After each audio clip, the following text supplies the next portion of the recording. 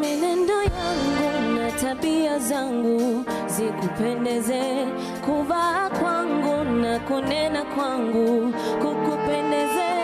Menendo yangu na tabia zangu zikupendeze, kuvaa kwangu na kunena kwangu. Naomba nifanane nawe Yesu, niwe jinsi upendavyo. Nifanane nawe Yesu, niwe jinsi upendavyo. Nikuze, nifinyange, unibebe, niunde, nitengeneze, niwe kama wewe, nikupendeze, nikupendeze, nikupendeze, nikupendeze. Familia yangu, marafiki zangu, tuwe sawa nawe. Biashara zangu, kila kitu changu kiwe sawa nawe. Familia yangu, marafiki wangu wawe sawa nawe. Biashara zangu, kila kitu changu kiwe sawa nawe. Nifanane nawe Yesu, niwe jinsi upendavyo. Nifanane nawe Yesu, niwe jinsi upendavyo. Nifanane nawe Yesu, niwe jinsi upendavyo. Nifanane nawe Yesu, niwe jinsi upendavyo. Nikupendeze, nikupendeze, nikupendeze, nikupendeze.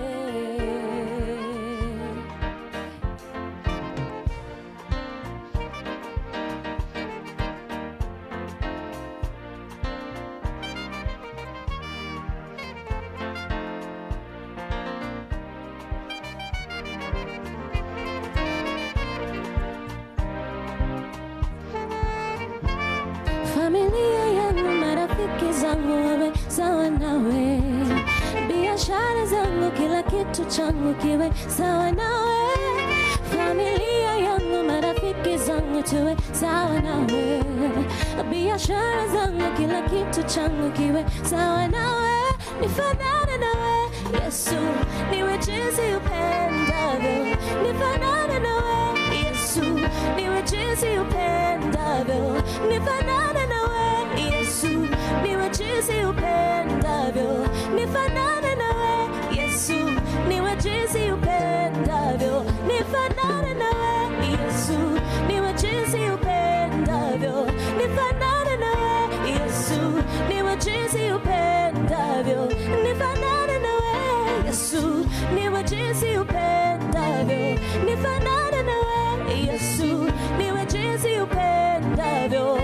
Nikupendeze, nikupendeze, nikupendeze, nikupendeze.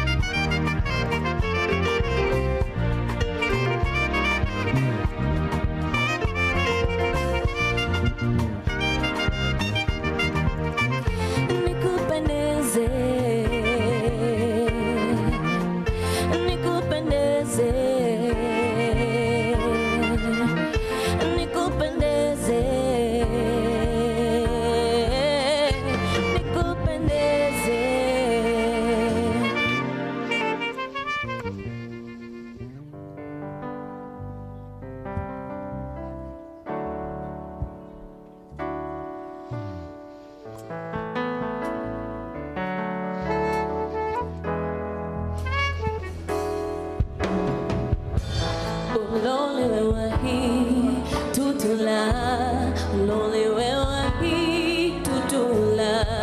Oh lonely where wahi tutula. Now it's inside.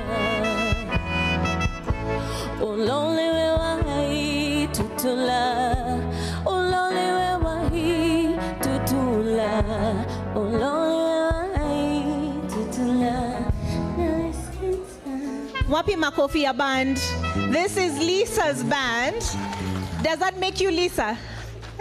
All right, thank you so very much for that musical interlude. So we expect the Cabinet Secretary for Public Service, Gender and Affirmative Action any moment now. So I want to invite those who are outside to please come in, take your seat. And I'll ask that when she comes in, si tutampigia shangwe na vigelegele. Can we practice? Pana, hiyo haitoshi mboga.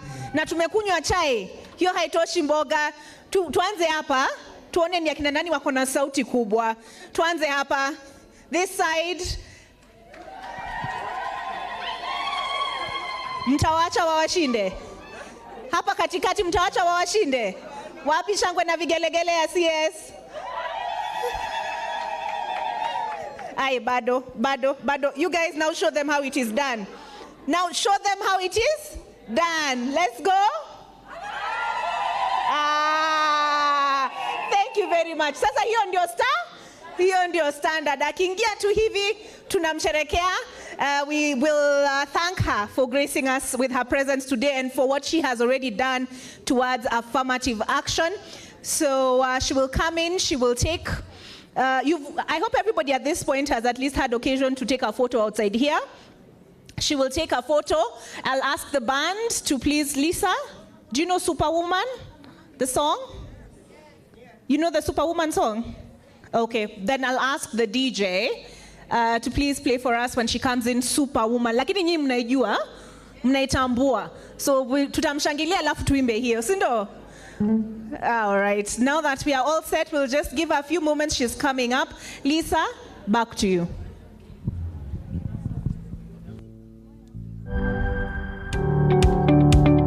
My name is Daisy Amdani and I'm the Executive Director of Crown Trust. So Crown Trust was formed in May of 2010. And the reason why we founded Crown Trust is that we felt that we needed to have better engagement with communities and more impactful engagement for integration of women into governance processes and key processes that empower women, but also to talk to communities about non-discrimination and exclusion, so as to re-socialize people to the idea of inclusion, particularly of women. So the organization runs on 5 pillars, all that they're interconnected to achieve our goals. Our tagline is impacting lives and transforming communities, because we believe for you to be able to transform communities or even a nation, you have to transform the individual. So we work with individuals, but we also work with communities. So one of the pillars is leadership and governance. Under the leadership and governance pillar, we work towards advocacy for the implementation of the not more than 2/3 gender principle. We consider this a very important principle that came with the Constitution 2010 that speaks of women's right to inclusion and participation in the political, social, and economic spheres. Then we have the socio-economic pillar. Under the socio-economic pillars, we look at the social and economic factors that continue to exclude women. We know that there are so many social and cultural traditions and practices that have excluded women and girls, so that it ends up holding them back, from advancing. In terms of education, in terms of economic empowerment, in terms of inheritance, ownership rights, access to finance, and those kind of things. So through the socio-economic pillar, we address these. We also address other initiatives like the Climate action initiatives we do because we know that climate change adversely affects women and girls, and so we are also very, that is one of the things, initiatives that we handle under the socio-economic pillar. Then we have the networking and alliance building pillar, which is one of our key and very strong pillars where we build a network. We host as Crown Trust the National Women's Steering Committee, which is a platform that brings together individuals, organizations, and networks united on the issue of women's economic and political emancipation. And then we have the information, education, and communication pillar, IEC, where we develop knowledge products. We have a lot of training materials that we have developed over the years, both in written material. We also have audiovisual materials. We have a learning management system that our partners can access and get a lot of information and a lot of learning, including self-learning. We do this so that our partners from around the country are able to access through our website all this information. And then of course, that also, we also do education materials and then our communications. We have our social media handles where we also do communicate the work that we do, and we also run campaigns. When we're running, when we have initiatives or we are running certain campaigns, we want information to be shared out, we use our communication platforms. And then the last pillar, which is institutional and capacity strengthening, that is internal, more internal looking. How do we strengthen ourselves? How do we equip ourselves? How do we build better skills and have institutional policies that strengthen the institution to enable us to do the work that we're doing? So that, in a nutshell, a very big nutshell, is Crown Trust.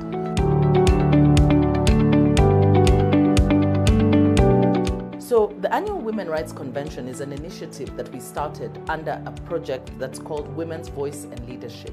The Women's Voice and Leadership program is a project that is supported by Global Affairs Canada to enhance women's rights in Kenya.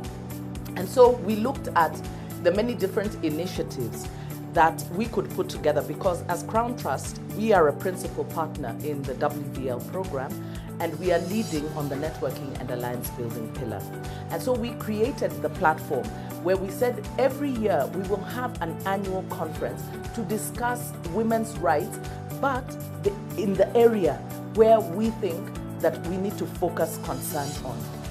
So it is now in its third year.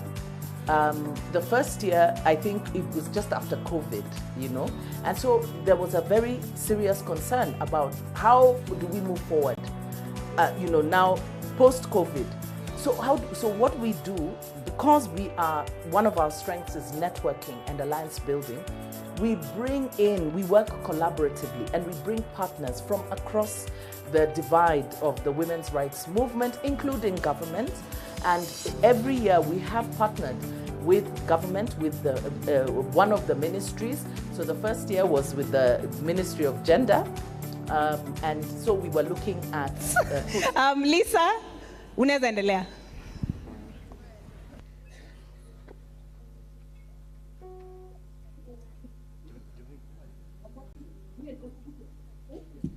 Thank you.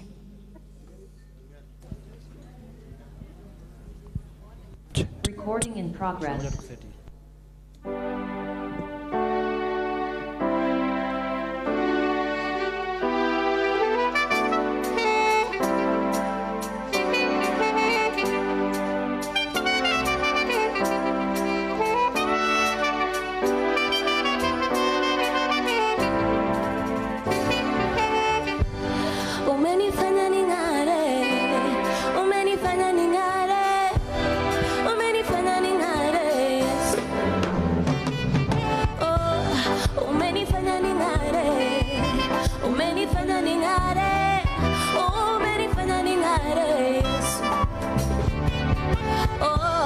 Wewe waitwa nuru, eti nuru ya watu. Ukiingia kwangu mimi nang'ara, ndani ya hiyo nuru eti kuna uzima. Ukiingia kwangu nina uzima. Uso wake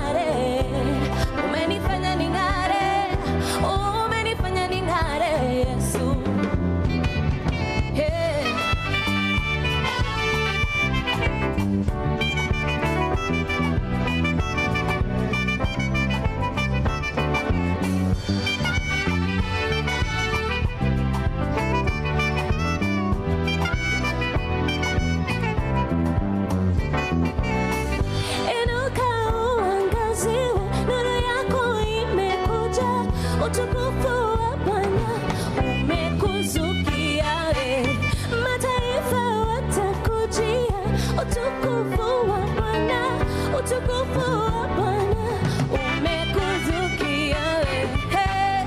Umenifanya ning'are, umenifanya ning'are, umenifanya ning'are Yesu.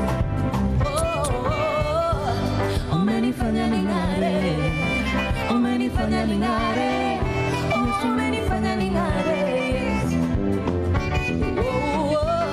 Umenifanya ning'are, umenifanya ning'are, umenifanya ning'are Yesu. Umenifanya ning'are, umenifanya ning'are, umenifanya ning'are Yesu.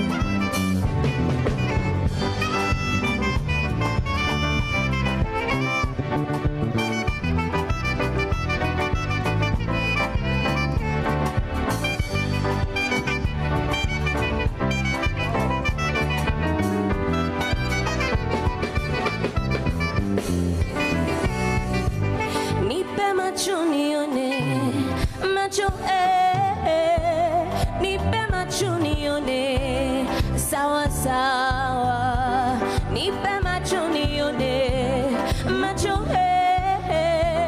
nipe macho nione, sawa sawa. Nahitaji macho ya roho nione kama uonavyo wewe. Nahitaji macho ya roho nione mitego ya mwovu. Nimekukimbilia wewe Bwana ili nikae salama. Nipe macho nione, nione, nione. Nipe macho nione, macho nipe macho nione, sawa sawa. Nipe macho nione, macho nipe macho nione, sawa sawa. Saidie macho ya ndani nione kama uonavyo wewe. Saidie macho ya ndani nione mitego ya mwovu. Nimekimbilia wewe Bwana ili nikae salama. Nipe macho nione, nione, nione. Nipe macho nione, macho nipe macho nione, sawa sawa. Nipe macho nione, macho nipe macho nione, sawa sawa. Nipe macho nione, macho nipe macho nione, sawa sawa. Nipe macho nione, macho nipe macho nione, sawa sawa.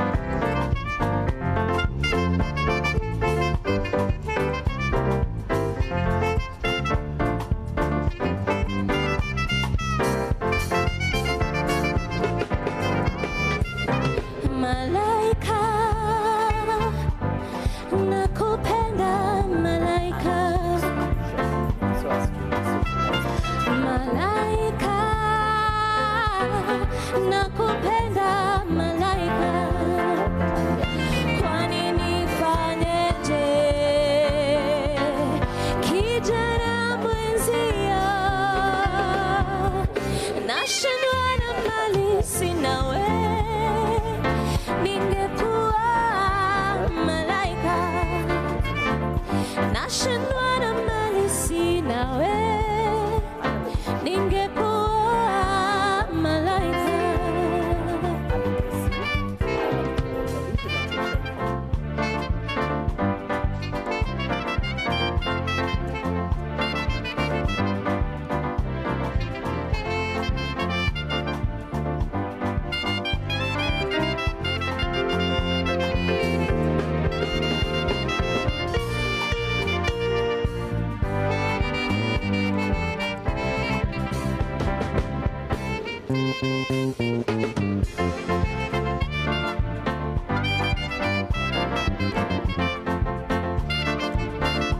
And it ends up holding them back, from advancing, in terms of education, in terms of economic empowerment, in terms of inheritance, ownership rights, access to finance, and those kind of things. So through the socio-economic pillar, we address these. We also address other initiatives like the climate action initiatives we do, because we know that climate change adversely affects women and girls, and so we are also very that is one of the things initiatives that we handle under the socio-economic pillar.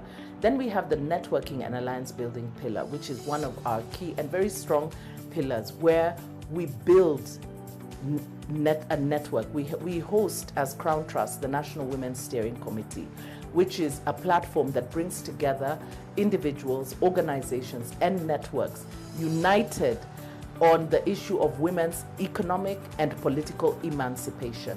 And then we have the information, education, and communication pillar, IEC, where we develop knowledge products. We have a lot of training materials that we have developed over the years, both in written material. We also have audiovisual materials. We have a learning management system that our partners can access and get a lot of information and a lot of learning, including self-learning.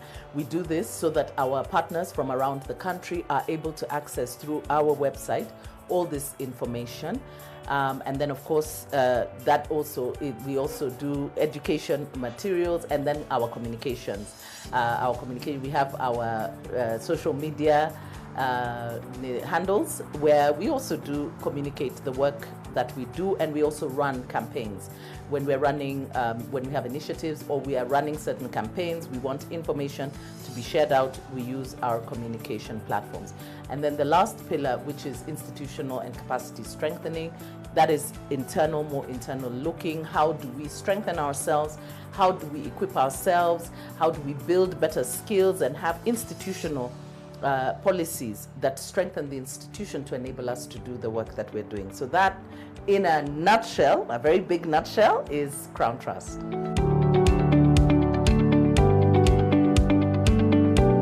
So the Annual Women Rights Convention is an initiative that we started under a project that's called Women's Voice and Leadership. The Women's Voice and Leadership program is a project that is supported by Global Affairs Canada to enhance women's rights in Kenya. And so we looked at the many different initiatives that we could put together, because as Crown Trust, we are a principal partner in the WVL program, and we are leading on the networking and alliance building pillar. And so we created the platform where we said every year we will have an annual conference to discuss women's rights, but in the area where we think that we need to focus concern on. So it is now in its third year. The first year, I think it was just after COVID, and so there was a very serious concern about how do we move forward, now post-COVID.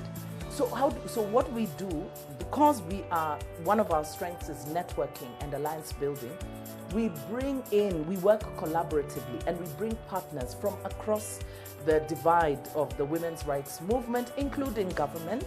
And every year we have partnered with government, with one of the ministries. So the first year was with the Ministry of Gender. And so we were looking at post-COVID, how are women, what are the issues? And of course for us, there were serious, grave concerns about the economy, how women will come up from under this. Last year, the focus was on issues of climate, because remember that we were at that time suffering from a very severe drought. 4 years, almost 5 years, there are parts of the country where there was absolutely no rain.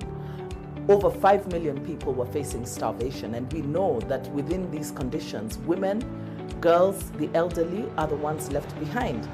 And of course, the issues of climate change and the changing weather patterns, especially for Kenya, that's an agrarian society, and we rely heavily on rain-fed agriculture, and women provide most of the labor in the farms. It was such a critical issue because there was food shortages, the cost of food, and just water. There were very many issues, and so that was the focus for the annual Women Rights Conference. So every year we look at key issues and how they affect women. So this year, our theme is on inclusive governance, because we now have a new government in place. Now it's not so new because it's a year in place, but it's still new. But a government that's committed to ensuring that women do not play a peripheral role.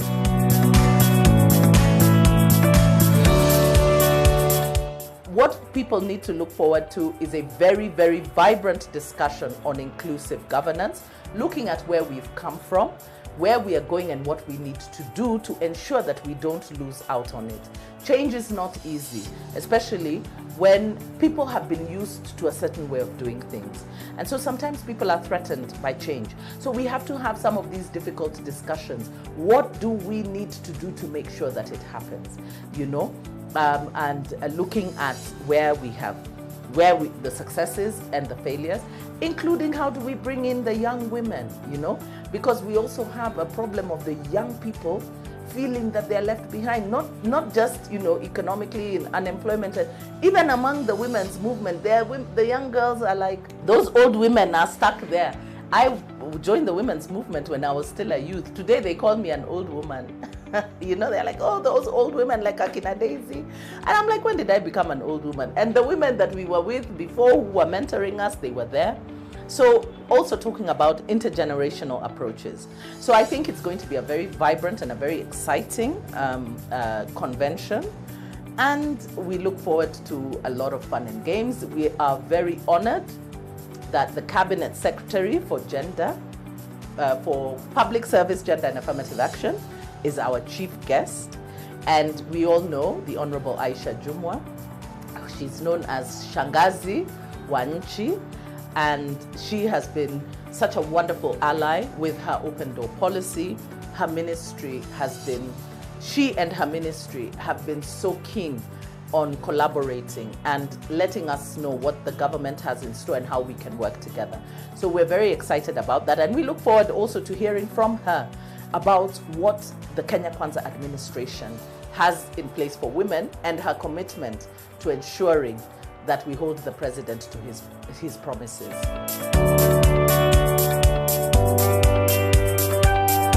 So people can plug in through our social media handles.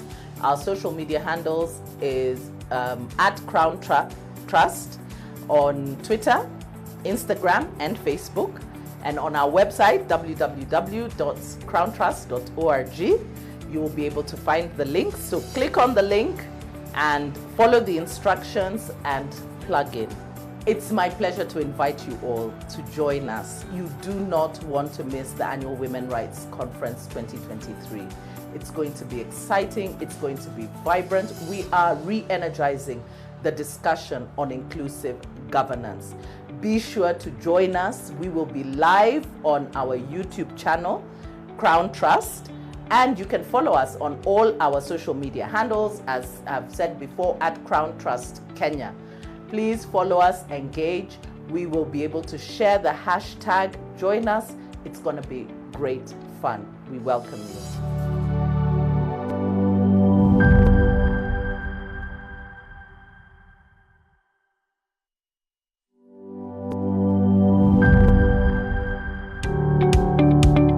My name is Daisy Amdani, and I'm the Executive Director of Crown Trust. So Crown Trust was formed in May of 2010. And the reason why we founded Crown Trust is that we felt that we needed to have better engagement with communities and more impactful engagement for integration of women into governance processes and key processes that empower women, but also to talk to communities about non-discrimination and exclusion, so as to re-socialize people to the idea of inclusion, particularly of women. So the organization runs on 5 pillars, all that they are interconnected to achieve our goals. Our tagline is impacting lives and transforming communities, because we believe for you to be able to transform communities or even a nation, you have to transform the individual. So we work with individuals, but we also work with communities. So one of the pillars is leadership and governance. Under the leadership and governance pillar, we work towards advocacy for the implementation of the not more than 2/3 gender principle. We consider this a very important principle that came with the Constitution 2010 that speaks of women's right to inclusion and participation in the political, social, and economic spheres. Then we have the socio-economic pillar. Under the socio-economic pillars, we look at the social and economic factors that continue to exclude women. We know that there are so many social and cultural traditions and practices that have excluded women and girls, so that it ends up holding them back, from advancing. In terms of education, in terms of economic empowerment, in terms of inheritance, ownership rights, access to finance, and those kind of things. So through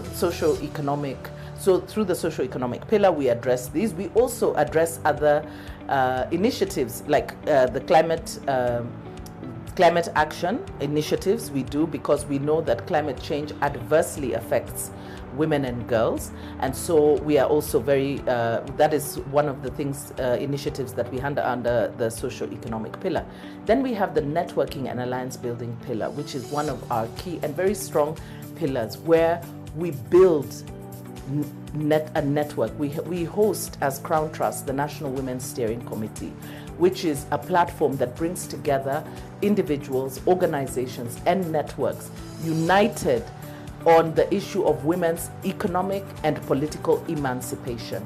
And then we have the information, education, and communication pillar, IEC, where we develop knowledge products. We have a lot of training materials that we have developed over the years, both in written material. We also have audiovisual materials. We have a learning management system that our partners can access and get a lot of information and a lot of learning, including self-learning. We do this so that our partners from around the country are able to access through our website all this information. And then, of course, we also do education materials, and then our communications. We have our social media handles, where we also do communicate the work that we do, and we also run campaigns. When we're running, when we have initiatives or we are running certain campaigns, we want information to be shared out, we use our communication platforms.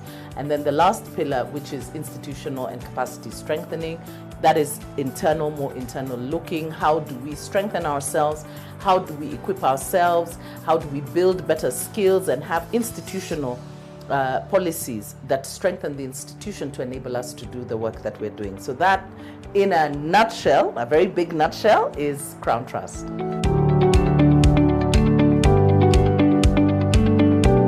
So the Annual Women Rights Convention is an initiative that we started under a project that's called Women's Voice and Leadership. The Women's Voice and Leadership program is a project that is supported by Global Affairs Canada to enhance women's rights in Kenya. And so we looked at the many different initiatives that we could put together, because as Crown Trust, we are a principal partner in the WVL program, and we are leading on the networking and alliance building pillar. And so we created the platform where we said every year we will have an annual conference to discuss women's rights, but in the area where we think that we need to focus concern on. So it is now in its 3rd year. The first year, I think it was just after COVID, you know, and so there was a very serious concern about how do we move forward, you know, now post-COVID. So what we do, because one of our strengths is networking and alliance building, we work collaboratively and we bring partners from across. Pole. We don't want you to sweat. We don't want you to sweat before the CS gets here. Kidogo tu pole pole tu.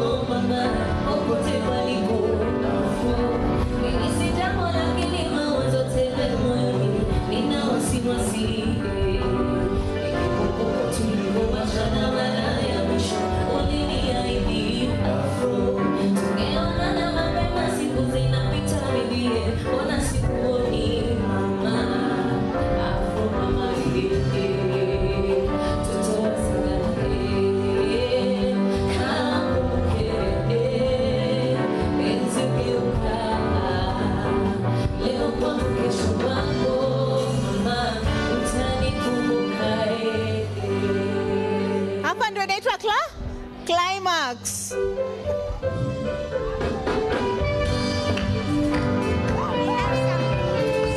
have something to say?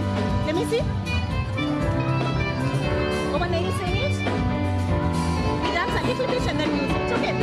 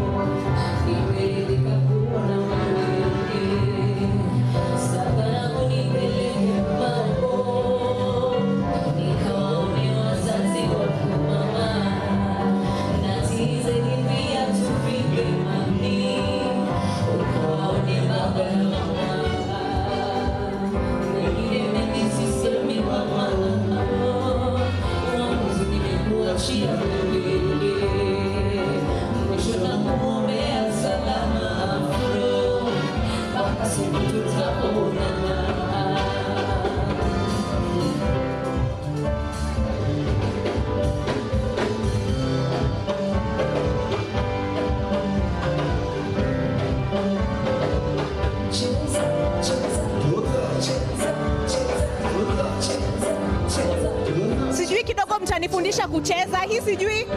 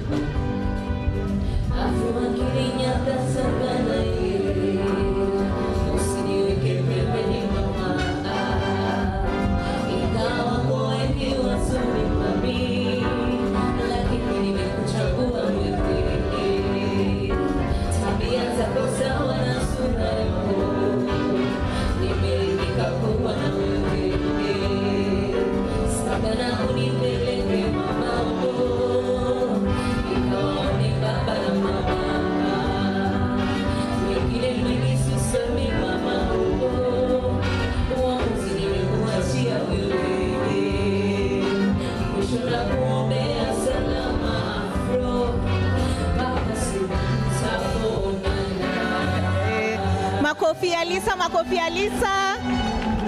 DJ, sasa vile tumesimama naomba utuweke Superwoman. DJ. Mnakumbuka kwenye chorus tunafanya nini? Tunaoneshana misuli. Lakini hiyo haimaanishi hatupendi soft life. Tena anayo nidhamu. Ni mwenye bidii zake, hufanya kazi kwa hamu. Mwanamke mpambanaji, mwanamke hodari, mwanamke anapenda kazi, mwanamke ni jasiri. I'm a superwoman, woman, woman, yeah. I'm a superwoman, woman, woman. I'm a superwoman, woman, yeah, woman, yeah. I'm a superwoman, woman. It's Brandy. She gon' find a way, she gotta but that ching is only the Messiah. And for her baby, she knows she better. She's not the type to sit around and lazy. All of the things that they said she wouldn't do, she did it times 2 just to prove that you could do it. Yeah, goddamn, you're a precious diamond. Tena anayo nidhamu, ni mwenye bidii zake, hufanya kazi kwa hamu. Mwanamke mpambanaji, mwanamke hodari, mwanamke anapenda kazi, mwanamke ni jasiri. I'm a superwoman, woman, woman, yeah. I'm a superwoman, woman, woman. I'm a superwoman, woman, woman, yeah. I'm a superwoman, woman, woman. God's grace on your life. I think the CS must be held somewhere in a holding room. So take your seat. We'll preserve our energy. Tukimwona tu hivi, tumtazame tu hivi. We'll take it up again. Thank you. Don't let them take it away from you. Na hivi tukichapa kazi, tukumbuke wale tupigania, onana. Nafasi tunapata kazi na mado tunashika. Yeah, yeah. Kila siku jiviketa.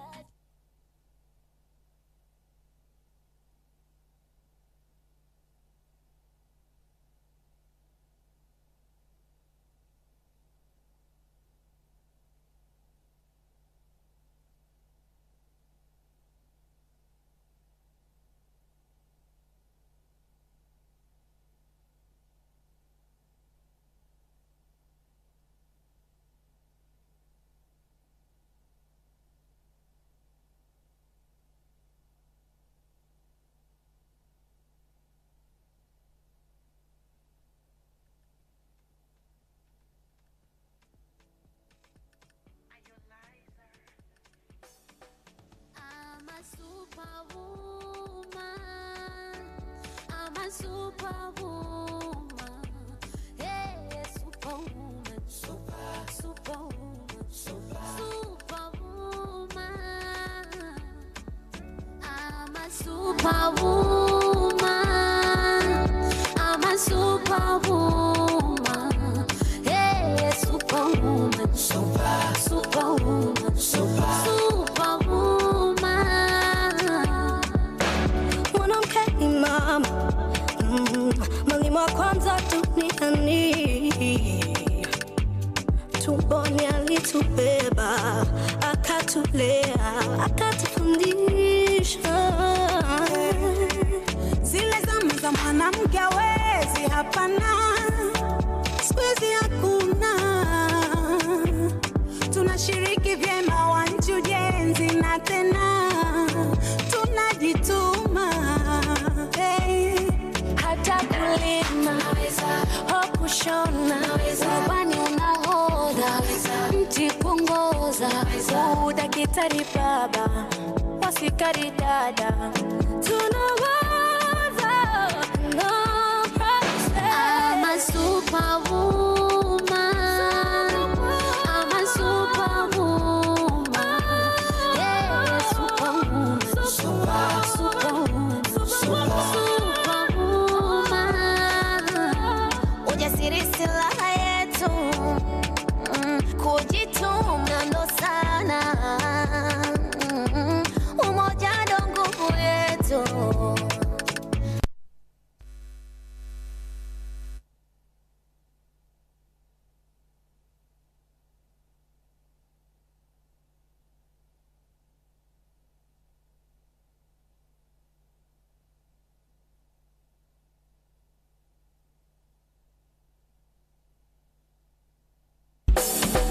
I'm a superwoman.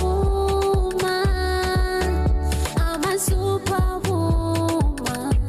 Hey, superwoman. Superwoman.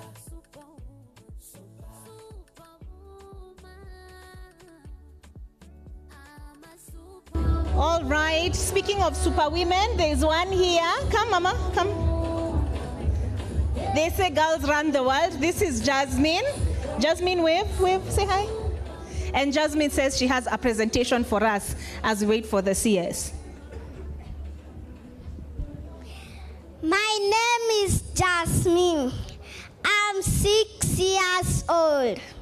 My mother's name is Velona. I read from St. Gregory. My mother does work at Crown Trust. I have 3 friends and 2 friends at school. My teacher's name is Teacher Lydia. I have a friend here at Panari. Makofi ya Jasmine, makofi ya Jasmine. Good job, Jasmine. Not many people have the confidence to stand in front of people, so good job. All right, you'll go down that way. I'm told that the CS is here now. So wapi shangwe na vigelegele yake? Ndiye huyo nimemwona na macho yangu, naomba tusimame. Naomba tusimame.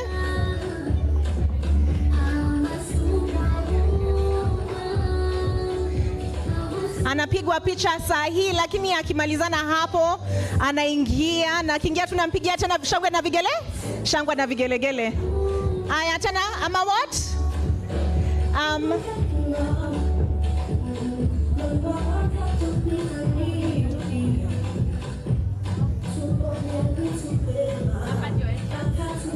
Anapanda hapa.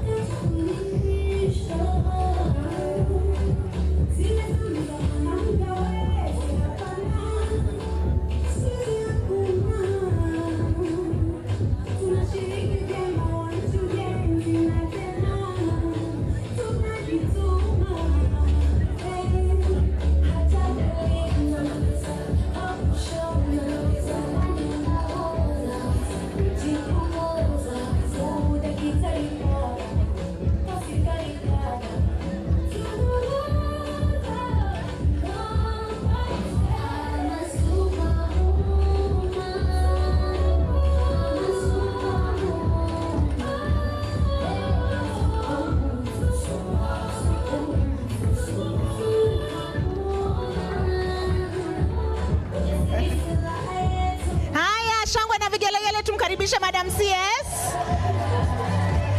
Bado hayo hayatoshi. Hayo hayatoshi. Haya, shangwe, karibu Madam CS. Shangwe na vigelegele. Ama what?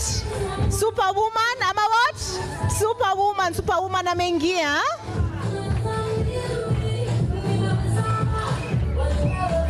Tuwakaribishe wote, wako na MPs, tuko na Register of Political Parties. Tuwakaribishe wote. Shangwe na vigelegele tena.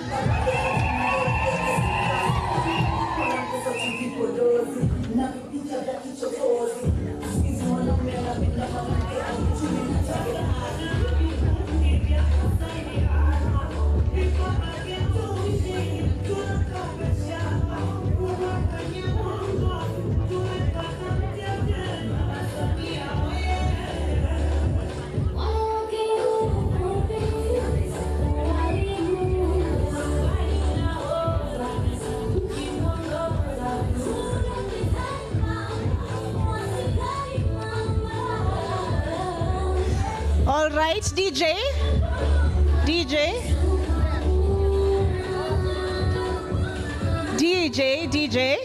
Haya, naomba sasa tucheze ile ya Wakenya. Hiyo ilikuwa ya Watanzania? Ile ya Watanzania. Mnakumbuka ile tumefanya rehearsals nayo? Mnakumbuka? Haya, tuoneshe CS inafanywa aje. Naomba tuweke hilo nyimbo la Nadia Mukami, Wahu na Avril. The steps are very simple for those who have joined us. During the chorus, hi Madam CS, how are you? Glad you could join us for this annual Women's Convention. And so when the chorus goes Superwoman, unaoneshana misuli mkono moja. The next part Superwoman unaoneshana hiyo nyingine. And then the third one, both the muscles. Hi Madam Richie Selachi. Or that's the one. Nomba mtuongezee sauti kidogo.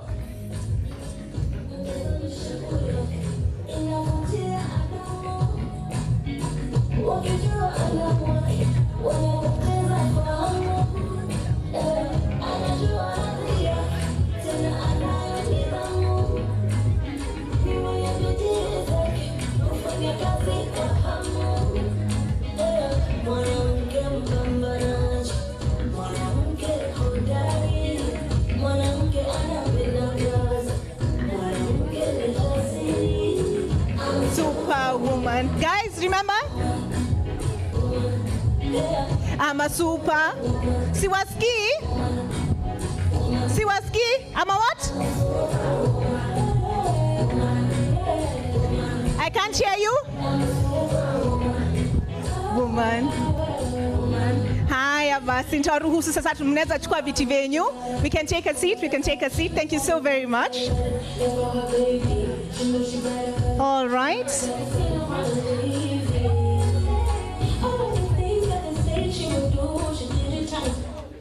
All right, thank you very much. I'd like to invite you all formally to the annual Women's Rights Convention 2023. The theme is inclusive governance. Sote pamoja. Sote nini? All right, wapi shangwe na vigelegele ya the convention? All right, I'd like to take this opportunity to take note and officially welcome our esteemed guests this morning. Our chief guest is the Cabinet Secretary for Public Service, Gender and Affirmative Action. That is Honorable Aisha Jumwa. Makofi yake. I also want to take note in the audience today we have Janine Coker. She is representing the Canadian High Commission in Kenya. Makofi yake. To all the partners, the Registrar of Political Parties, makofi kwake. Our members of Parliament, tuwapigie shangwe. We thank you all for being here. Na shangwe yenu. I also want to take note of all our partners, including the first ever female Deputy Chief Justice of the Republic of Kenya. All right, Crown Trust, African Women's Development Fund, the Canadian High Commission. I can never forget Maendeleo ya Wanawake, shangwe. UN Women, KEWOPA, Reinvent, CARE International Kenya. Nyote, we thank you so very much for making this occasion possible. And at this point, I'd like us to stand up for the national anthem before we have the opening prayer.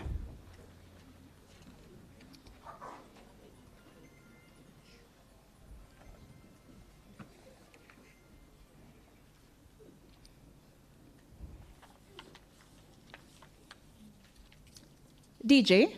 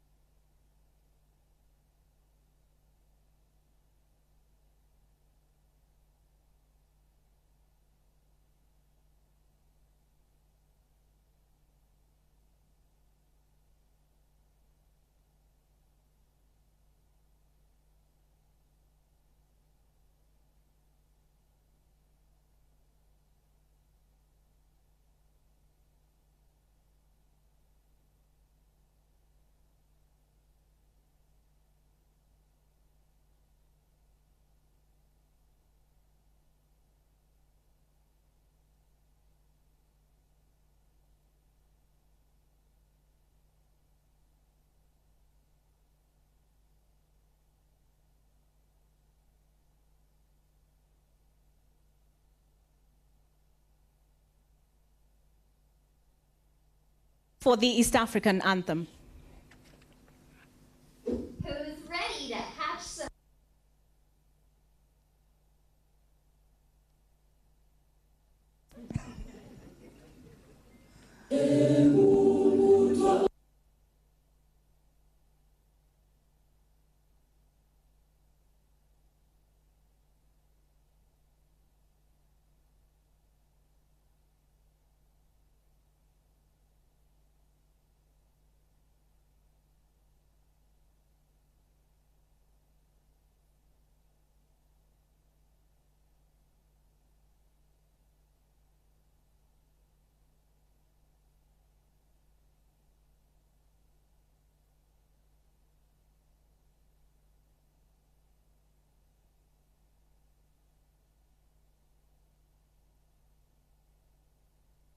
Invite you to take your seats.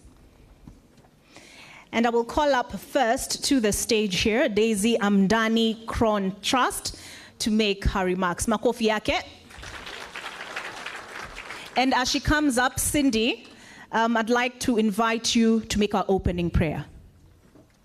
Cindy Kobe.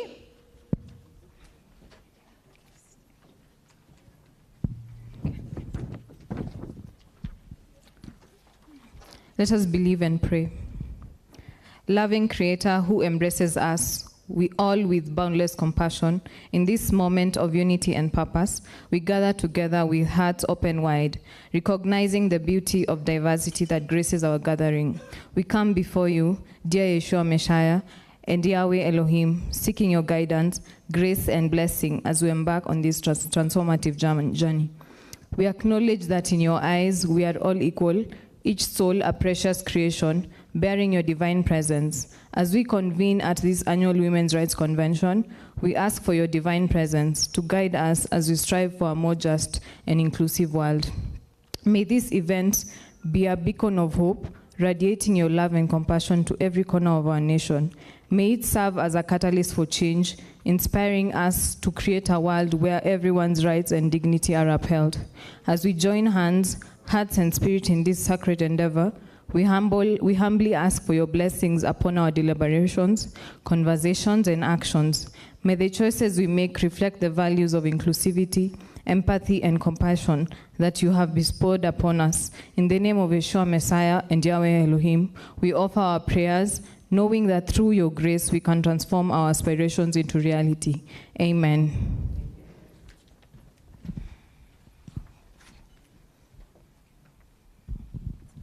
Thank you, Cindy. Good morning once again, ladies and gentlemen.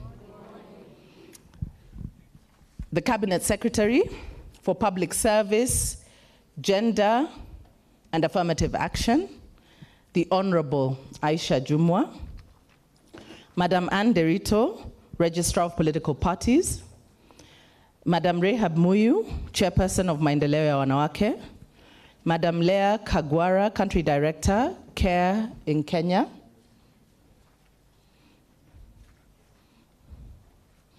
thank you. Madam Jackie Mbogo, Chief of Party for Reinvent Kenya, Madam Janine Coker, Head of Cooperation for Global Affairs Canada, Honorable members of the National Assembly and Senate here present, colleagues in the women's movement, partners, ladies and gentlemen, good morning once again. I'm very excited, even as I'm excited, can I ask for the air conditioner to be turned on, please? It's very warm. Thank you.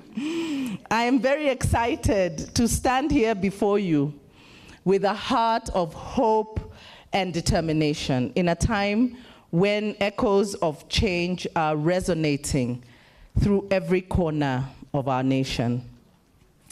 13 years post the promulgation of a very transformative constitution, and 10 years since the first election that saw the implementation of the inclusion principles that form the architecture of our Constitution 2010. We've just celebrated 10 years of devolution, And I think it's very appropriate that we have this celebration today to celebrate 10 years of inclusive governance. I think we owe ourselves a big hand, just to celebrate how far we've come. To be sure, the aspiration of inclusive government and inclusive governance is contemplated in our Constitution. From Article 10 on our national values and principles of governance to Article 38 on our political rights, Articles 55, 54, 56, 81, Article 100, it provides for inclusion of previously marginalized groups, women, youth, persons with disabilities. It has also ensured that we have a national language called Braille. And even these days, we even have sign language interpreters. As in, Kenya has changed. Kenya is looking at the diversity of our country and ensuring that we have progressive inclusion principles that allow members of elective and appointive public bodies to display that inclusion. Institutions of governance within the state are also required to reflect that inclusion, to ensure that women, youth, persons with disability are adequately represented in our governance systems. And Article 56 also provides that affirmative action programs, Article 27(6) and Article 56 provide that the state shall put in place affirmative action programs to ensure that previously marginalized groups are integrated into the mainstream. Our electoral system is also meant to comply with the same, to ensure that not more than 2/3 of members of elective and appointive public bodies are of the same gender. I know sometimes people think that, when we continue to talk about it, we are like, the same old, same old. But unfortunately, for some of these, we are still not there. We are not quite there. But we are getting there. We believe that we're there. So today, we are here united by common purpose, the pursuit of inclusive governance and the realization of women's full rights. Last year, yes, you can clap. Last year we actually we developed a charter of inclusion. I think you can see the dummy there. A charter of inclusion to pursue inclusive governance because, we were reminded this morning by Madam CS, and I want to remind us that even when we have frameworks, power is not given, power is taken. And we seem to believe that sometimes, our role ends with just voting, and then we sit back, we wait for these things to come and find us in the bed or wherever it will find us. But we have to fight for them. And so the Charter of Inclusion is a reminder that we have to continue the struggle to ensure that we have full implementation of these inclusive principles. And so it is an honor to convene the Annual Women Rights Convention 2023, which is now the Annual Women Convention is in its 3rd year. It's a platform we started under the Women's Voice and Leadership Program, which is supported by Global Affairs Canada and is being delivered in Kenya through CARE Kenya and 4 principal partners, Crown Trust leading on the networking and alliance building pillar. We have CRU, Uraia and Urgent Action Fund that are giving, grants to grassroots women organizations. But under our pillar, we initiated the Annual Women's Convention because we felt that every year it is important for us to come together as women and take stock of how far we have come, look at the challenges that we are facing, and what can we do to move things forward. We look at the critical issues that need to be focused on. And this year we are looking at inclusive government and inclusive governance. So this is a platform aimed at igniting conversation and bring together collaboration, and we want to appreciate the Honorable Aisha Jumwa for her collaboration, for your open door policy, for agreeing to work with the women of Kenya and to work with us because we do represent the women of Kenya. And the aim is ultimately to have actionable points, actionable direction that can drive change. So, as we navigate this terrain, looking at the prevailing gaps in gender equality and inclusivity, our collective journey is illuminated by the theme of this year's annual Women's Rights Convention, which is inclusive governance, sote pamoja. Yani, all hands on deck. We can only do this together. These 4 simple words hold immense power as they encapsulate the vision we aspire to manifest as a people, enshrined in our Constitution, a Kenya where every voice, regardless of gender or background, matters. A Kenya where inclusivity is not just an aspiration, but a lived reality. And this convention stands at the crossroads of inspiration and actions. Actions which speak louder than words. In a conversation with the cabinet secretary, she said we must stop doing theory. We must stop doing theories and move to action. And so we have to have actions that speak louder than words. And so we are very privileged that our chief guest, Honorable Aisha Jumwa, by her presence here, she's underscoring her personal commitment and that of the current administration to foster change and embrace women's leadership and the women's movement at large. We know that our relationship with government since the promulgation of the Constitution has been, can we say, antagonistic. We've gone to court, we have sought the dissolution of parliament, we have sought the dissolution of cabinet. So, we have been seen more as, troublesome and, bringing problems. But now we are talking about collaboration. How do we work together? And so we appreciate her open door policy and collaborative approach to addressing the concerns of women and commitment to being and representing the voice of women at the highest level in the country. We know her as Shangazi wa Nchi, and even though she has moved from the active politics, she remains our Shangazi kule ndani kule cabinet, akibeba sauti ya wamama, akikumbusha rais ya lazima uzitimize. And so, Shangazi wa Nchi, tunakuthamini na tunakushukuru. We appreciate you. As we navigate the sessions, let's not lose sight of the importance of our mission. Among the things that we will be discussing during this, the 2-day meeting, one will be looking at the 2/3 gender principle, the implementation of the 2/3 gender principle. And we know that until and unless this principle is fully implemented, our democracy is at stake. The Article 3(2) of the Constitution says, any attempt to establish government otherwise than in compliance with the Constitution is unlawful. Yet, since the first election under the new Constitution, we have been establishing government.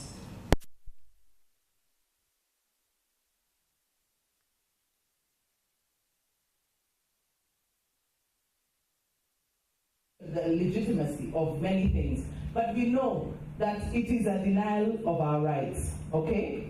And so, I want to appreciate Honorable Aisha Jumwa for taking the bold step of constituting a working group tasked with proposing a workable formula. This is the first time we're actually seeing, commitment, or the political will that we have been saying has been lacking. We have complained, we have said there is a lack of political will at the highest level. And we have seen in countries where women have been included at highest level of government, it is political will. And so we have been honored not only to have the working group, but also to be made members of that group. And so we hope that this will be the end of our journey, that we will celebrate, that there will be celebration at the end of it. But that is a bold step, and I think it has elicited a lot of excitement, some of it negative, but excitement nonetheless. And it's a good thing, because they know we are tujalalia maskio. They saw we had kept quiet, because even the CS at one time asked me, why have you people kept quiet? hakuna kitu, you are not saying anything. We said we don't even know what to say anymore because for 10 years we've been saying, and they don't do. Now we can't continue saying the same thing, but now we are doing a different thing because at least now we are not coming at each other, we are working together, and so we are stronger together. Of course, we are going to look at taking stock of women's political participation. We must assess our progress, and we must be able to celebrate how far we've come. Even though we have not reached where we are not where we were. So we need to celebrate that. We must look at what are those obstructions that keep holding us back, but we know that our goal is clear, to pave the way for the future where women's political participation is an undeniable reality, that you don't have to keep saying ati women. We just say leaders, we see women there, we say kiongozi.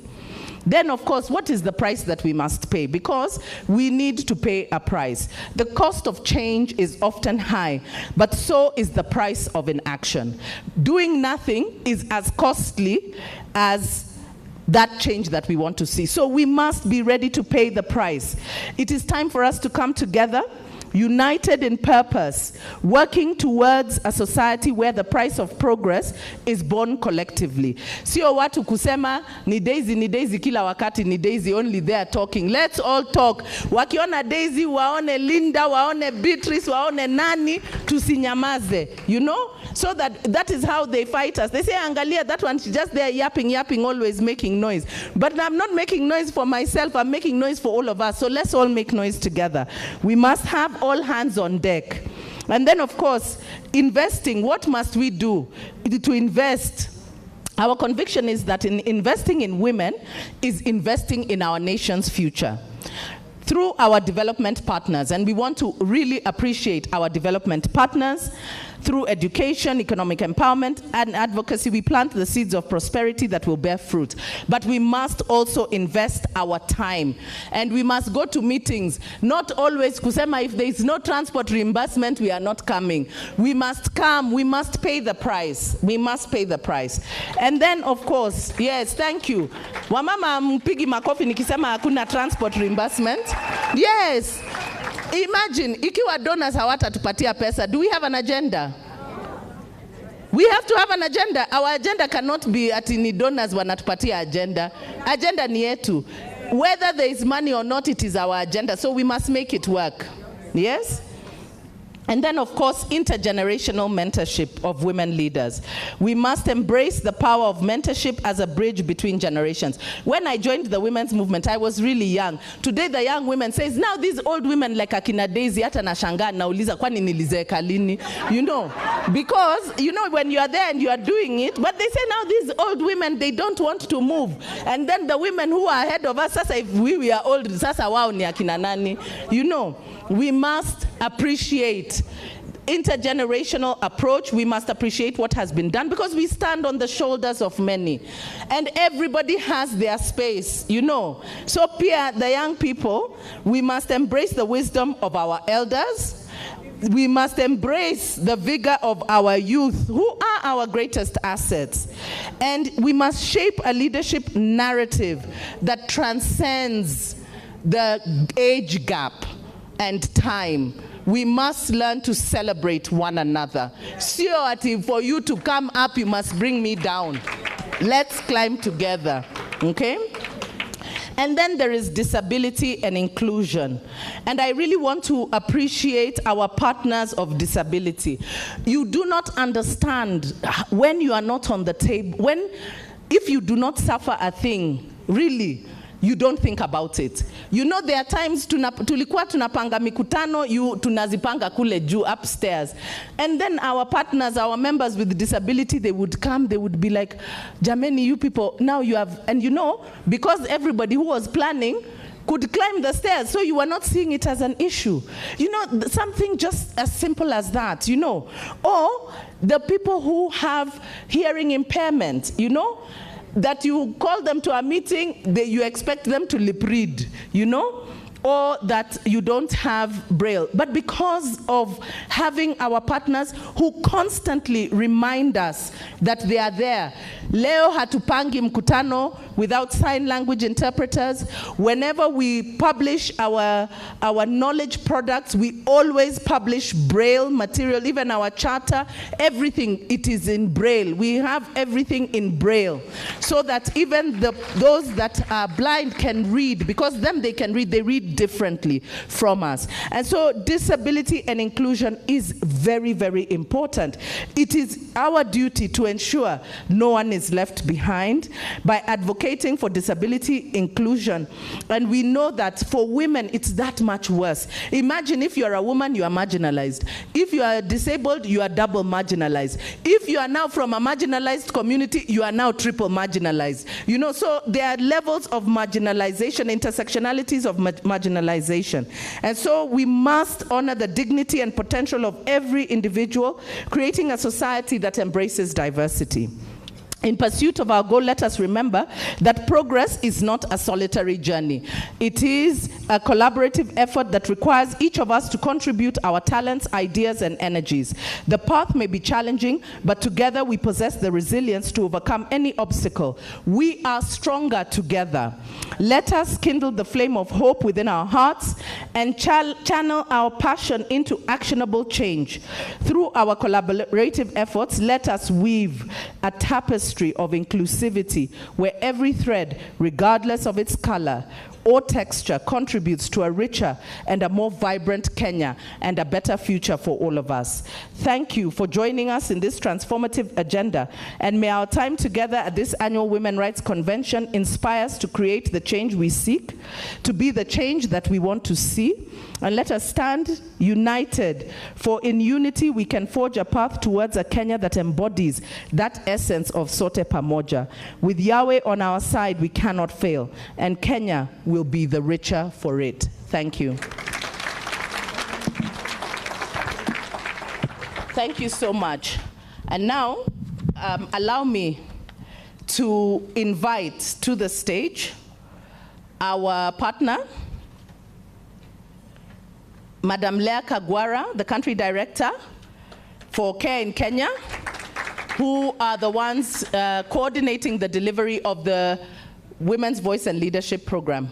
Thank you. Leah, welcome.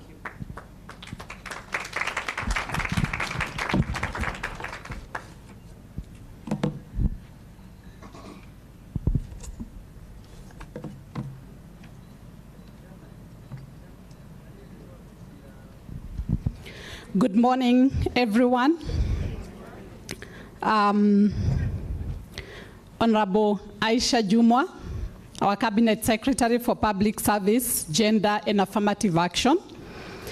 Madam Anne Derito, I'm so pleased to meet you today. Registrar of Political Parties. Madam Janine Coker, representing the Canadian High Commissioner. Honorable senators present,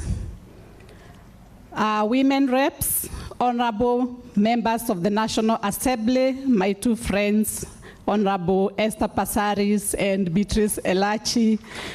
Very nice to see you here today. Former Deputy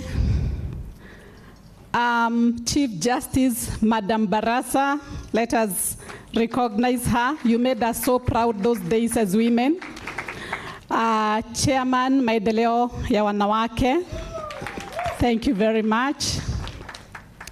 I know I have left out a few others. Distinguished guests, ladies and gentlemen, and all women leaders present here today. It's with great honor and enthusiasm that I stand before you today. I extend my heartfelt gratitude to each one of you for gracing this occasion, all the women coming from across this country. To the annual Women's Rights Convention that our able host has just told us about, its origins and how far we have come, where we gather to champion the cause that lies at the core of our collective aspirations, which is inclusive governance, underpinned by the powerful theme today, and tomorrow, sote pamoja, meaning all of us together, no one being left behind.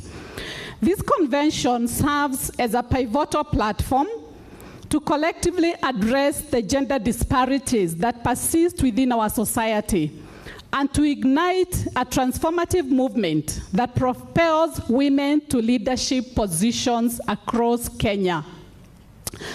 It is an embodiment of our commitment to harness the immense reservoir of talents and skills that lay dormant, especially, as Madam Daisy has so ably mentioned, within marginalized groups.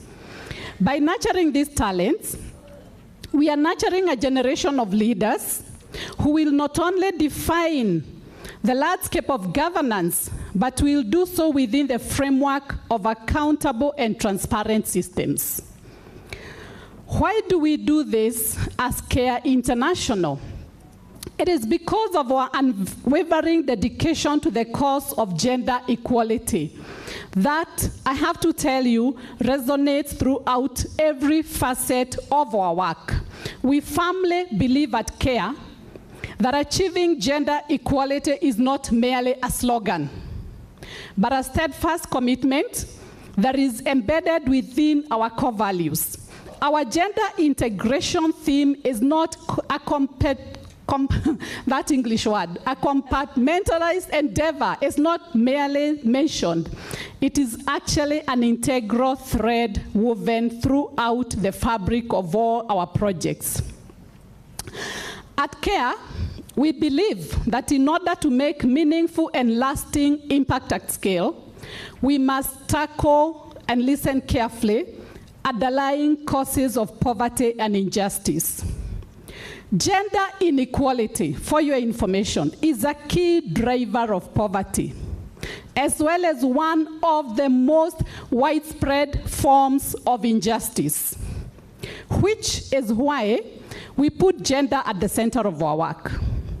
Based on a decade of experience and using this framework to advance gender equality, we propose to do 3 things to bring gender equality. Build agency. This is building conscience and confidence, self-esteem, and aspirations amongst women of all ages. Change relations. The power relations through which people live their lives through intimate relations, social network, group membership, activism, citizen, and market and political negotiations. We also intend to transform structures, remove discriminatory social norms, customs, values, and exclusionary practices, laws and policies and procedures that do not advance gender equality. In this framework, we mean that individual agency is a key part of empowerment. Every person needs to be empowered, especially women that need to aspire as leaders. I'd like to emphasize that at CARE, gender equality, we would like men and boys to be as well engaged so that we can find the right support. Government actors to us are primary players because they are duty bearers who are responsible for following through on the international commitment frameworks as well as the national ones. Civil society organizations, we pull them along because they play a critical role through specific activities, supporting advocacy, women rights organizations, etc. And many of you seated in this room know that's exactly what you're doing. We combine gender-specific programming and advocacy for women's rights. So we don't just do programming to bring things to women and girls, we also bring advocacy. While we do this, as Madam Daisy has just mentioned, we do expect shocks and backlash against women's rights, but this is why we need to come here and join hands together. I'd like to say that in the journey that was just mentioned by Madam Daisy, we began this program a few years ago, and today I stand here very proud to see how far we have come in bringing women's movements together through the Voice and Leadership Program, It's our flagship initiative to support women efforts. It is generously supported by the Global Affairs of Canada. This project stands as a testament to a collaborative spirit as we join hands with other esteemed partners such as CRO, who are represented here today, the Crown Trust, Uraia Trust, I believe are represented here today, Urgent Action Fund, and together we mobilize 120 women rights organizations across every county of this nation. Are you there, women rights organizations? Yes. So that we can weave a tapestry of change that ensures the rights and dignity of women and girls are upheld, revered, and celebrated. To this end, Global Affairs Canada, together with CARE International, has committed $7 million to make sure that this is advanced. Let me also underscore that we have one more program that we have committed to improving women's rights and gender equality. It's a long acronym, but we call it She Soars, like the woman is flying, yeah? You get that? She Soars. It's a very long one. It's called Sexual and Reproductive Health and Economic Empowerment, Supporting Out-of-School Adolescent Girls. Why do we do this? To make sure that we not only are speaking to women that are already aspiring to be leaders, but we are also pulling along those young girls, even those out of school, to give them opportunities to aspire and to grow to become women leaders, because they still have potential, even when they are currently out of school. So what do? We make sure that they can access sexual reproductive health services. We make sure that we are working with health service systems to strengthen them so that they are not left out there to poverty and revert back. And we also strengthen advocacy for them. As we gather today under the banner of this convention, I'd like to call us to collectively reaffirm our pledge to the cause of inclusive governance and gender equality. Let us embrace the true spirit of Sote Pamoja, and not just words, but a clarion call to stand united, to amplify women's voices everywhere, and to create a world where every individual, regardless of gender, as I've just mentioned, we need to bring men and boys along, is empowered to lead, inspire, and effect positive change.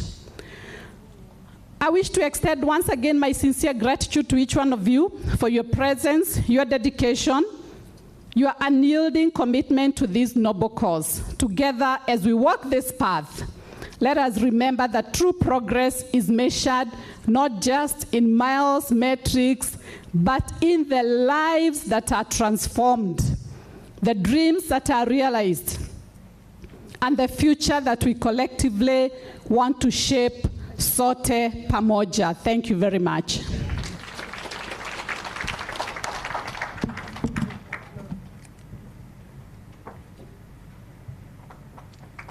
Thank you. Yes, makofi kwake, Madam Leah Kagwara. Thank you so much. Allow me to recognize and welcome the Honorable Dr. Lilian Gogo. You're welcome. Thank you. Thank you for joining us. Allow me now to invite to make her opening remarks another one of our partners, Ms. Jackie Mbogo, the Chief of Party of Reinvent Kenya. Jackie, you're welcome. Please, yes, makofi kwake.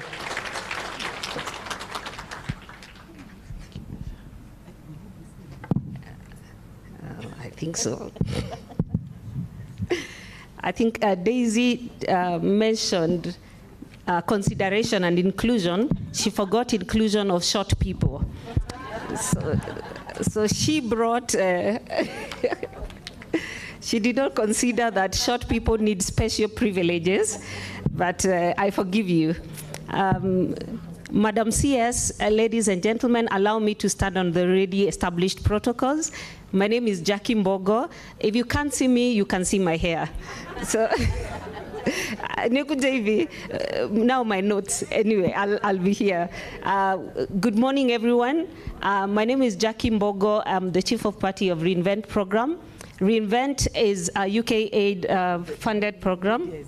The media wants me here. Okay, I will be tall. I'll just need to put down this. You can see me?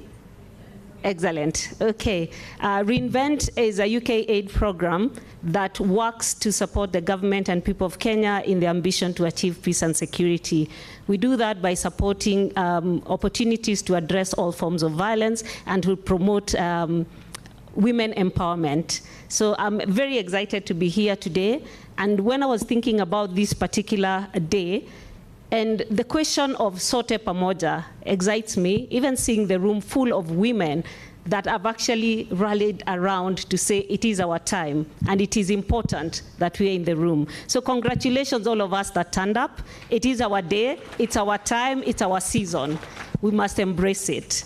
But when I was thinking about this, I remembered, maybe those of you who have gray hair like me might remember, very many years ago, the UN, yes, you're smiling, I have gray hair, and I'm embracing it.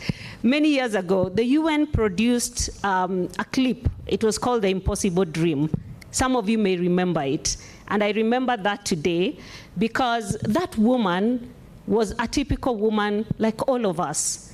In that clip, it's a clip that is very explicit, annoying, vexatious, in the sense of what it portrays, the challenges a woman faces.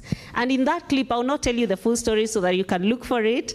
The woman was trying what was an impossible venture. She was being an excellent mother. She wants to go to work. She's even missing her bus. Where she works, she's paid less than the husband, who works in better condition, who never gets late to work because, you know, he doesn't have a lot to do. When she got home, she had to cook for the family, and when she was cooking for the family, the husband and the son would be lounging somewhere. And whenever the daughter wanted to go and lounge with them, the mother would warn her, no, come, because she has to help the mother fix. It was an impossible dream for her.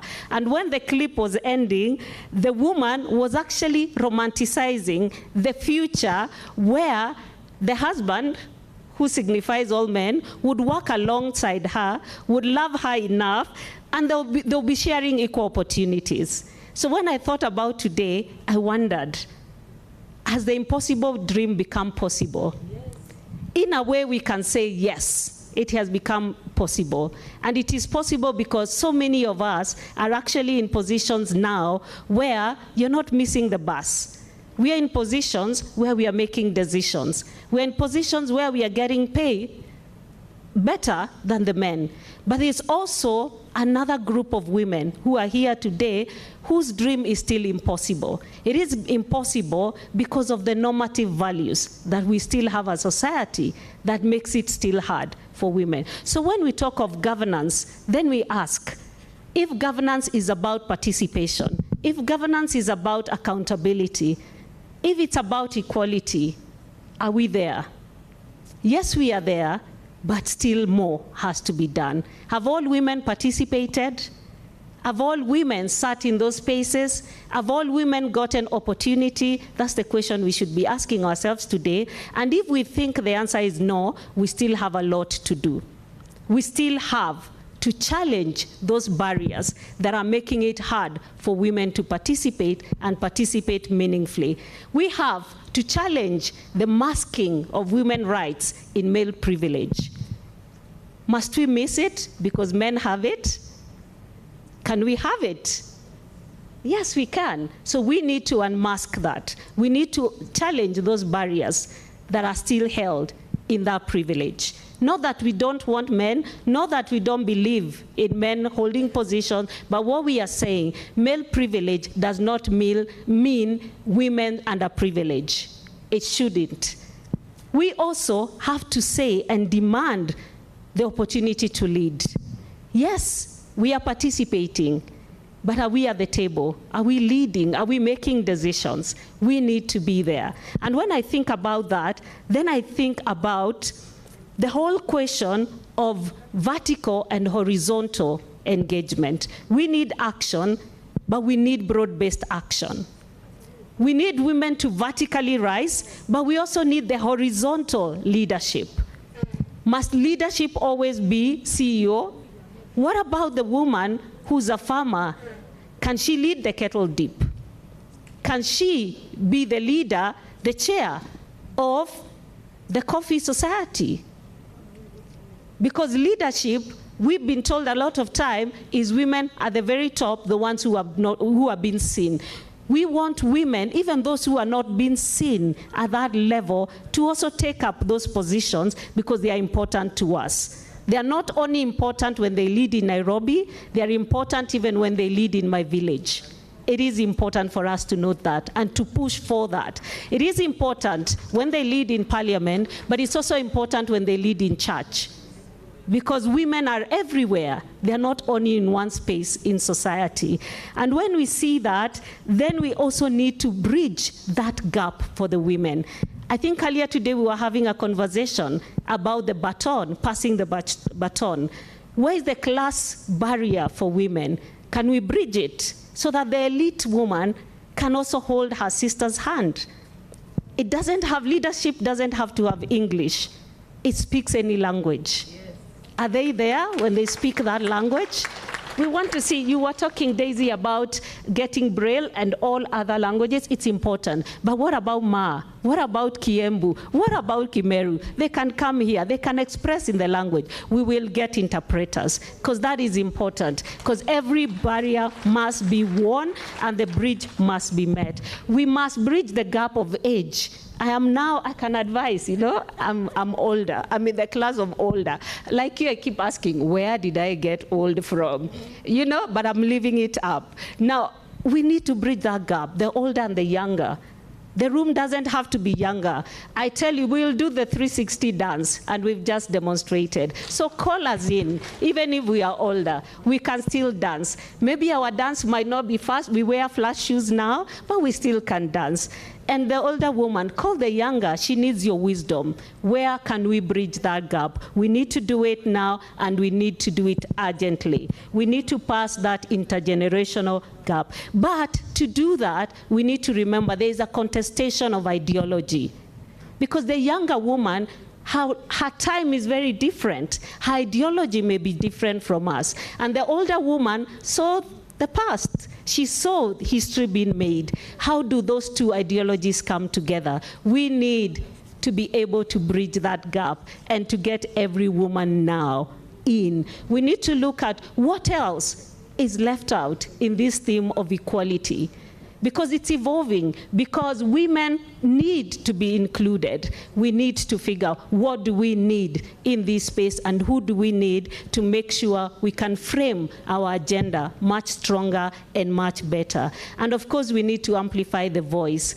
We are here now, you're not even talking, you're very quiet. You're not even shouting. I'm used to women's meeting where we shout and scream, where we dance. That voice must be heard. And when it's heard, it must thunder to the right places. It will not only be heard in this room and left here, thunder until the highest office hears us. Amen. We can ululate, we can sing, thunder, amplify that voice, speak and say 2/3 is non-negotiable. It is ours. The Constitution says it. So why are we not talking about it? Why are we shying about it? Why are we talking in muted voices, like it's a whisper, like it's a thing of shame? It is not. So thunder till it becomes a reality. Then catalyze action. You see, the challenge sometimes also is we speak, we are heard, we are given, then we stop.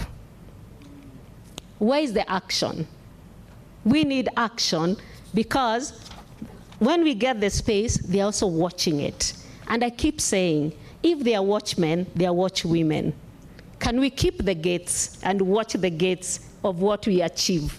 Can we protect it? It cannot be lost. So catalyze into action.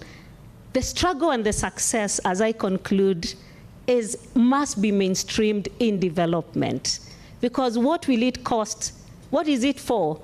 if it does not help our welfare, if it doesn't build us, if it is short term, and then we come again and mourn, we lost it. So it must be mainstreamed so that it becomes development, so that the normative values I talked about in the impossible dream are erased by new norms, and those new norms will be development. It must be accounted for, the success, so that it's not lost, but it also must be curated both for the present and future generation, so that the women who take this stand 30 years from now, because Daisy and myself will probably be trying to get dentures along the way, those women need to hear that story, and they'll only hear it if it's curated and if it's presented. So maybe because women are good at songs, maybe we need to create songs, so that then we will tell it in songs to the next generation, and that song becomes the song of the nation, so that the women who come from us will actually take it up and deliver it and live it up as we are living up. Thank you very much. God bless you. God keep you, and God sustain you. Thank you so much, Jackie, even for reminding us. And we do have a song, not Mapambano, Bado Mapambano. I've said women should stop singing that song kabisa. Akina mama wote hongera e. Akina mama wote hongera e. Hatutaki utani na agenda yetu ya ukombozi wetu kimageuzi. Hatutaki utani na agenda yetu ya ukombozi wetu kimageuzi. Wanaume wote sikiae, wanaume wote sikiae, haki ya kumiliki rasilimali zetu ni haki yetu sote tunaidai. Haki ya kumiliki rasilimali zetu ni haki yetu sote tunaidai. That is our song. We are now coming, we are coming, and we don't want jokes. Our agenda is a revolutionary one. And thank you, Jackie, for reminding us of the impossible dream, because I think CS Aisha Jumwa actually represents that impossible dream, because she has walked the journey. You know, for some of us it is theory, tunaisoma, we come, tunatetea, tunasema, oh that girl, oh that who, but for her, she has actually walked that path. For those of you who know, who watched, even as she was being vetted, she talked about her path. We know her path. Coming from a poor family, many children, becoming pregnant while still a girl, getting married when you don't even understand yourself, coming from that background, having to drop out of school. And despite all that, she came out of that, went back, found her footing, went back to school, became a leader, was elected a councillor, was elected mayor, was elected a woman rep, was elected a member of parliament. Today she sits in the apex policy-making organ of our country, the executive in cabinet. That is progress, and that is something that we can celebrate. Now, when you start hearing people always, when they want to talk negative about the government, they start with Aisha Jumwa. They must stop. Wawache kumpiga vita. She represents the real woman of Kenya. She represents that girl child that we are fighting for. Kwa hivyo muachane na Aisha Jumwa, mtafute mtu mwingine. You find somebody else, but not Aisha Jumwa. Yes. Now, allow me to invite onto the stage Mama wetu wa nguvu, the chairperson of Maendeleo ya Wanawake, Madam Rehab Muyu.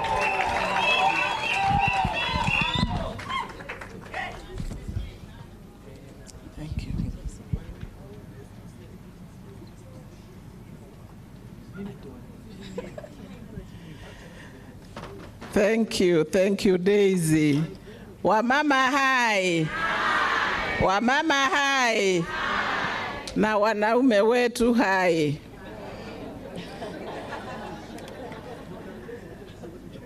This is indeed a very, very good day for us as Maendeleo to be partner in this conference. So I'll start by addressing our minister, our chief guest, Hon Aisha Jumwa, Cabinet Secretary for Public Service, Gender and Affirmative Action. Wamama wa Maendeleo muko hapa? I want to tell you the minister is one of us.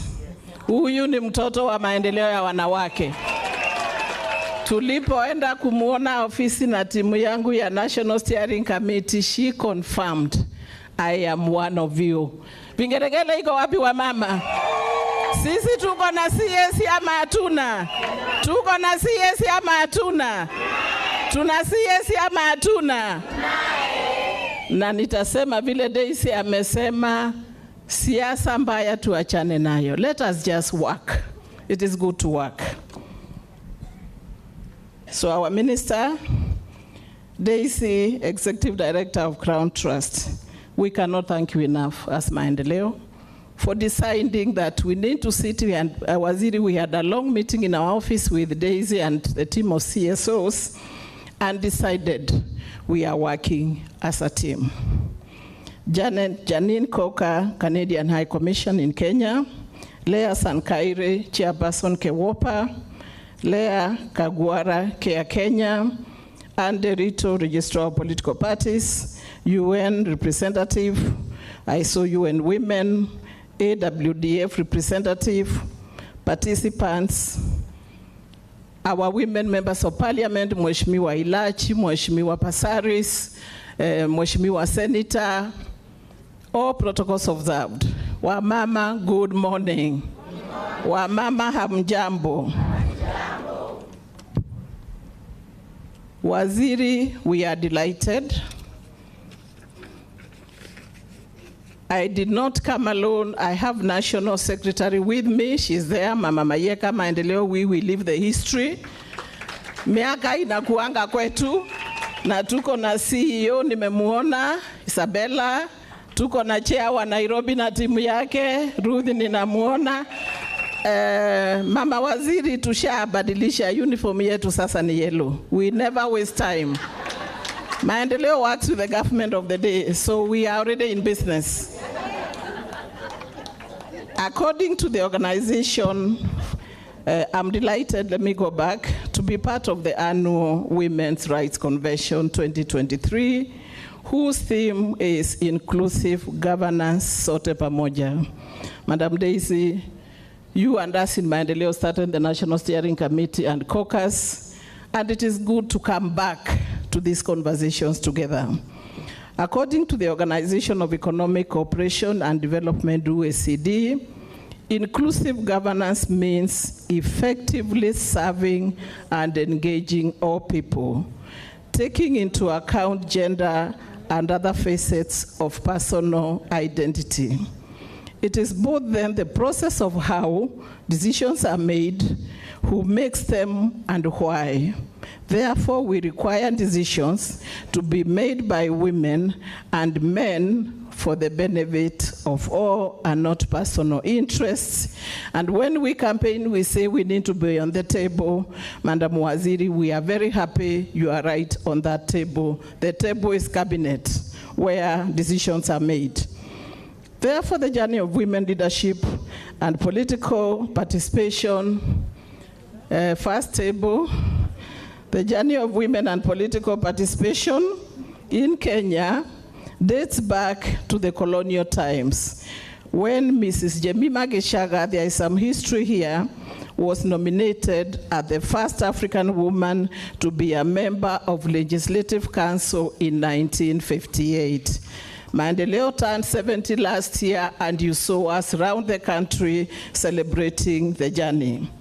In 1960, our patron, who sent our greetings, Mama Asio, she's in the US, the then first Maendeleo president, and Mrs. Priscilla Abwao led women leaders to visit the founding father in Lodwar, where he was detained alongside other leaders, and they discussed the journey of 50-50. We are still on that conversation. The same year, Maiwo sent the only woman, Mrs. Priscilla Abwao, to Lancaster House to champion the women agenda during the making of Kenya's first independence constitution. Later on, Honorable Grace Onyango, who we went to bury this year with Mama Zibora Kitoni, she sends her greetings to you, became the first African women to win an electoral seat in Independence Kenya. And they were joined in the third parliament by Dr. Enda Gashukia, Jemima Gechaga, Dr. Julia Ojambo, and Miss Philomena Chelugat Chemtai. What Maendeleo does is we bring history on the table. It can be boring, but it is the journey we are talking about. The journey then gained momentum by tabling of the affirmative action motion for increased women representation in Parliament by Honorable Phoebe Asiyo in 1997, together with the Senator Mbedi Mugo, Kina Charity Ngiru, Kina Martha Karua. They fought on this debate.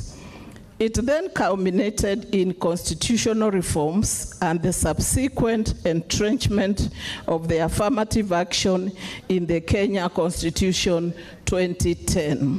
Hii ndio ile katiba tunazungumzia, ilikuwa na safari yake na ilitembelewa yote maendeleo kutoka mwanzo. Therefore, the implementation of the constitutional affirmative action quota has since increased number of women in the county assemblies. Maendeleo currently has 57. We had 40 MCAs in 2017, excuse me. Now we have 57, among other women, the county, the executive, the National Assembly, the Senate, and the National Executive of appointed positions. The first minister in 1995, Mama Nyiva Mwendwa. The first deputy CJ, my sister. I heard my sister here talk a lot about age and white hair. The first deputy CJ here, we are age mates. We are only 3 years from 70. So don't worry about age. Your hair, I'm sure, is partially white. It's not like ours. Mine is totally white. I just dye it immediately I open it. So I don't know how old you are, but you are definitely younger than I and Nancy Baraza. But age is just a number. The first CJ, and today we pride in the first woman Chief Justice. So my sister Nancy, your strength, your courage, you are just moving on even when things get tough. Just makes the two of us. I love you for that. That you are never brought down by situations, challenges notwithstanding, and today you teach our children, you lecture our children, you are a doctor at the University of Nairobi. Makofi kwa Deputy CJ. You have been courageous. We also have one of our own, the first woman elected in Northeastern, in Jara, my sister Sophia. That is another tough cookie when you talk of women in Northeastern. She is right there. Thank you very much, Sophia. We've done a few things together in the women movement. We therefore then, Madam Waziri, send you and applaud His Excellency the President, Dr. William Samoei Ruto, for assigning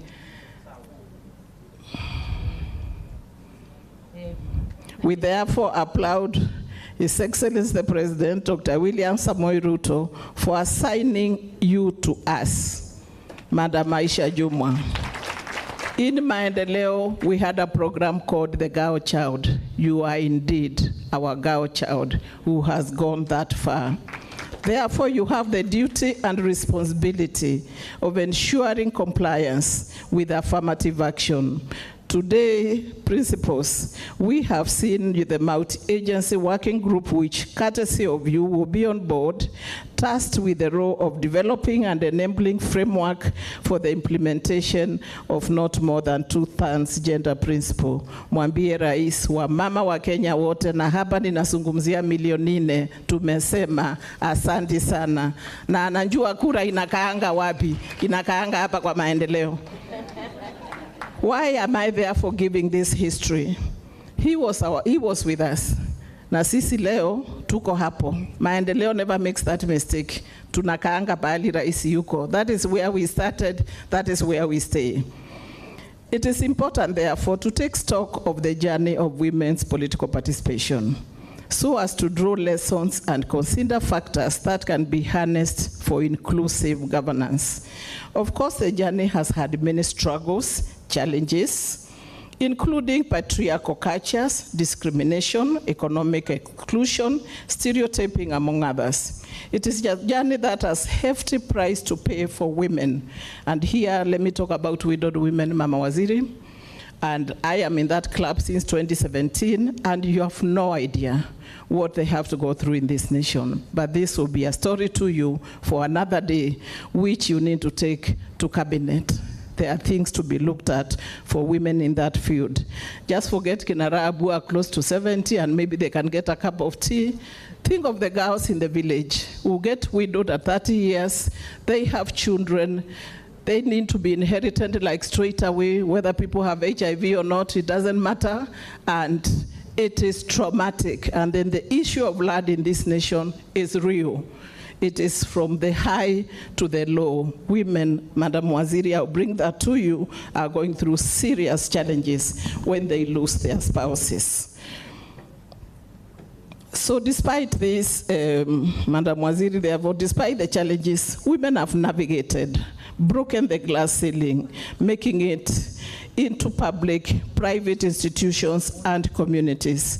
Women have excelled, and women have done business. Some of us, Secretary and I, from the 80s and many other Kenyan women, were involved, women who are not celebrated in an industry of export in this nation. And they did business, and these are stories which have gone not celebrated. Some have died, but those who are still alive will come to you, because those days Kenya did not even have foreign currency. It only liberalized in 1994. And the families went out into the markets and sold Kenyan handicrafts into the world and brought money into this nation. They need to be celebrated.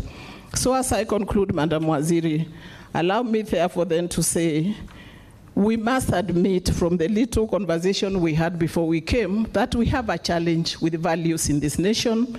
Mama Waziri, we have challenges of integrity, we have challenges of respect. Tumekoseana heshima sana kwa nchi hii. Mtu akitaka kukutana, as we've been told by Daisy, saying leave Aisha Jumwa alone. Tumesema nini? Leave Aisha Jumwa alone. Tumesema nini? Sisiki Aisha Jumwa wachane naye. Tumekubaliana hiyo? Tumekubaliana hiyo? Na tukimaliza hiyo, you leave Rahab Mbuyo alone. Wacha nifanye ile kazi wa mama walinipatia. So Madam Waziri, we have a challenge with the family, with the values, with integrity. And I want to ask all the women who can afford. Ile kitabu ya Mama Phoebe inaitwa It is Possible. It is in our office. It talks this journey from 1952 for Maendeleo 70 years.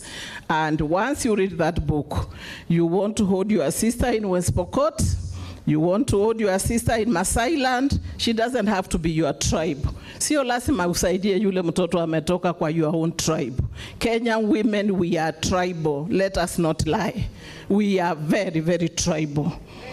We are extremely tribal, and we must admit, sio lazima uwe yule mtoto utasaidia ulipie fees ni mtoto wa kwenu. Let us look out for those children who had no parents, who were orphaned, and we support them. With those many remarks, Mama Waziri, Somebody has talked about women in church. I think it's the speaker before me, and I want to confirm, and I said it in your office, Mama Waziri, we have women of integrity and dignity from the church. Women in Mothers Union, sinjui ni wangapi wako Mothers Union, mimi ni SCK, I'm in Mothers Union, and they, asante my sister. So we have women in Catholic Women Association, ni wangapi wako hapa, unaona? Tuko na women in Women Guild, ni wangapi wako hapa? Na tuko na women, Mama Waziri, in the Community Council of Elders. Ni wangapi wanakaa kwa Council of Elders? Najua Mama Phoebe anakaa, and I see a few, and I sit in the Kamba Council of Elders. So Mama Waziri, everything is here. Hii mikutano, my sister Daisy, tupeleke chini kwa grassroots, tukitoka hapa. Tuende chini, my sister. Tuende tukaongee kutoka mashinane. Maendeleo, we are experts at the grassroots. That is where, if we didn't do that, we would not have Mama Aisha here. Let us go where the women are. So in conclusion, Mama Waziri, we therefore say thank you for coming. Lakini hiyo ni ya Daisy, but we conclude saying we cannot achieve inclusive governance of women rights organizations if we do not have collective and unified voice, leveraging each other's successes, strengths, and weaknesses. Having said that, I therefore stand here to promote the theme of the convention, Sote Pamoja. May the good Lord bless you.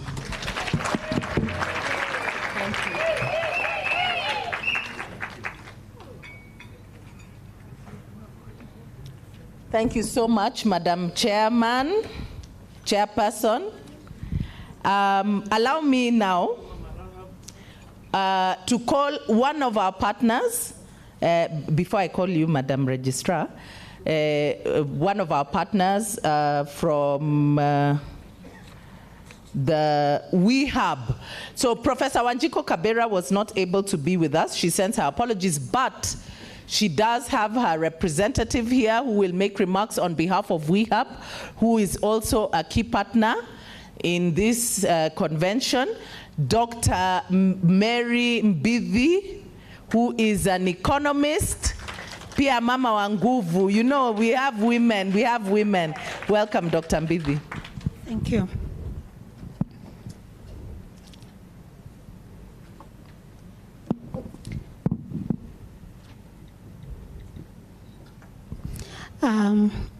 Honorable Minister Aisha Jumwa, CS, Public Service, Gender and Affirmative Action, distinguished guests, ladies and gentlemen.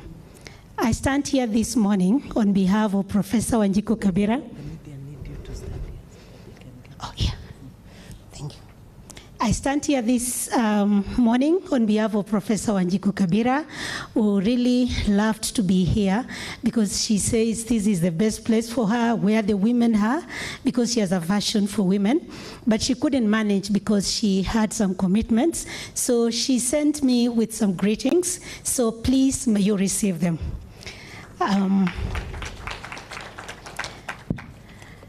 Let me start by congratulating Daisy and Crown Trust for hosting this third annual conference on women's rights. It is the best thing to do, Daisy. Because we know that governance has remained a global issue, and even right here in Kenya, it is an issue. And therefore, we need to get women involved, because women matter in decision-making, because when women are involved in the decision-making process, that contributes to better policies, because they have a talent and they have a feeling for women, and therefore they can bring something to the table that can contribute to development. At Women Economic Empowerment Hub, we continue to launch forward with multidisciplinary research and evidence generation that informs our policy for women economic empowerment. We do this because we believe women economic empowerment matters for the family, for the county, and for the national development of any country. And we know that women economic empowerment contributes to gender equality. And gender equality is good for development, because countries that have gender equality, where women are more informed in decision making in the different sectors of the economy, those countries are way ahead in development. So we believe in women economic empowerment, that it will contribute to gender equality, and that will contribute to economic development in Kenya. At University of Nairobi Women's Economic Empowerment Hub, we are doing this by broadly organizing our work in 4 key thematic areas. The first one is we are looking at what works in women economic empowerment with regards to affirmative action. And we are saying what works and how can it work better for women hata huko mashinani. So even as we come from university and we are a research institution, tuko mashinani. We are working in 21 counties in Kenya. We are working with women groups. We are working with young women and even older women and women groups and in different projects. One of the key projects under Affirmative Action Funds is a program that we are calling Women Business Incubation. And in this project, we are working with women from Turkana, from Kilifi, from Kwale, from different counties, Tharaka Nithi, in Meru, Kitui, Nyandarua, and even women in Kajiado. And we are incubating these women's businesses, giving them the skills that they need to develop their businesses and to trade better and to get their products in the marketplace. Now, the second area of work that the hub is working on is on cross-border trade, because we've realized the opportunities that are there for Kenya and for women that are involved in cross-border trade. And with regards to this, we have also noted one of the key concerns of women, one of the barriers of women to provide that leadership in the marketplace, in the business place, is the care economy, the care work, and especially childcare. So what we've done, we've set up a childcare in Busia County, and women that are involved in cross-border trade in between Kenya and Uganda, and bringing their babies there. They can leave the baby, they can go and do their business. And as research, we have realized, because we have been watching, what does this mean? What does this investment of a child care mean? Of course, as we support it, women are paying very little amount of money, 50 shillings per day. But women are telling us, you know, our businesses have grown. And our research has shown within 1 year, those women have increased their sales by 25%. They have also increased their profits by 25%. And they are spending more time in the workplace. And even they are saying, I have more peace because I know my baby is well taken care of, and therefore they can concentrate in their businesses. Our third,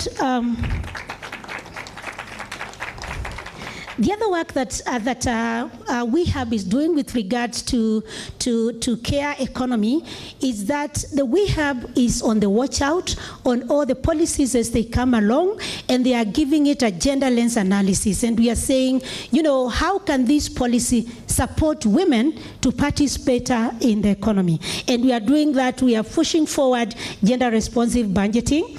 And we have seen, for example, several counties in Kenya pick up that idea. And we are happy because we know that will make a difference for a family in Kenya. Now, the fourth area of work is that area where we want to celebrate what women in Kenya are doing. We know that women have achieved a lot, and we have come back and said, what strategy did they use in the constitution making to achieve much that they have been able to achieve? We have documented it in what we have called strategies that work for women economic empowerment. And we produced publications, and we have not just left it at that. Our research is not just research. We are going ahead. So what we've done is we have put these, the findings from all the research that we have done in a consolidated 12-point agenda, which we are calling the priority agenda for women economic empowerment in Kenya. It ranges from participation of women in leadership, in governance, in all the areas of the economy. Because we believe when we have this evidence, there is likely to be investment on women, and the investment for women matters, and that will lead to better involvement of women in the economy. Now, this 12-point agenda, what we are doing with it, we are working together under a program that we are calling the the Networking and Alliance Building for Women Economic Empowerment. We are bringing together women leaders in all counties of Kenya, in different spaces of life, in government as well as in corporate. And what we are doing is we want women to use this agenda to demand for change, because we have learned that women, when they coordinate and they move together, they can achieve a lot. So as we come here today, we do believe that inclusive governance is important for women economic empowerment, and women economic empowerment and gender equality are critical for economic development. Thank you very much for listening, and God bless you. Thank you so much, Dr. Mbithi. Now, I want us to try and redeem the time. Naona mumeanza kuganda, wengine wenu. But just hang in there. Allow me to call Madam Janine Coker, who is the head of Cooperation for Global Affairs Canada. Janine is a good friend, and Madam Waziri, I would advise you, this is somebody you should hold on to. Umshike mkono. She hears, she listens, she acts. In fact, it is through Janine that we were able to get funds for the Charter of Inclusion. She is a champion for women's empowerment at all levels. She's a good friend to have. Welcome, Janine. Thank you. So sweet.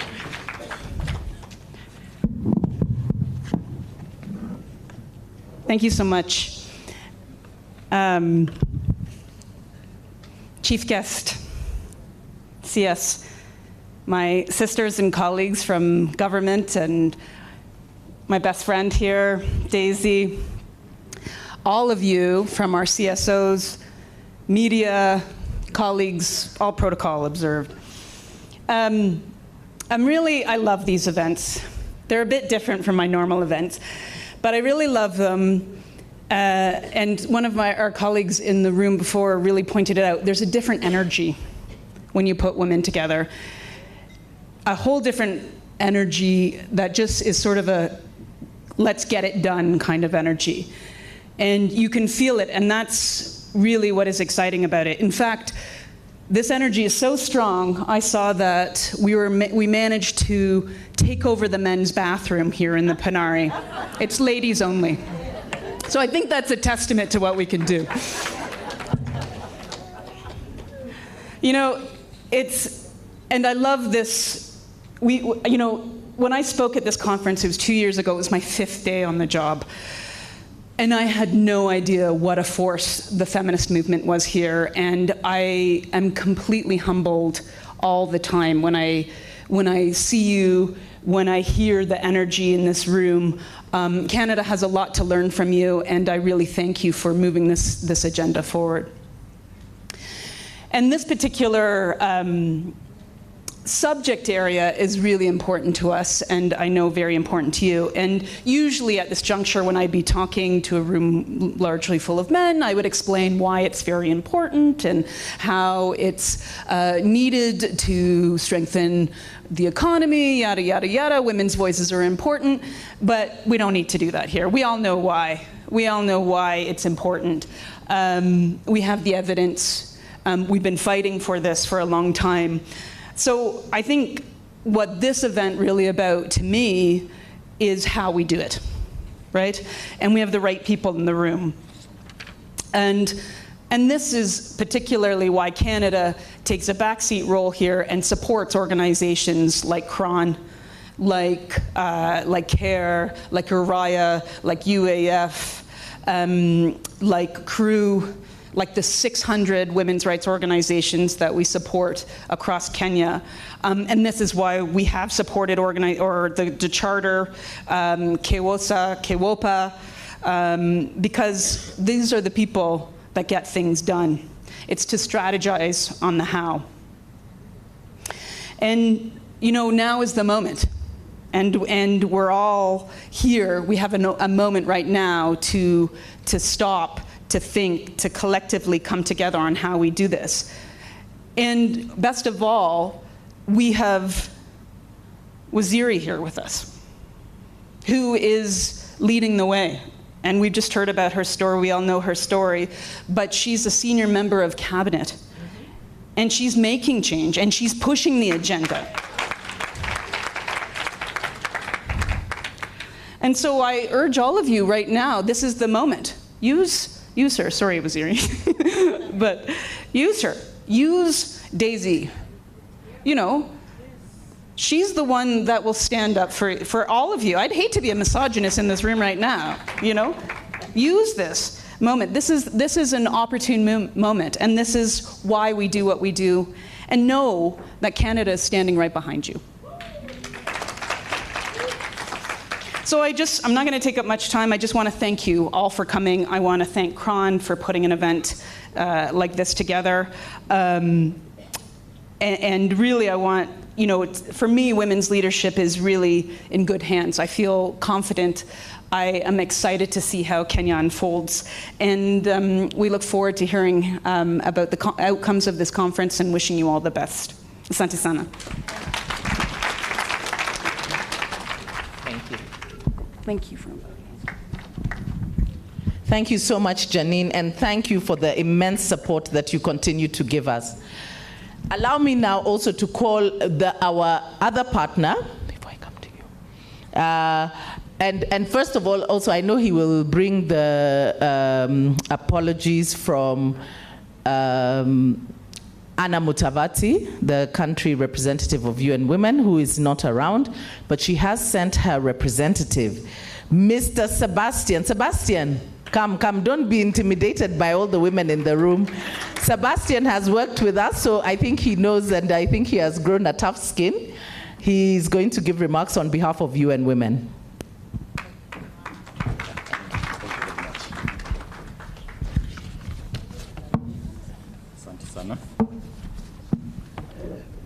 Allow me to start on already established protocols. Madam CS, good morning, ladies and gentlemen. As Madam Daisy has said, I'm here to represent Madam Anna Mutavati, who is away on leave. My name is Sebastian Gatimo, working for UN Women Kenya Country Office as a planning and coordination specialist. Allow me to just say a little bit that in this journey where we are, we also need men allies, isn't it? Yes. And when I was discussing with my colleague there, Angela, I was telling her, Kaidre, why don't you please go and do this job? Because I couldn't be the only man standing on this podium. But yes, this is an indication that we are with you. I joined UN Women in 2016, and my role was actually to walk the journey with the women in political leadership. With Madam Daisy here, so many other colleagues, including Madam Registrar, and a number of CSO representatives here, know that in 2017 and 2022, we walked the journey as UN Women with support from development partners, and also to recognize Canada through Janine Coker, whom have actually supported UN Women activities very much. Briefly, to state what UN Women is, I know in many instances when I stand like now, many people ask, but UN Women is UN Women. Why is it being represented by a man, isn't it? But maybe to state that UN Women is an acronym that stands for United Nations Entity for Gender Equality and Empowerment of Women. So when you bring in the aspect of gender equality, men and women become part and parcel of it, isn't it?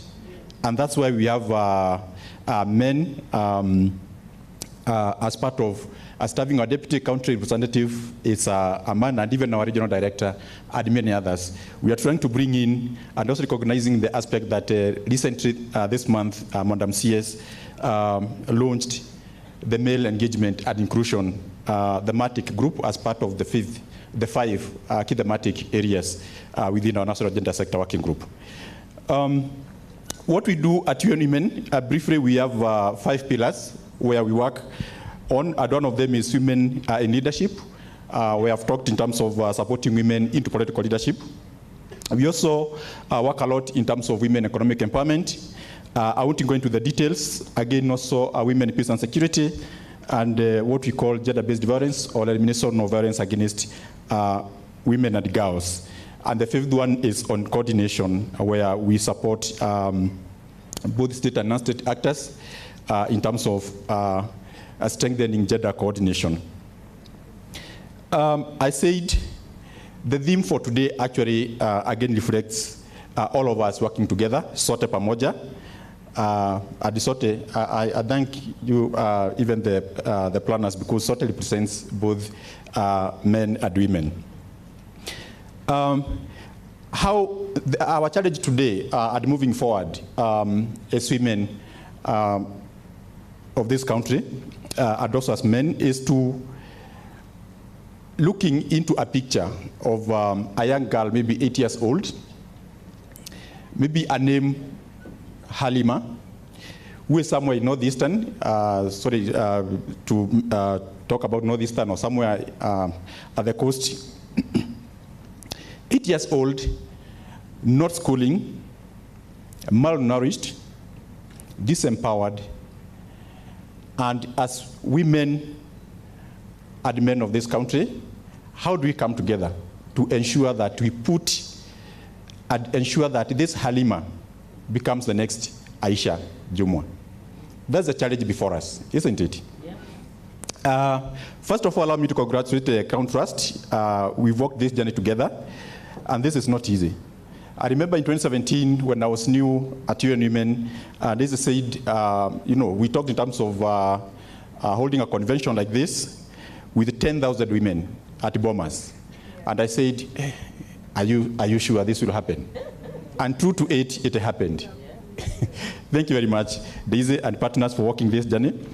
Allow me also to appreciate women rights movement. We have walked this journey together, and they will continue the same, providing an opportunity or a platform to discuss gender equality and women empowerment, and how we can together go around it and ensure that as many women as possible and get into positions of power, leadership, and decision making. Today we are presented with yet another moment to deliberate on critical gender inclusion issues facing women and girls in this country, and by reflecting on our journey and ensuring our agenda is on course. It's my hope, or our hope, that whatever the outcome will come out of this will be part and parcel of priorities, not just with government, but also with all gender actors in this country, to ensure that we are really speaking on the real issues that are coming out of women themselves. Also appealing again, and we are happy that we are not yet hatujafika, sidio? The journey is long, and we appreciate the good deal from our current government in terms of the two-thirds gender rule. But even after that, there is a lot of work to be done, isn't it? Yeah? A lot of work to be done, so let's not allow down our sleeves, but let's continue holding on to this advocacy and messaging. When you look at the leadership of women in this country, and this is what I came to do, and this is what I hold dear into my heart. As a father of 2 daughters, I asked myself, is the environment, conducive for those girls in the future to compete on the same pitch with the boys? It's not. But the time is now to ensure that we level everything, and this is the legacy that you leave, isn't it? We need representation. As for the SDGs, Sustainable Development Goals, the target is 50-50, isn't it? We have been moving 30% or 1/3 gender rule or gender principle is a beginning. Tuko pamoja? Our aim is 50. Mbona mkumbali? Hata 2/3 wa mama. 50-50 and moving forward, isn't it? Two-thirds, like Rwanda. Yeah, and we are going there. We are going there. And with the speakers after me, I think the energy is there and we'll make it before even 2030. Speakers before me have talked about the challenges that women do face. I won't go to that, but despite this, we have seen women coming up and coming out very strongly. Someone said that for a woman to be elected in Kenya, you must have like 4 times energy than a man, isn't it? Yeah? Or 10 times? Yeah. And we congratulate those who make it. Our journey as UN Women has been to work with you. I'm sure we support close to 100%, and especially of the candidates during the campaigns, and even after that. There is a lot of areas to be put into thought. Jackie spoke in terms of intergenerational dialogue, and I think it's important for us, and especially women leaders, and not just women leaders, even our members of parliament, and all women leaders, CSOs, to ensure that we hold the hands of our young girls and young women. And this is what will ensure that we have continuity in, within our leadership as women leaders. Allow me to reiterate and probably say that UN Women will continue to support this journey as you have done. Remember that UN Women was born out of women movement. And therefore, we are together. And from Madam Anna Mutavati, who said hi to you, the commitment is there and written in black and white in our what we call our strategic note. So be assured on that. And again, to echo Madam Aisha Jumwa, there is during our National Gender Sector Working Group, when you said tupunguze kula mandazi na maji ya chupa, that one touched my heart. We need to ensure that we touch the Halimas of this country, you know, in reality. And I hope that this is what we are doing, and looking forward to a fruitful 2 days deliberations. Thank you very much, and God bless you.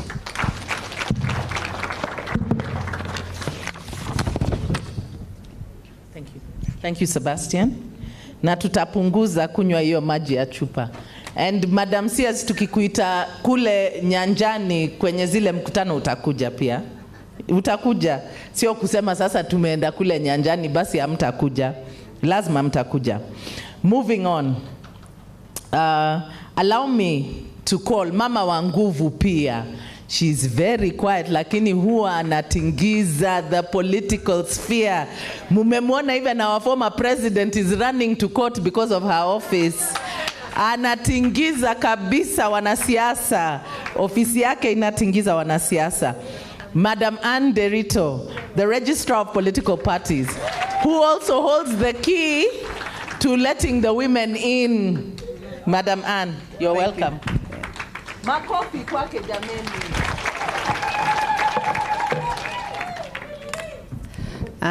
Thank you, Daisy.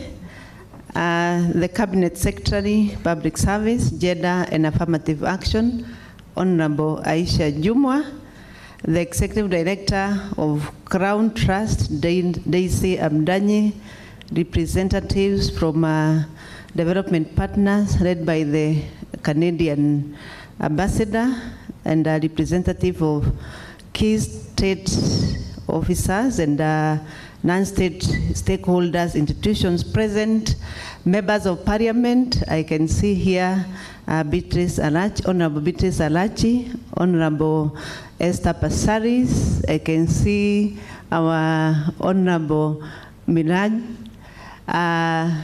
All the other speakers that have spoken before me, including my dear Wanawake, and all the women present here, all other protocols observed. Good morning.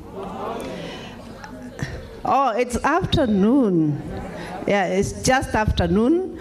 It gives me a lot of honor and pleasure to participate in this annual Women Rights Convention, and I wish to commend the organizers of this event, who are composed of women voice leadership and women leading from the front project, among other partners.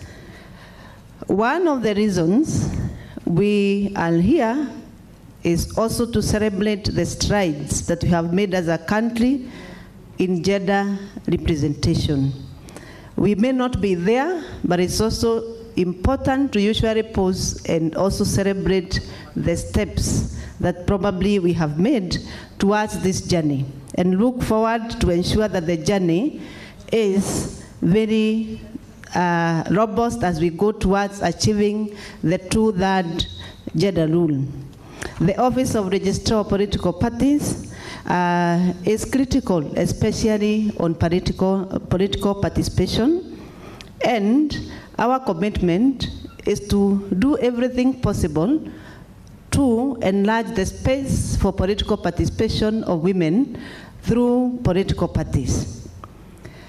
The journey to participate in an election starts with a Kenyan joining a political party, and especially women. We usually say that God for us all, but everybody else bring data.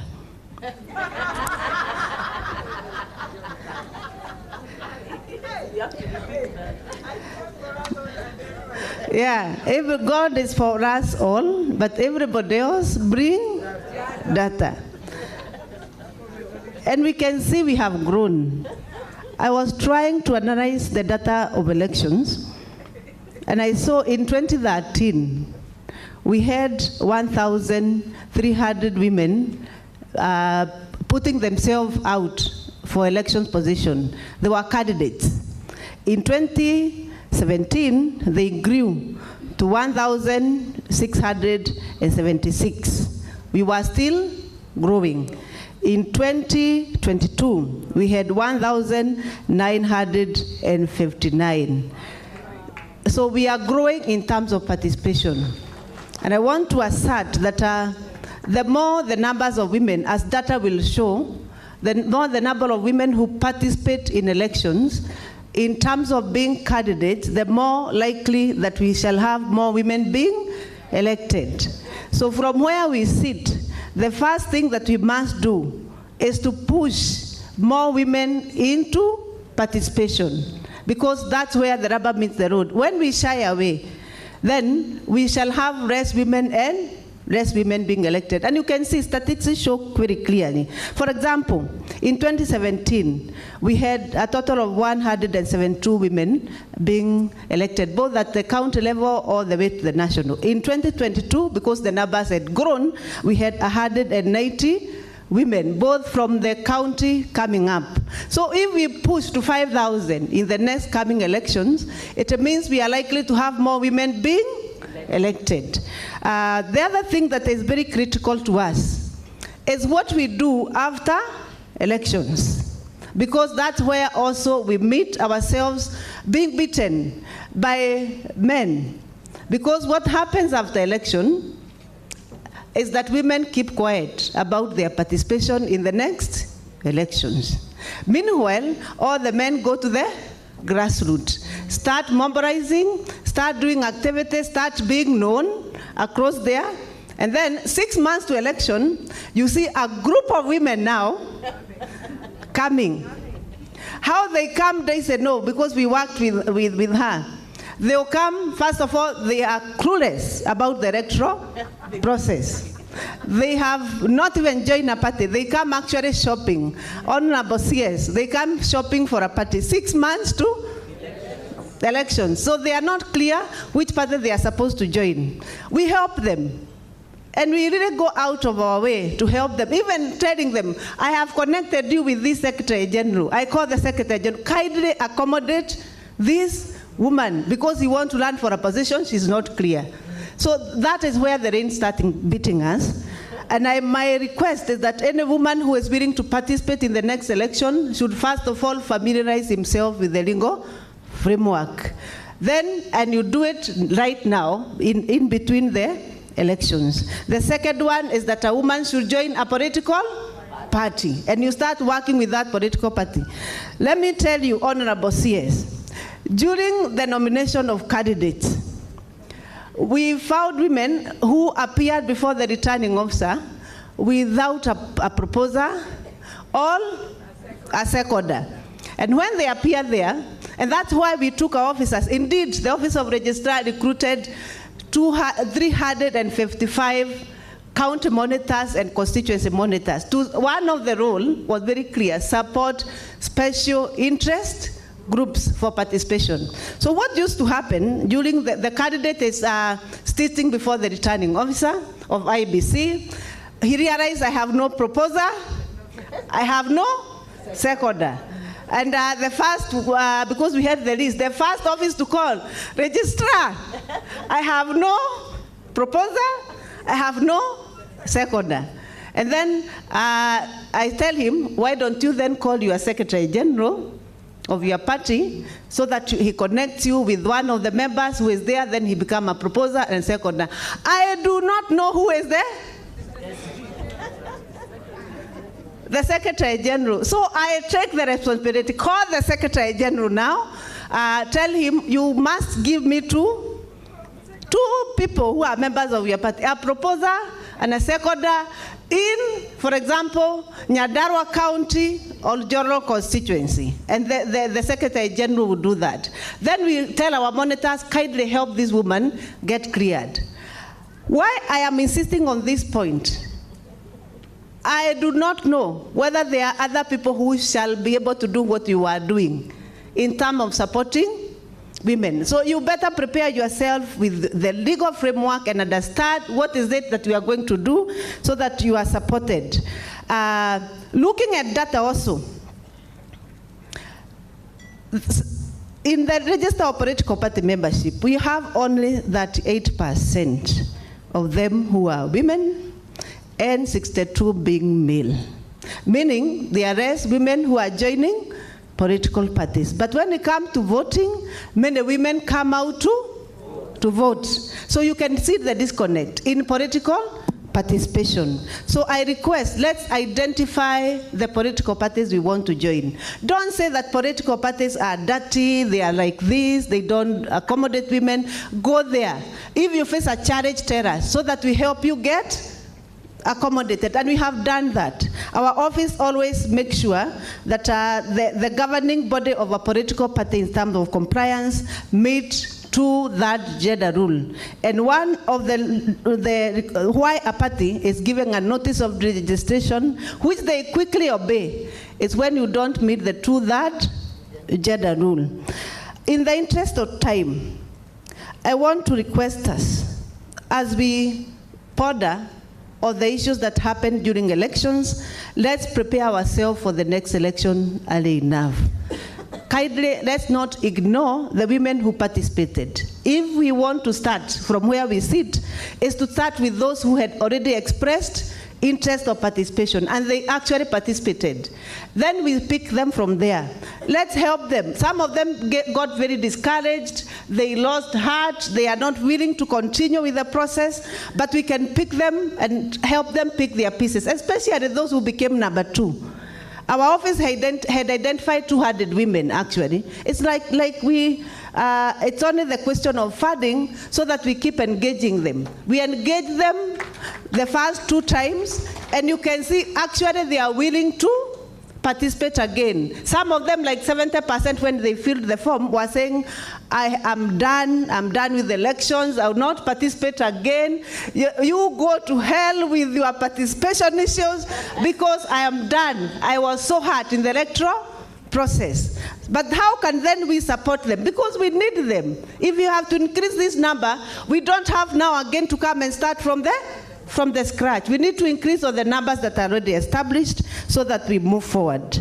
I want to say that we have an obligation, all of us, to do exactly what it is required of us, because without that, we shall lose the numbers, and the numbers then, as they go down, become a problem. In conclusion, ladies and gentlemen, I want to identify with a quote from the Indian Prime Minister, Narendra Modi, who said that good governance depends on the ability to take responsibility by both administration as well as the people.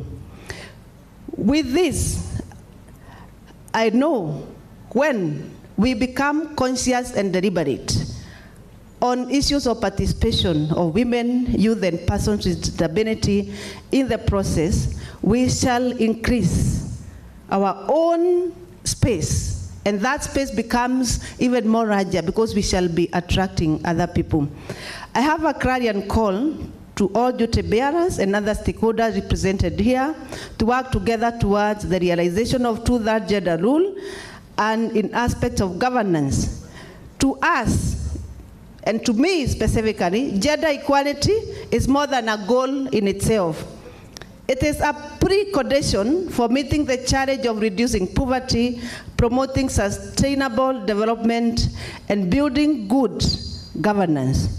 Women should embrace all the facets of leadership and never apologize for being a powerful woman, or being a leader, or being voicing your ideas, because we are also Kenyans. And if Kenyans have rights, and I add with what Hillary Clinton once said, that women's rights are human rights. Thank you very much. Thank you so much, Madam Ann Derito.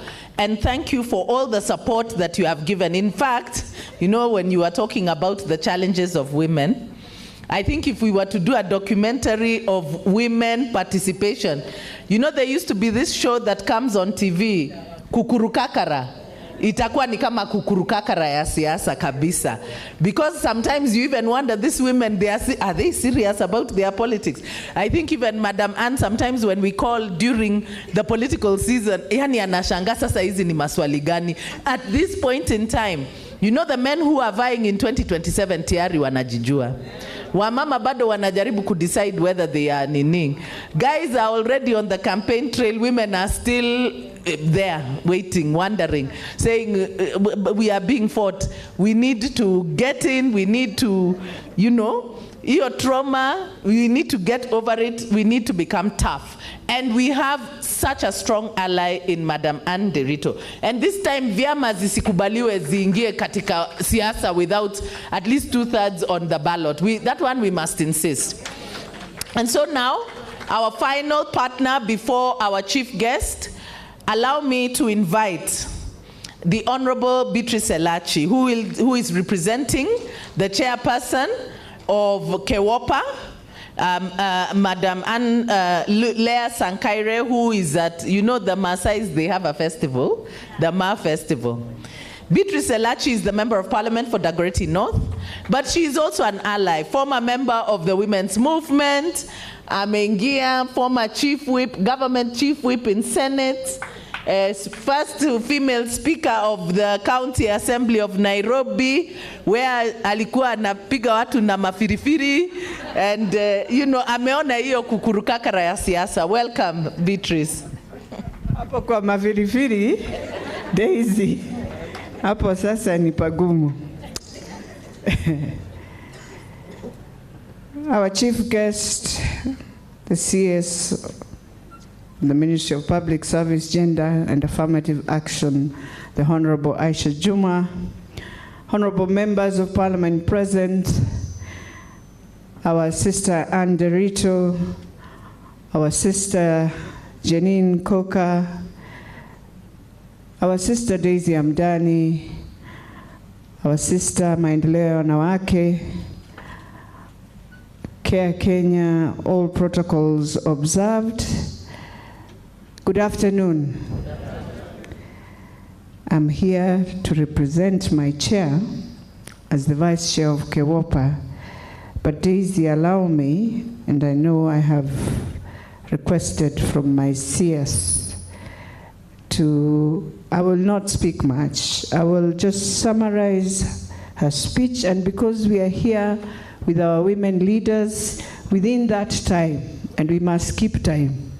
Hatutafanya venye kumeendelea. By the way, Daisy, when a CS is in a meeting, najua ni mzuri kuonyesha protocol. That opening ceremony should not go beyond 1 hour 30 minutes. Government protocol. Sasa nawafundisha. So, I will allow my sisters to speak, and for me, I'll just do 3 minutes, and we shall allow our CS to speak to the gathering. Sini vizuri hivyo? So I'll start with my sister seated here, mama kutoka kule Mombasa, Mama Miraj, dakika 1.5. Na mimi ni mzuri sana kwa saa. Dakika 10 lazima tuwe tumemaliza na waziri amekuja.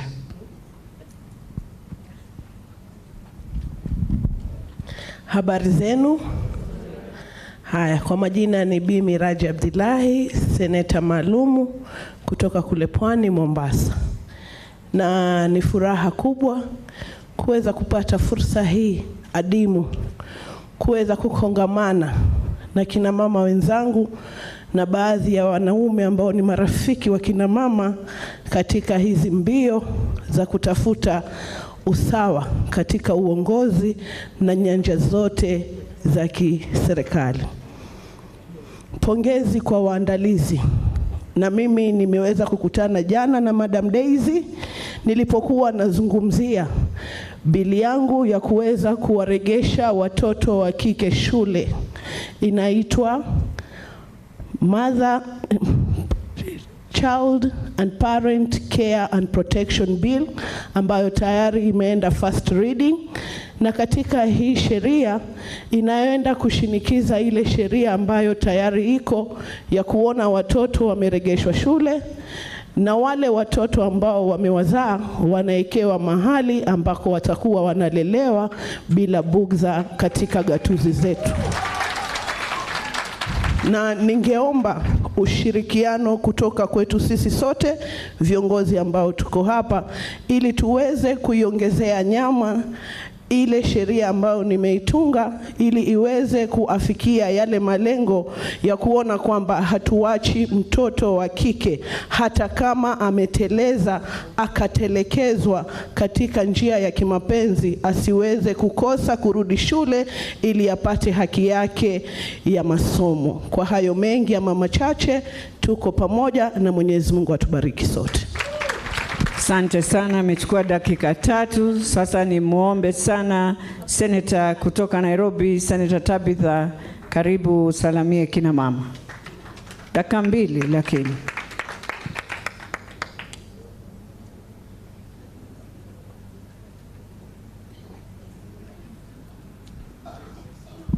Thank you. Habari ya mchana. Asante. Kwa majina naitwa Senator Tabitha Mutinda, nominated Senator Nairobi County na chama cha serikali, chama cha UDA. Nafurahi kuwa hapa leo.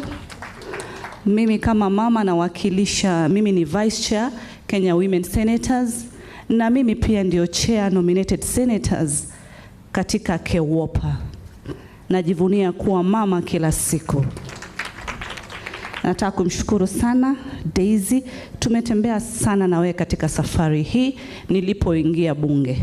Umetushikilia sisi kama mama wa bunge, tunakushukuru na Mungu akubariki sana. Viongozi wenzangu, najua ishara ya sisi kusonga mbele ni ishara ya kushikana pamoja. Wamama katika mstari wa uongozi nchi hii ni jambo ngumu sana. Mengi sisi tutayapitia. Tunavyozungumza sasa, tuna mmoja wetu ako hospitali, ameumizwa jana, na ni mambo mengi sisi tuwapitia. Ile tuwaomba kama wamama wenzetu ni maombi muyaeke mbele. Katika bunge la Seneti pia mimi ni Vice Chair wa Finance and Budget. Pale pia nina miswada 2 ambazo nimewekeza mbele. Mswada wa kwanza ni wa Agricultural and Livestock Extension Services, ili tuweze kuimarisha agriculture sector yetu nchi hii. Mkijua ni nafasi ya kipaumbele katika serikali hii yetu inayoongozwa na Daktari William Ruto, especially sekta ya ukulima. Bill ya pili ni Migrant Workers Bill. Watoto wetu, haswa watoto wa kike, wanateswa sana wakienda nchi za nje, pale Saudia, pale Gulf. Na mimi nina bill ambayo itawezesha nchi zote 2, 3, 4 ziweze kuwa protect wakiwa pale wakifanya kazi zao. La mwisho, mimi nawaomba kama dada yenu, mzidi kutuweka kwa maombi. Na sisi pia tukikosea, sisi ni wanadamu. Mtueleze, mtuzungumzie, mtuonyeshe njia, kwa sababu sisi ndio ishara yenu. Mtuvumilie, sababu saa nyingine twapotea. Lakini nyinyi pia kama wazazi wenyu, msichoke na sisi. Mungu awabariki na wape rehema siku zote. Asante. Asante sana, dakika 3:30. Nimuite sasa Mheshimiwa Lilian Gogo, mama wa nguvu kutoka kule Homa Bay, amechaguliwa mara ya pili. Tunasema asante kwa Mungu na amefanya kazi huko, huyu daktari. Karibu. Thank you, my sister, the Honorable Mama Wadagoreti, my honorable and friend, the Honorable Katana Jumwa, and women of power who are in this room, people who walk the journey with us, people who hold our back, people who cheer us on. I celebrate all women in this room. All of you are leaders. Thank you. What we have all not been told is that when you do participation, you throw yourself into the deep end. There are strong support systems for women, and one of them is the Honorable Daisy. She will give you campaign material. She will also help you with media coverage. The Lord bless you. And my sister from the Registrar of Political Parties, I celebrate you. Just seeing your face on this room today, I think I'm blessed, and I'm going to do my 3rd term in Parliament. Thank you. Thank you, my sister. When I got a few minutes in New York earlier this year in March, I only celebrated the girl child made in Kenya, bought in Kenya, and sold in Kenya, and that is the Honorable Aisha Katana Jumwa. One powerful woman who will never ever bring a woman down. And when somebody wanted to push me down, she said, put the name of that girl there. Return it. Weka hapo. Weka hapo. And she made me, I've been in Bunge for the longest. She made me attend a conference that had never ever gone for when I was in my first term. I celebrate you, women. I want to celebrate you, and I want to tell you, you have made us. You have made us. You have given us the shoulders to lean on. And we will try to voice your concerns. I am a vice chair in the Public Investments Committee on Energy and Commercial Affairs in Bunge. I've served in the Foreign Relations and Defense Committee. I'm also in Social Protection Committee, taking care of the vulnerable and women and all matters that protect women and the vulnerable's right. I want to say this, Mheshimiwa, just 1 second. Please, please, women, it starts with participation. If we don't throw ourselves out, there will be nobody to be elected. Please mukuje, inawezekana. Mimi nilikuwa mwalimu. I had never participated in any political system. And when I got my PhD, I said, I am taking this PhD to the village. and I took my PhD to the village, and I've served with my PhD to the village, and the way you look at me, I am a village woman. There is no PhD in me, isn't it? Yes. So there is space, it is workable. Kujeni, even if it is not in political system, let us grab leadership of this country, because when a woman needs to do something, they do it with all their heart. The Lord bless you and keep you. Thank you. Thank you very much. Sasa unajua nataka waziri amalize hii mkutano kabla ya saa 7. Ndio unaona nimekuwa mkali kidogo, lakini si ametuelezea.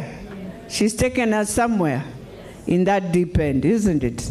So it's now my pleasure to invite our woman rep of Nairobi County, Mama yetu, Mama Pasaris. And as she comes, I know I have a lady in this room. I don't know whether she has gone. Jane Nyokabi. Jane Nyokabi, I celebrate you. Amerudi shule, na Jane aliniambia, Mama Dago narudi shule, lazima niingie hii vitu. Na lazima sikui mobilizer tena. So I have to hold Jane to get her to her destiny. Karibu. CS Aisha Juma, our chief guest, and I'll stand on all protocols because of the time. Wamama hoye? Wamama hoye? You know, there are 45 or 46 tribes in Kenya, but there is one tribe that should stand out, and that's the tribe of women.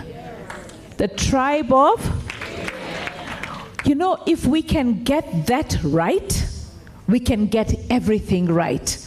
And we're not there yet. Let me not lie to you and tell you that we are there. When I stood up and decided to vote for the finance bill, I did it because I know one thing. My county needs those houses. I knew another thing. The president was elected. He was handed over power. We followed the Constitution to the letter. And he was in office. And he has the numbers in Parliament. All right? So whether I voted yes or no would make no difference to whether the president would have the finance bill or not.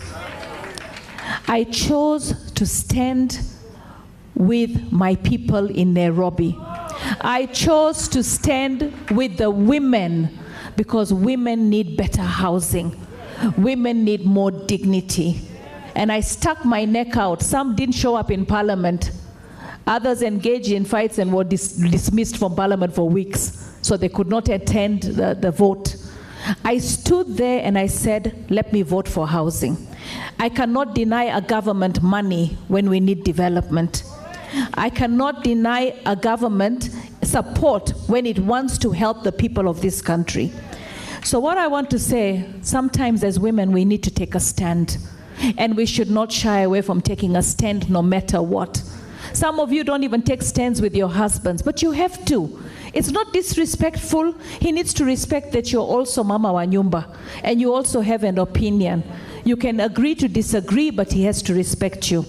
It takes me to the days of my Dress My Choice. Actually, before my Dress My Choice, I ran for Embakasi MP.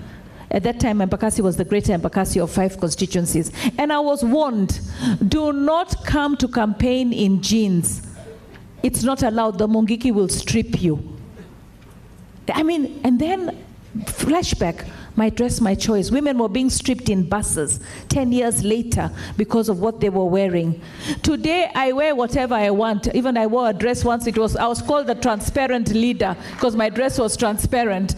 So all I want to say is own yourself as women.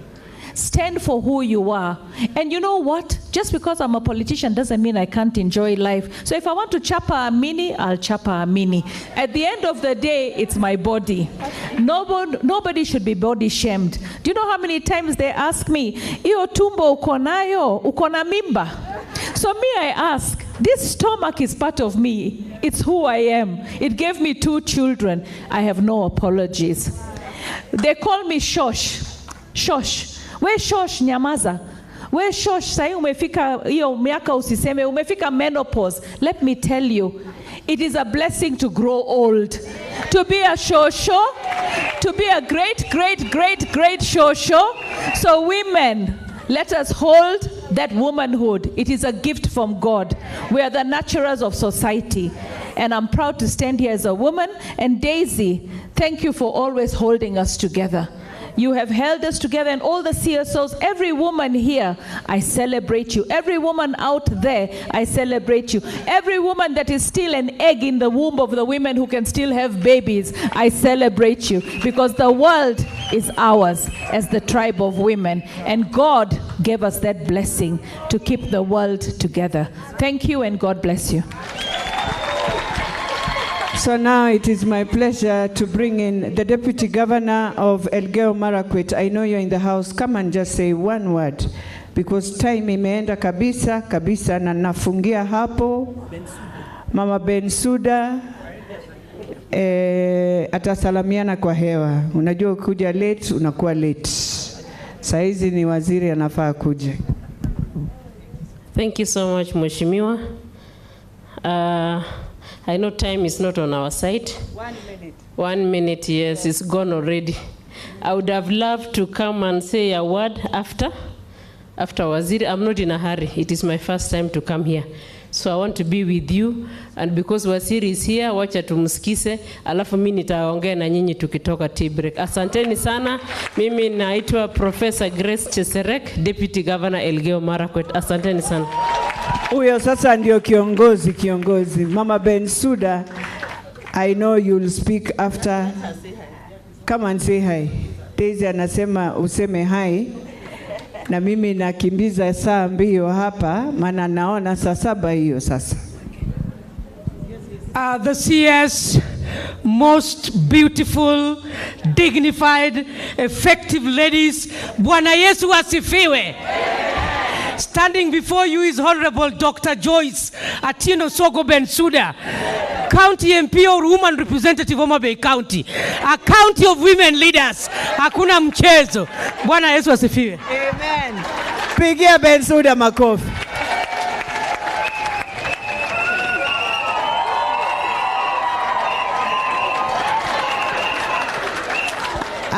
Si ameamusha? Si tunahitaji hiyo? Kumbe nyinyi wote ni wanasiasa na mnakaa tu chini. Yangu ni dakika moja. Our CS, I just want to thank you. We've spoken so much. Daisy, I want to thank you. God gave us a path. You became the technocrat, I became the politician. Today, this charter, CS, we spoke with Daisy. At that time, I was just leaving the ministry, going now out. But I want to tell you one thing about Daisy. When Daisy thinks of something, when she decides her mind will do this for the women of Kenya, it has to happen. Simpigie huyu mama makofi. Because if there's any other organization, and I say it for free, that brings women and comes back to the grassroots. Today I have programs with Daisy in that grassroots, and she has programs in Ukambani, she has programs in Kakamega, in West Pokot, by the way. So for me, Daisy, I celebrate you. We've done so much together. One person we need to celebrate, me and you, is Professor Wanjiku Kabera. She gave us an opportunity in a small office. And today here we are. As I celebrate, if any woman wants to talk about sisi kina mama hatuwezi, kama uwezi angalia CS wetu, useme hauwezi, hiyo usitulete. Kwa hivi sasa kwanza tunaenda kuwa wakali. Usikuje kulialia hapa kwa stage ati ho kulikuwa. Hii ni siasa bwana. Hainanga huruma. Chapana endelea. Bora uwe kwa msingi wako bwana. Ndio wanaume wanaendelea nayo, na lazima tutatoka kwa hii uoga kupendekeza. Kama huyu hangetufundisha kangangari, kama hujafuatilia story yake, usikuje kulia hapa. Shika mkono, you have been left where? where if you want Daisy to leave, you start an institution and women will follow you. So don't talk about Daisy. You want to move out, you want to tell Daisy, move out of space. Start a better one so that she moves out of space. Kwa hayo machache na mengi, Daisy njoo ualike waziri. Asante sana waziri kwa kutuhurumia, kwa kutuia radhi. Asante. Asante sana Mheshimiwa Beatrice Elachi na akina mama waheshimiwa. Although sisi sote ni wamama waheshimiwa. And now tumefikia kilele cha the event. I want us to be all upstanding. DJ, wapi wimbo? Tumkaribishe our CS Bi Aisha Jumwa, shangazi wa nchi, mama wetu shupavu. Karibu waziri. Our own superwoman. Superwoman. Our superwoman. Karibu.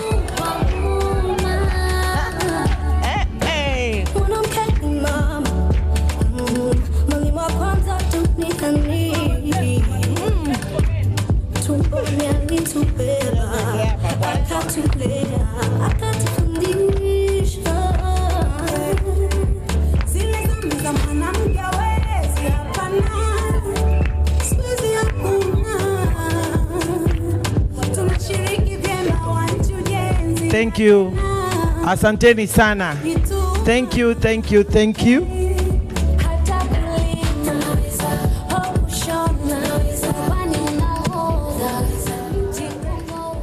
Mmeisikia hiyo nyimbo vizuri? Kina mama wanaweza nini? Kila kitu. Kila kitu.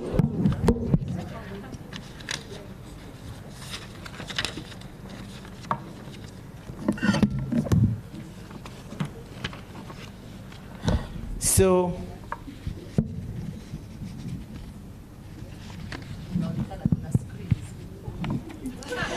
our host, Madam Daisy Amdani, honorable members of parliament present, chairperson maendeleo ya wanawake, Madam Rehab Mwikali, Ann Nderitu, Registrar of Political Parties in Kenya, Lea Kagwara, Care Kenya representative, Head of Cooperation, Canadian High Commission Jen Coker, Reinvent representative Jackie Mbogo, University of Nairobi we have representative Professor Mbiti, members of the Fourth Estate, Lady Justice retired my sister Nancy Baraza,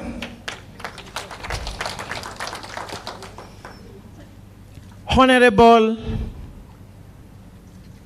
leaders present, distinguished delegates, ladies and gentlemen, habari zenu. Hamjambo. I want to take this opportunity to thank all the speakers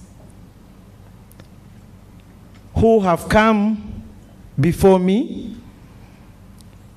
I have listened keenly and concluded that we still have a journey.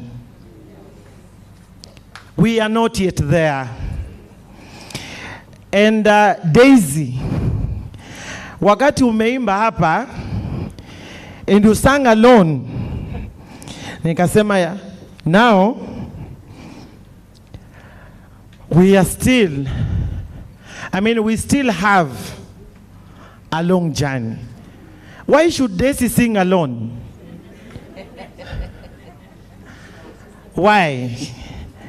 Maybe that is a question everyone should think, and then you give yourself an answer. So to my sister, Jane Coker, I believe that transformational leaders like Jenny generally are energetic, enthusiastic, passionate in their everyday work because they are self-motivated. Thank you, my sister, for making this happening. Women, we are not scaring men in this room. And I want us to put our hand together to appreciate all the men supporters.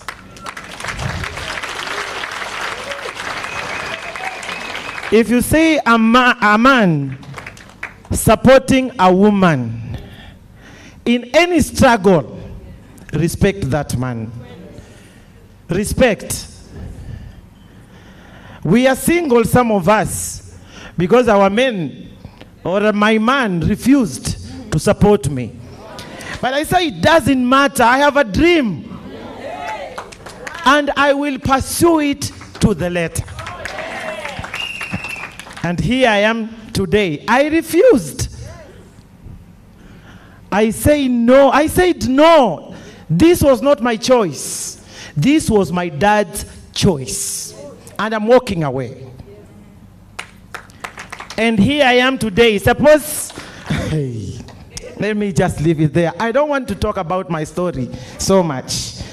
But let me tell you, ladies in this room, that there is no force more powerful than a woman determined to rise. That force is very, very powerful. And I want to encourage everyone that everything is within your power. And your power is within you.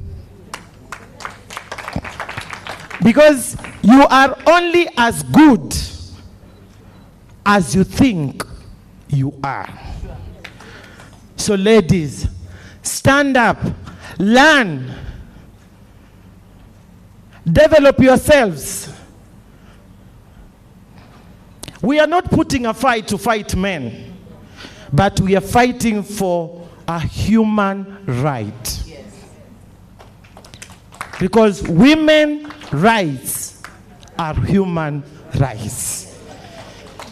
It is an honor and privilege for me to speak at this annual Women's Rights Convention 2023 on inclusive governance.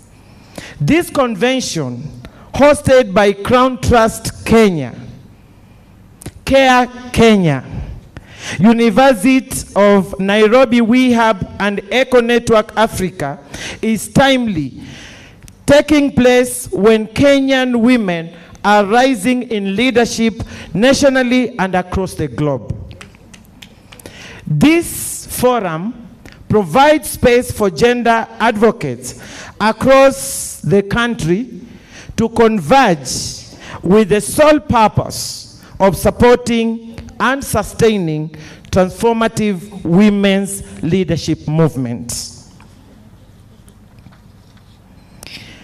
To understand the status of rights of women in Kenya, we need to reflect on where we are coming from, the history that we will read and learn. Where we are today, the gains, the challenges, and the opportunities that exist. By doing so, we are better positioned and informed on some of the innovative strategies that we can employ to advance our cause further. Central to this is the urgent need of of forging greater solidarity among women's network and other like-minded entities who share our vision of transforming the political, social, and economic landscape of women across generations. In 2010, we ushered a new constitution, bringing much excitement, hope, and promise for Kenyan women that finally we are on the right track towards the realization of a more gender equal society. Almost 13 years down the line, we have realized gains that must be protected and advanced for prosperity. Measures have been taken to repeal discriminatory laws and to enact new ones that complement the Constitution. For example, Marriage Act 2014 and the Matrimonial Properties Act 2013 are now being implemented in the courts of law, while the succession law is increasingly being used to enforce the rights of women and girls to inherit property from their parents. There are other progressive initiatives that we should not lose sight of in the discourse of women's rights. And that is one, the National Policy on Gender and Development adopted by Parliament as Sensational Paper number 2 of 2019 on National Policy and Gender. B, adoption of National Land Policy, which recognizes the role of women in land matters, is also a significant step in gender equality. It proposes review of succession, matrimonial property, and other related laws to ensure gender equity and enactment of specific legislation governing division of matrimonial property. C, development of the first ever Kenya land sector gender policy to monitor progress of women land rights in Kenya, as well as agriculture gender policy that was launched in March 2021. D, development of training manual for rural women land rights that seeks to provide a framework for training rural women on their rights to land and natural resources as anchored in the law and policies. Ladies and gentlemen, on women in leadership, today in the history of our country, women are shattering many glass ceilings. And I am proud to share some remarkable statistics that showcase our progress in reducing gender inequalities in Kenya. According to the World Economic Forum gender data, Kenya has made a significant leap in the Gender Development Index, moving from position 118 in 2018 to an impressive position 56 in 2022 globally. We made a significant positive change in a number of areas. For instance, for elected women in National Assembly, we have 29 from 23. From 3 governors to now 7. From 97 to 115 at the county assembly. Sound progress has been made in promoting positive social norms, attitudes, and behaviors that prevent gender-based violence. This is evidenced in the Kenya Demographic Health Survey 2023, which indicated some decrease for women and girls aged 15 to 49.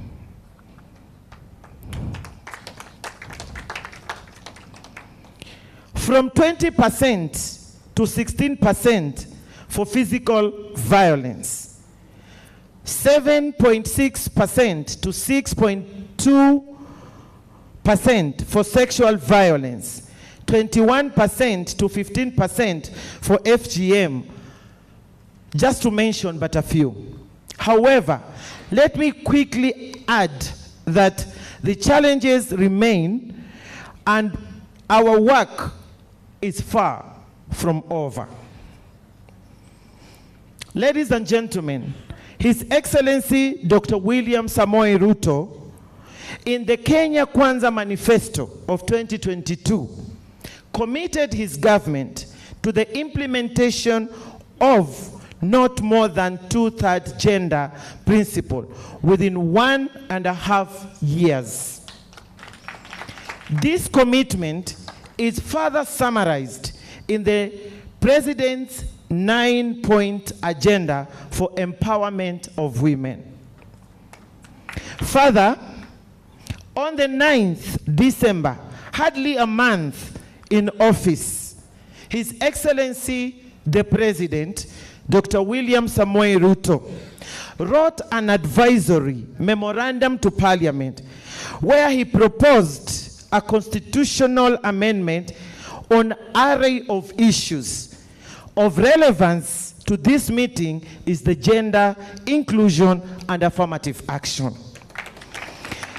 It is in this spirit that the Ministry of Public Service, Gender and Affirmative Action, in playing its role as prescribed in the Executive Order Number 1 of 2023, I inaugurated and gazetted in a multi-agency working group on the 2/3 gender rule.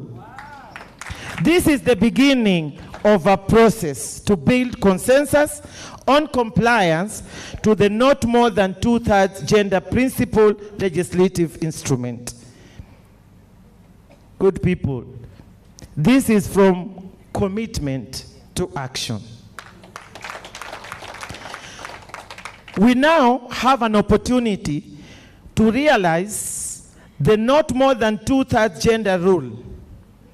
We shall have a role, all of us, to play, and we must rise up to the occasion.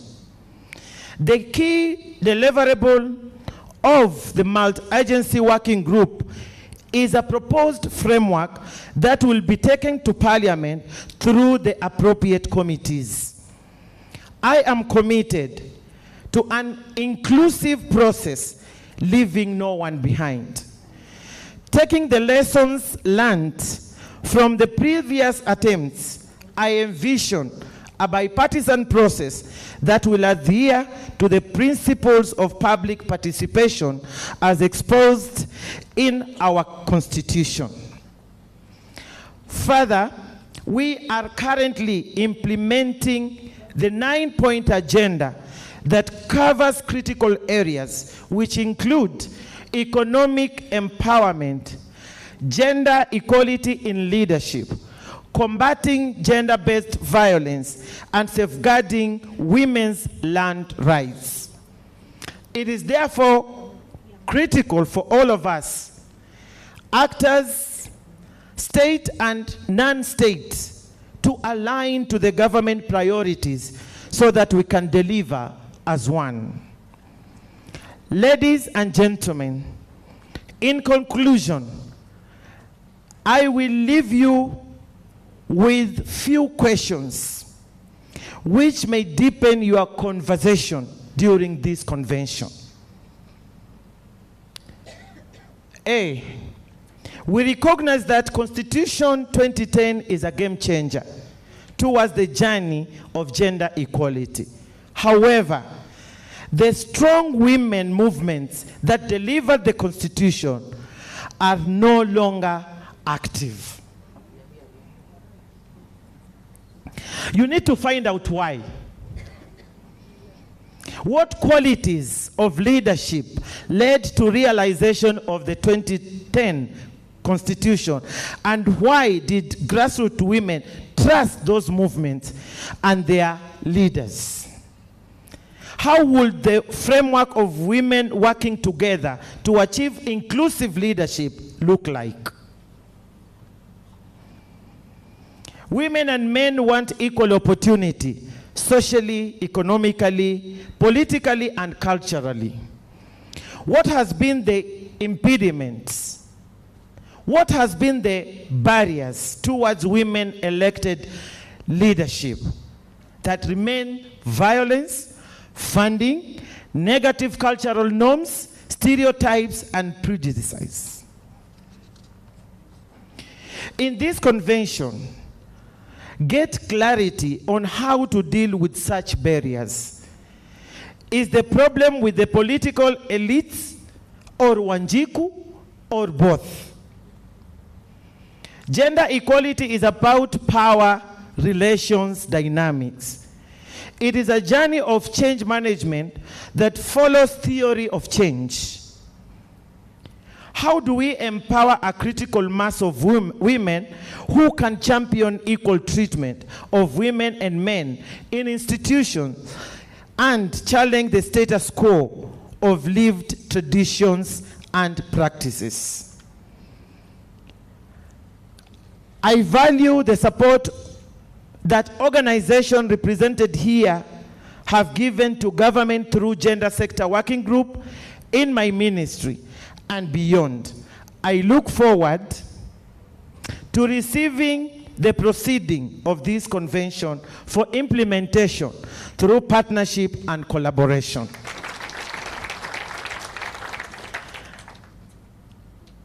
Before I come to the last bit, I have listened to my sister, Anne,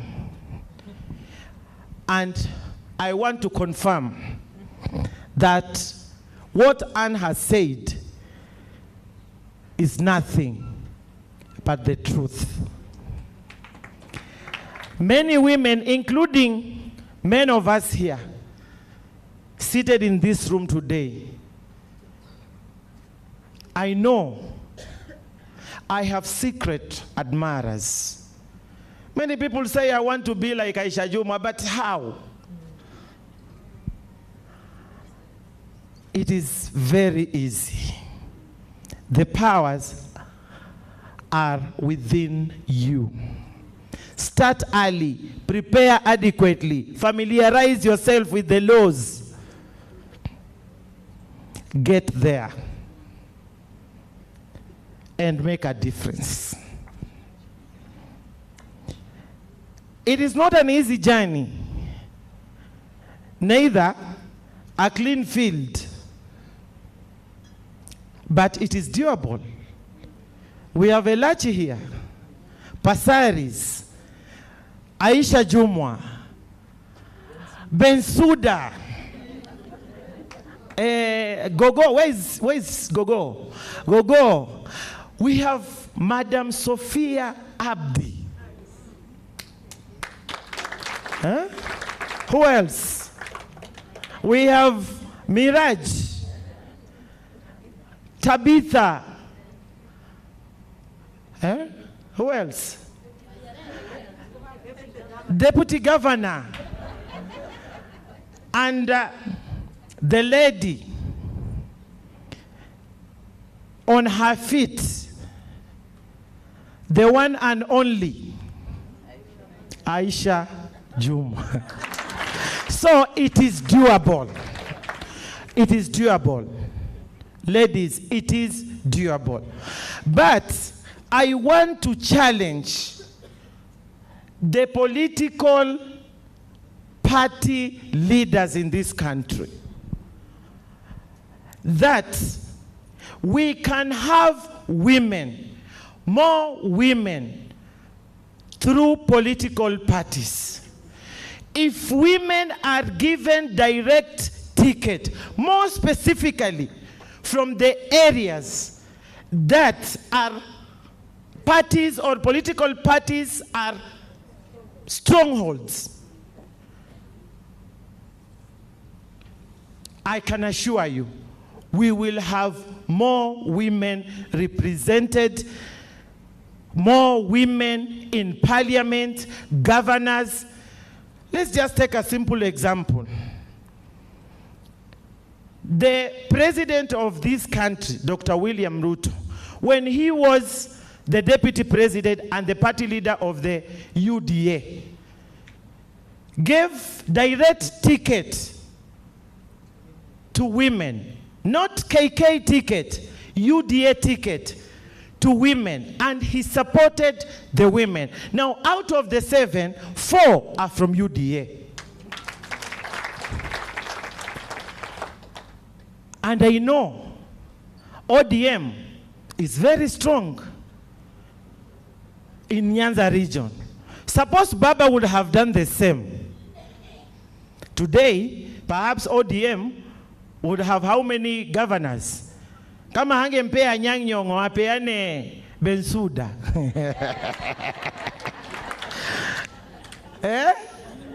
We'll have a Bensouda governor in Kisumu.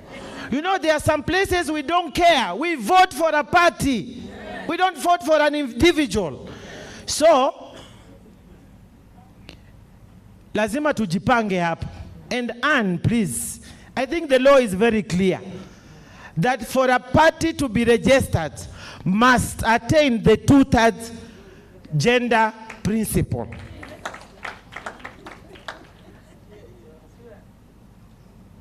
Right? Yeah. So, women, lazima tuwache uoga. Lazima tuwache uoga. So, when we meet here, lamenting, we have everything at our disposal. We have the Constitution really favoring us as women of this country and other written laws. Bado unasema unakuja hapa, mimi nimeonewa, mimi nimefanywa sijui nini, mimi nimefanywa sijui nini, wanaume wanakucheka. Oh, kisikiza, kwanza these people, ati we want a fair level ground. On what basis? We have the Constitution. We have the law. What else do you want? Pesa. Tafuta. Sindio? So women, it is doable. And we need this sector that deals with women in leadership. In our 4 thematic, or rather 5 thematic areas, we have a sector that deals with women leadership and decision making. We need you. Anne has said we cannot, or we are not succeeding because hakuna mtu anaelewa chenye unaanzia wapi. Men are preparing. They are already out. Those who want to be governors, those who want to be MPs, those who want to be president. But Ruto is 10 years. So, so governors, MPs, senators, MCS, watu wameshajipanga.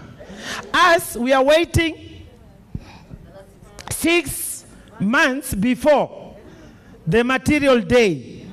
Tunakuja vitenge.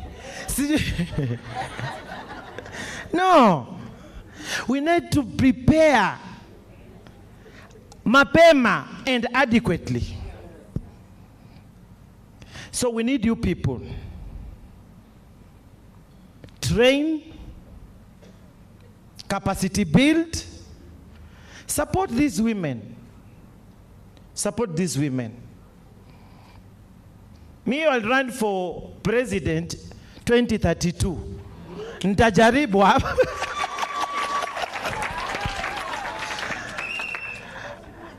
From here, mukitoka munaanza, ataweza wapi? It is possible. It is. Sindio? So, on the issue of realizing, or rather realization of the not more than 2/3 gender principle, I urge everyone, we need you, we need your thoughts, we need your views. Let me tell you, we need this principle of the Constitution to be realized. Why? In this country, there are some regions, counties. If it were not for the affirmative action seat of women rep, we will have zero representation. And more particularly, Northeastern. After my sister here, Sophia, hakuna mama ambaye amekaa kwa constituency today. It's only the women reps. So please, tusimame na tuseme sisi tumeamua, tutasaidiana. And this has never been achieved. I understand that we have had several attempts, more than 4 attempts, on the realization of the not more than 2/3 gender principle. And the reason is well known to majority of us: political goodwill. Now that we have political goodwill from the highest office of the land, that is the president himself and his brother Raila Odinga, muniambie ni nini kitatufanya tusifike hapo? Iko. And I want to tell you, these people are serious. That is why it is one of the agenda in the bipartisan talk. And they are all in agreement. So, we are supporting them as we also pursuing it pande hii ya kina Daisy. Sindio?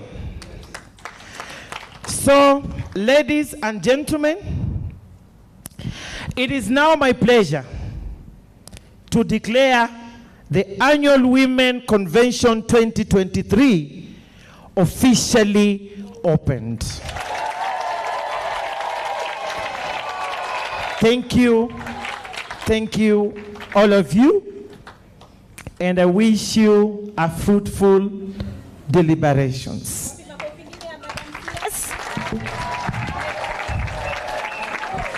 Madam CS, I'll ask you to please be a little bit more patient with us, just for a few minutes, because we have a show of gratitude, something small to show our gratitude for you being here to officially open the annual Women's Rights Convention. I have some gentlemen here. They will move that podium and the microphones so that Daisy can hand over that gift.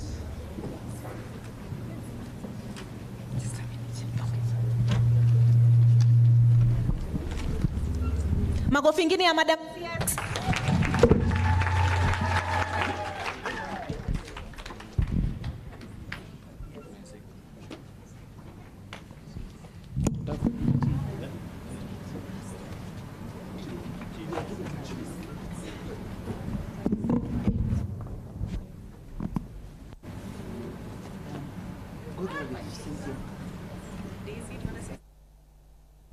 Madam CS, this is a gift from us at Crown Trust, thanking you for being our chief guest and always for your open door policy, always receiving us. Unakubali nikusumbue kila wakati na kupigia simu. You always ready to be with us. So this is just a gift of thank you, and I will ask our board member, yes, to hand it over to you. Please use them. This is a diary, flask, nini. Yes, there's the key holder. Unajua hata these people in my office, they are very creative. Wanakuanga na vitu mingi. Key holder. Yeah. You have a card holder. Yes. You have a diary. You have a flask. And a flash disk. And a flash disk. Yeah. And a pen. Yes, all engraved with your name as a thank you gift. Thank you. Okay. Thank you. And then we also have this plaque. Thank you. Just thanking you for your valued partnership and collaboration. Thank you. Please receive them. We love you. We wish we could give you all the gold in the world. Lakini, this, when you see it, just remember that we love you, we support you, and we appreciate you. Thank you so much. Bado kidogo. I'd like to invite the gentleman who moved the podium, if you can just move these two tables. I think there's only one table left, and the seats, so that I call the following up to take a picture with Madam CS. And I'd like to call up the following: Leah Kagwara, Care International Kenya, to go up on stage. Ms. Jackie Mbogo, Reinvent, to also go up on stage. Mrs. Rahab Mwiyu, Maendeleo ya Wanawake, to please also go up on stage. Anne Nderitu, who is the Registrar of Political Parties, to also go up on stage. Mr. Sebastian, I believe, was called away, as was Janine Coker, but those who are present, including Beatrice Elachi, representing, you will represent Janine? All right, Linda, you could go up on stage. And Madam Beatrice Elachi, Vice Chair Kewopa, to also come up on stage. Can you observe them?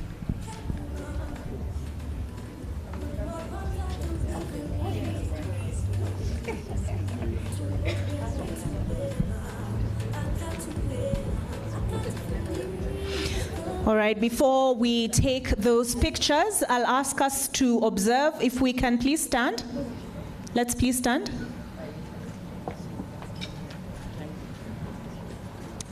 A minute of silence for the chairperson of Crown Trust, who passed away in May. Madam? Miriam Cherogon, starting now.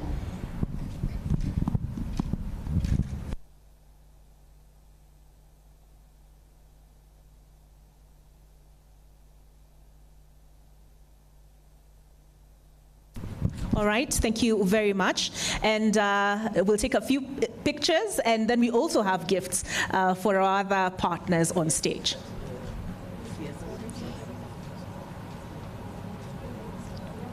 All right, do we have those gifts, please? Oh, they're right here. Cindy, if you could go up and hand them over. Tafadhali. Okay, Madam Rahab for Maendeleo Wanawake. Makofi. All right, on the other side, we also have Leah Kagwara, Care International Kenya. Please hand that over as well. Makofi. We also have standing next to her Ms. Jackie Mbogo, Reinvent. We have a gift for her as well. And one for the Registrar of Political Parties. Oh, she needs to have more handed over. Thank you so very much. We appreciate you. There we go. Madam Anne Nderitu. All right, and one for Ms. Beatrice Elachi, Honorable Member of Parliament, Dagoretti North. Makofi yake. We appreciate all of you, including the members of parliament, serving and former, who have graced this opening ceremony. At this point, the convention has already been officially opened. Yangu ni kuambia tukitoka hapa ni nini? Ni lunch, but let's allow the CS to please. Oh yeah, and Dr. Mary Mbidi, I am so very sorry for that oversight. So very sorry. We have University of Nairobi. Makofi yake. Can we also take a picture, please, with her in the photo? Representing We Have Women Economic Empowerment Hub, University of Nairobi. Makofi yake. All right, Madam CS will allow you to leave the stage at this point. Let's allow her to leave the room before we head out for lunch. Makofi yenu.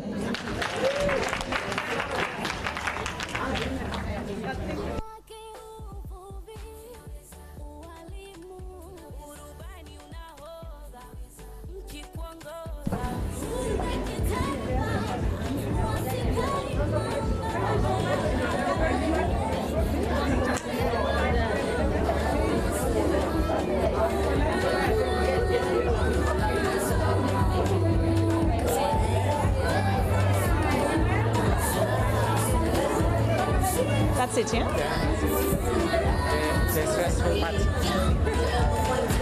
All right, there are lunch vouchers. Be sure to get a voucher, and then you should. They'll be handed over to you at the doors.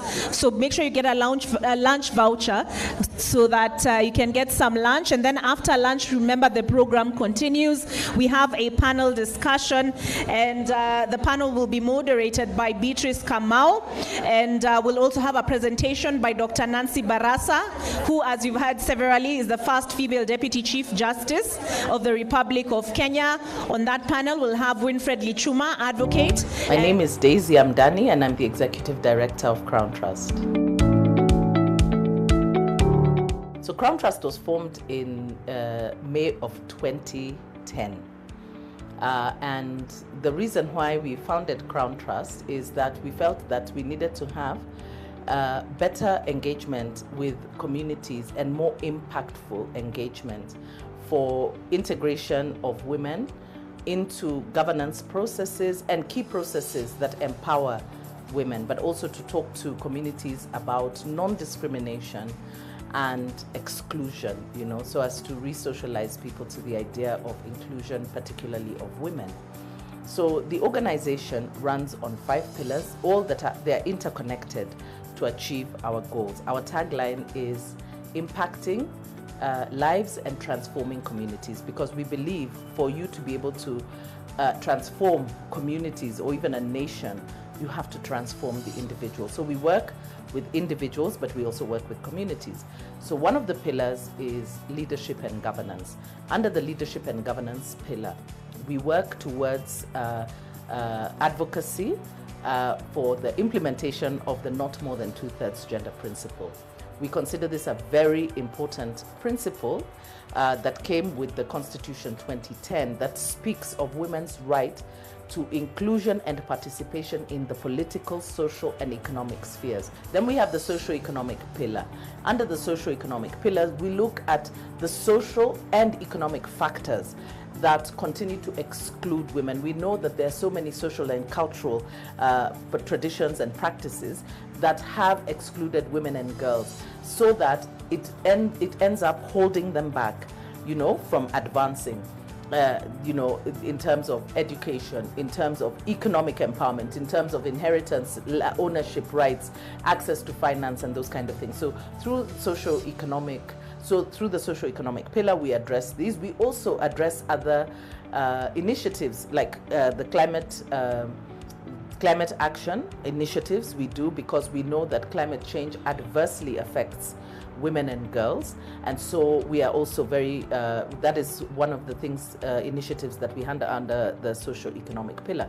Then we have the networking and alliance building pillar, which is one of our key and very strong pillars, where we build a network. We host as Crown Trust the National Women's Steering Committee, which is a platform that brings together individuals united on the issue of women's economic and political emancipation. And then we have the information, education, and communication pillar, IEC, where we develop knowledge products. We have a lot of training materials that we have developed over the years, both in written material. We also have audiovisual materials. We have a learning management system that our partners can access, and get a lot of information and a lot of learning, including self-learning. We do this so that our partners from around the country are able to access through our website all this information. And then of course, we also do education materials, and then our communications. We have our social media handles where we also do communicate the work that we do, and we also run campaigns. When we're running, when we have initiatives or we are running certain campaigns, we want information to be shared out, we use our communication platforms. And then the last pillar, which is institutional and capacity strengthening, that is internal, more internal looking. How do we strengthen ourselves? How do we equip ourselves? How do we build better skills and have institutional policies that strengthen the institution to enable us to do the work that we're doing? So that, in a nutshell, a very big nutshell, is Crown Trust.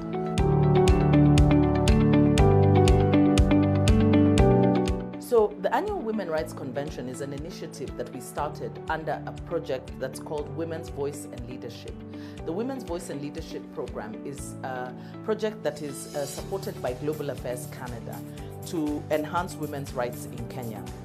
And so we looked at the many different initiatives that we could put together, because as Crown Trust, we are a principal partner in the WVL program, and we are leading on the networking and alliance building pillar.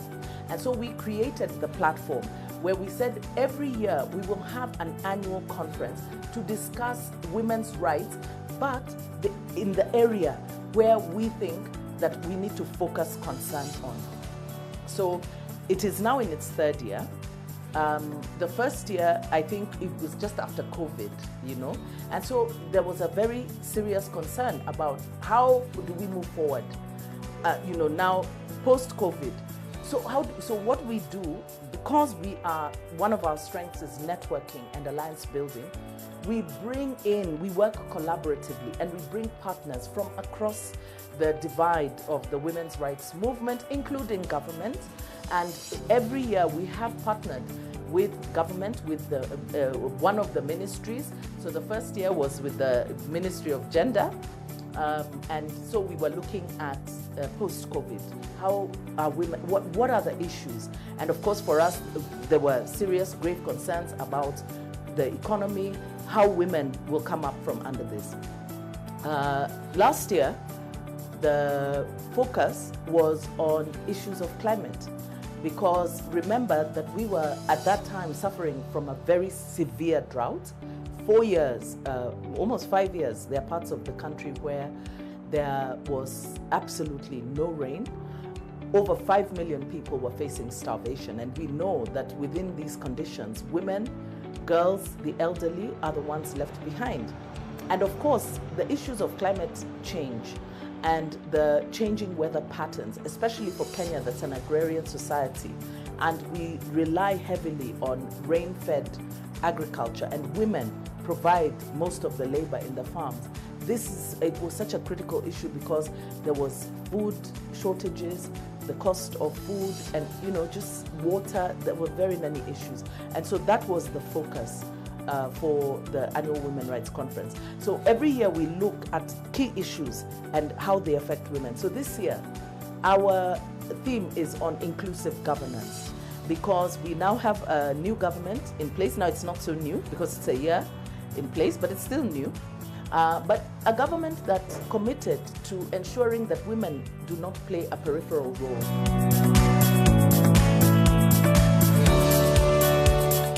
What people need to look forward to is a very, very vibrant discussion on inclusive governance, looking at where we've come from, where we are going, and what we need to do to ensure that we don't lose out on it. Change is not easy, especially when people have been used to a certain way of doing things. And so sometimes people are threatened by change. So we have to have some of these difficult discussions. What do we need to do to make sure that it happens?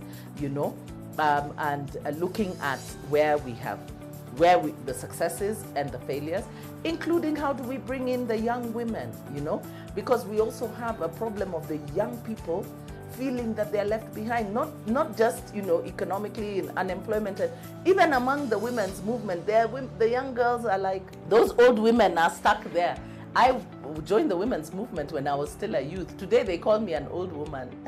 You know, they're like, oh, those old women like Akina Daisy. And I'm like, when did I become an old woman? And the women that we were with before who were mentoring us, they were there. So also talking about intergenerational approaches.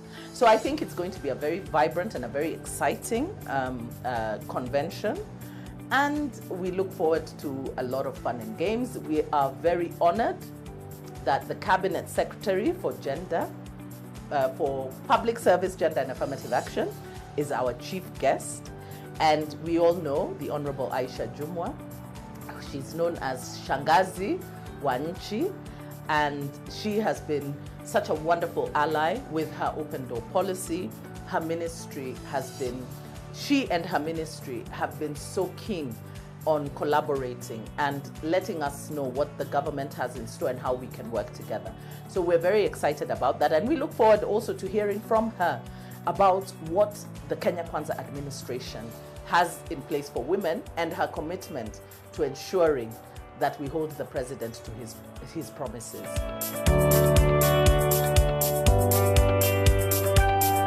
So people can plug in through our social media handles.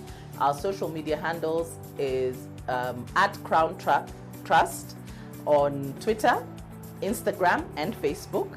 And on our website, www.crowntrust.org, you will be able to find the links. So click on the link and follow the instructions and plug in. It's my pleasure to invite you all to join us. You do not want to miss the annual Women Rights Conference 2023. It's going to be exciting. It's going to be vibrant. We are re-energizing the discussion on inclusive governance. Be sure to join us. We will be live on our YouTube channel, Crown Trust, and you can follow us on all our social media handles, as I've said before, at Crown Trust Kenya. Please follow us, engage. We will be able to share the hashtag. Join us. It's going to be great fun. We welcome you.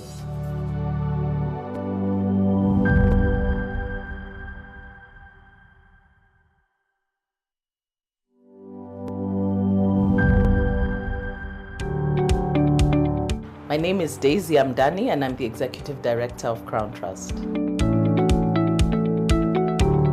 So Crown Trust was formed in May of 2010. And the reason why we founded Crown Trust is that we felt that we needed to have better engagement with communities and more impactful engagement for integration of women into governance processes and key processes that empower women, but also to talk to communities about non-discrimination, us to re-socialize.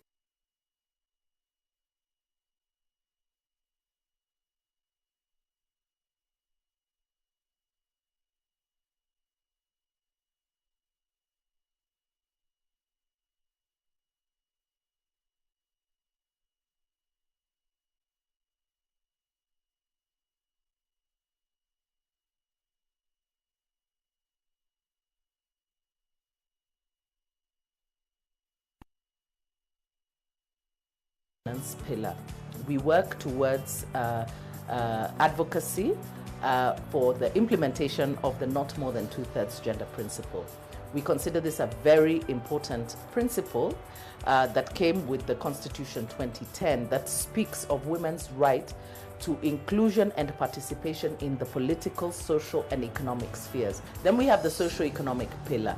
Under the socio-economic pillars, we look at the social and economic factors that continue to exclude women. We know that there are so many social and cultural traditions and practices that have excluded women and girls, so that it ends up holding them back, you know, from advancing. You know, in terms of education, in terms of economic empowerment, in terms of inheritance, ownership rights, access to finance, and those kind of things. So through the socio-economic pillar, we address these. We also address other initiatives like the climate action initiatives we do, because we know that climate change adversely affects women and girls. And so we are also very, that is one of the things, initiatives that we handle under the socio-economic pillar. Then we have the networking and alliance building pillar, which is one of our key and very strong pillars, where we build a network. We host, as Crown Trust, the National Women's Steering Committee, which is a platform that brings together individuals, organizations, and networks united on the issue of women's economic and political emancipation. And then we have the information, education, and communication pillar, IEC, where we develop knowledge products. We have a lot of training materials that we have developed over the years, both in written material. We also have audiovisual materials. We have a learning management system that our partners can access and get a lot of information and a lot of learning, including self-learning. We do this so that our partners from around the country are able to access through our website all this information. And then, of course, we also do education materials, and then our communications. We have our social media handles, where we also do communicate the work that we do, and we also run campaigns. When we're running, when we have initiatives or we are running certain campaigns, we want information to be shared out, we use our communication platforms. And then the last pillar, which is institutional and capacity strengthening, that is internal, more internal looking. How do we strengthen ourselves? How do we equip ourselves? How do we build better skills and have institutional policies that strengthen the institution to enable us to do the work that we're doing? So that, in a nutshell, a very big nutshell, is Crown Trust.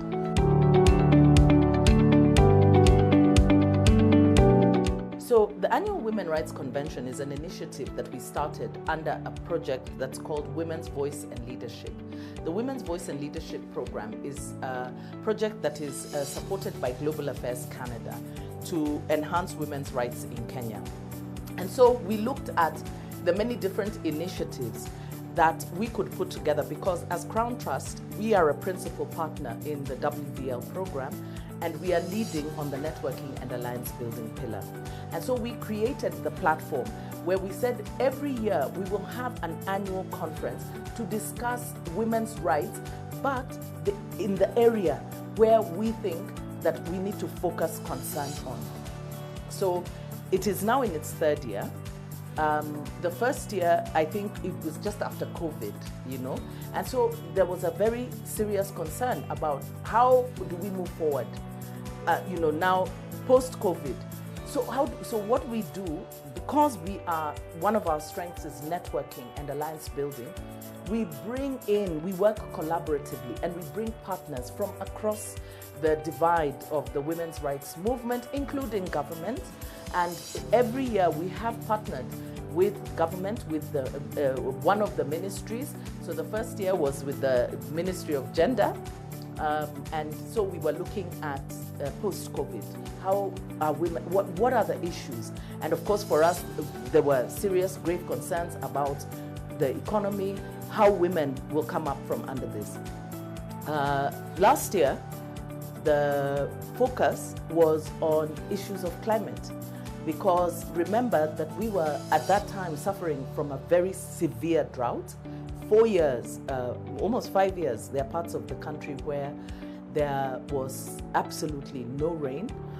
Over 5 million people were facing starvation, and we know that within these conditions, women, girls, the elderly are the ones left behind. And of course, the issues of climate change and the changing weather patterns, especially for Kenya, that's an agrarian society, and we rely heavily on rain-fed agriculture, and women provide most of the labor in the farms. It was such a critical issue because there was food shortages, the cost of food, and just water. There were very many issues, and so that was the focus for the Annual Women Rights Conference. So every year we look at key issues and how they affect women. So this year, our theme is on inclusive governance, because we now have a new government in place. Now it's not so new because it's a year in place, but it's still new. but a government that's committed to ensuring that women do not play a peripheral role.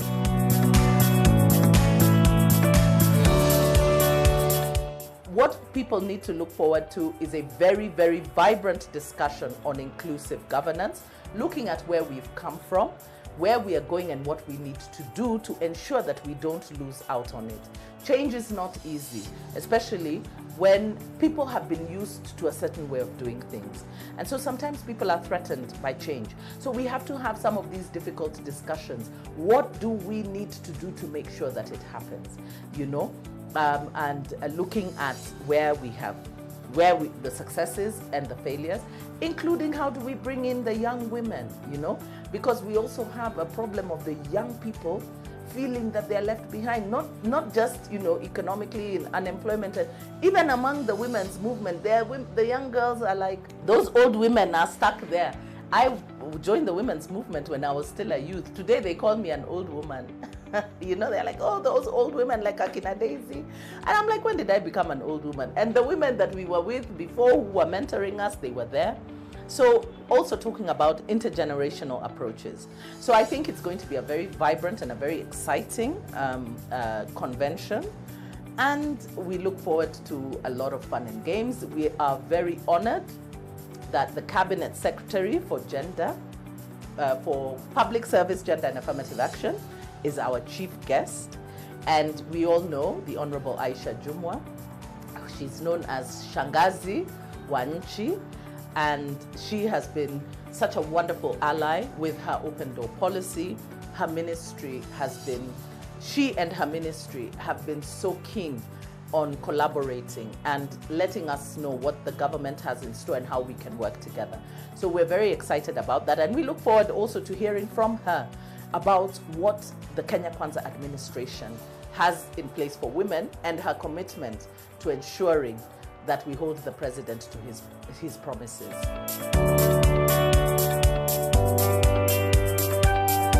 So people can plug in through our social media handles. Our social media handles is at Crown Trust on Twitter, Instagram, and Facebook. And on our website, www.crowntrust.org, you will be able to find the links. So click on the link and follow the instructions and plug in. It's my pleasure to invite you all to join us. You do not want to miss the annual Women Rights Conference 2023. It's going to be exciting, it's going to be vibrant. We are re-energizing the discussion on inclusive governance. Be sure to join us. We will be live on our YouTube channel, Crown Trust, and you can follow us on all our social media handles, as I've said before, at Crown Trust Kenya. Please follow us, engage. We will be able to share the hashtag. Join us. It's going to be great fun. We welcome you.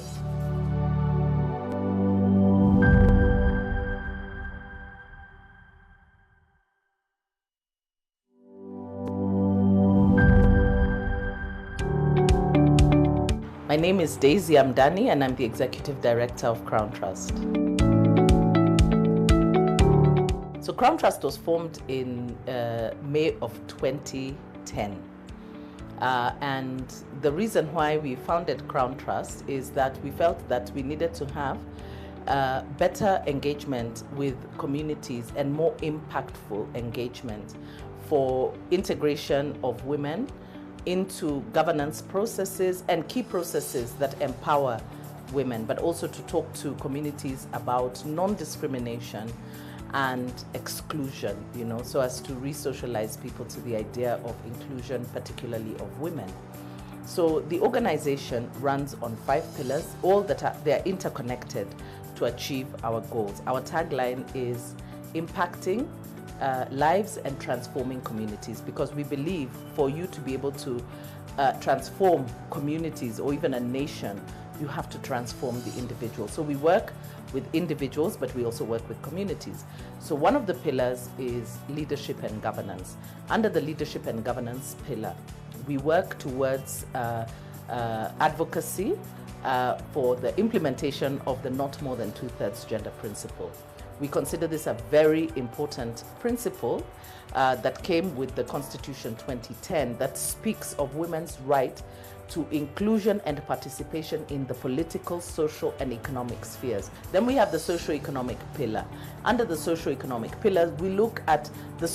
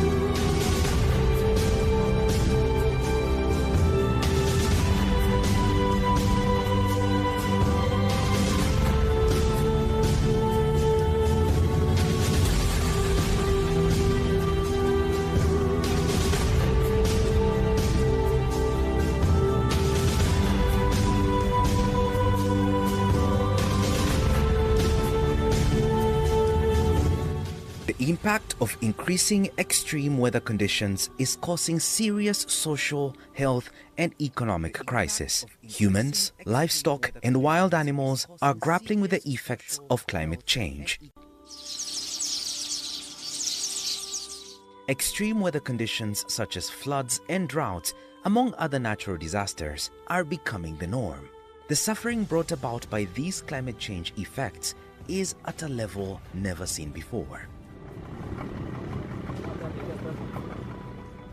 Climate change is it's a lived reality. When we were growing up, we used to be told that it's a thing that it's the problem of of the next generation.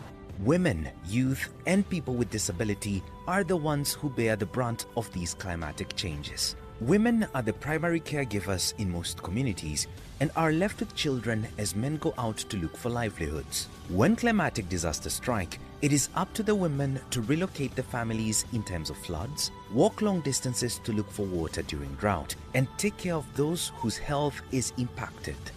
Those with disability, unable to fend for themselves, rely on either well-wishers or guardians who might not be present or able at all times, placing them at vulnerable situations in cases of emergency. And the reason why women are the most vulnerable is because women carry the burden of the whole family. If it's fetching water, they're the ones who fetch water, and they have to walk long distances to fetch water. And in the process of walking for this long distance, they face a lot of challenges with regards to gender-based violence. Our people are suffering from, they don't have pasture for their cattle. They have to move to greener places, across the border. If you walk from here, it is about 25 kilometers to Uganda. So people take their cattle there to Uganda to look for greener pastures. Wakati ya kiangazi, wazee wanahama na mali yawe, wanaenda kutafuta malisho. Wamama wanabaki nyumbani. Hakuna chakula, hakuna nini. Watoto wadogo wanahangaika, ndio maziwa hakuna. Livelihoods are being wiped out, and thousands of people are constantly looking for alternative sources. Farms that were once passed down generations cannot be relied on anymore. Produce is barely enough to feed families, let alone produce surplus for sale.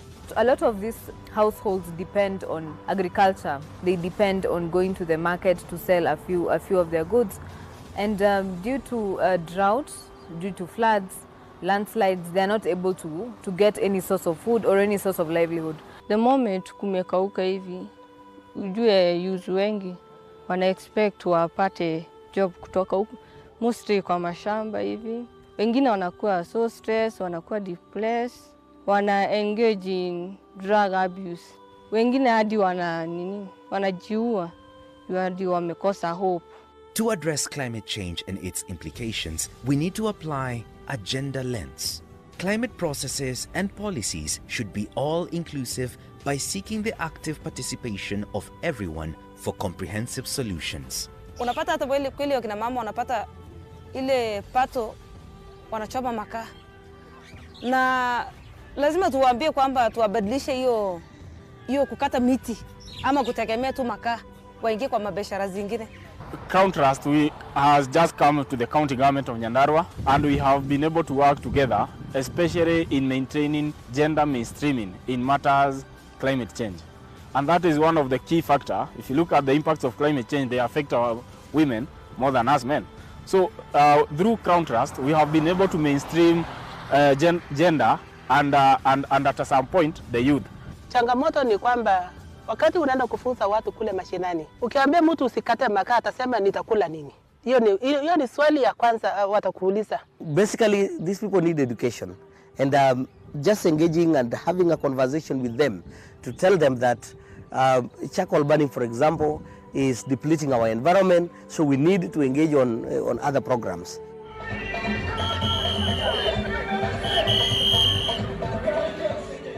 Crown Trust is at the forefront of equipping marginalized groups with skills and knowledge to actively participate in the key climate processes through the Green Champions for Change project, and has set its feet in West Pokot, Nyandarua, and Kwale counties.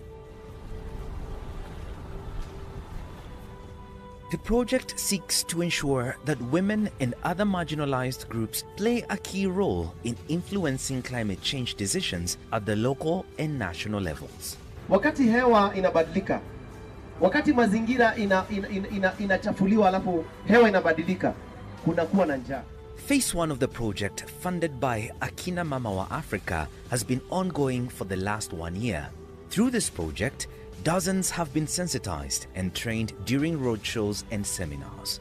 Hii program imenisaidia sana juu imenielimisha women rights, tena imenielimisha vile naweza linda mazingira. Nimejifunza mambo mengi kuhusu hii janga la tunaloita tabia nchi. Kwanza nimejifunza mambo mawili matatu: ku conserve environment na njia moja ama hii na ingine. The first workshop we were taught is about not cutting trees, burning charcoals, no. And the time we started stopping that made us to know how to maintain our environment. Nashukuru sana kwa hii shirika la Crown Trust kwa sababu limeweza kunihusisha hasa kwa trainings ambazo zilikuwa zinanisaidia kuweza kusaidia vijana wengine, hasa masuala ya budget, vile pia masuala ya awareness about climate change. We learned a lot through the program on how we can ensure that the community understand and participate in mitigating the effects of climate change. With women and the youth being the worst hit by the climate change impacts, Crown Trust is working towards cushioning them. Food and water scarcity have made life unbearable for many who spend hours in search of commodities needed in households on a day-to-day basis. Na maji ikikosekana, wamama na wasichana wanaathiriwa sana. Na hiyo bado inaletwa na nchi tabia. Juu wasichana wanaambiwa hata wasiende shule, waende wakatafute maji. Women are they are the ones who perform the domestic chores at home. But most of their time they are out looking for water.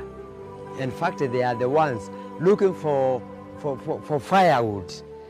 And so they waste a lot of time looking for those two things that are supposed to be given out naturally at the expense of any economic development back in their farms. Despite women in economies heavily based on agriculture being affected by climate change in a big way, their role in climate change adaptation and mitigation has been minimal. To have their voices heard, they must understand their social and political rights. Gender sensitivity in national climate policies, strategies, and practices will ensure that climate actions benefit all. When we talk about gender, most of the times they think it's just women.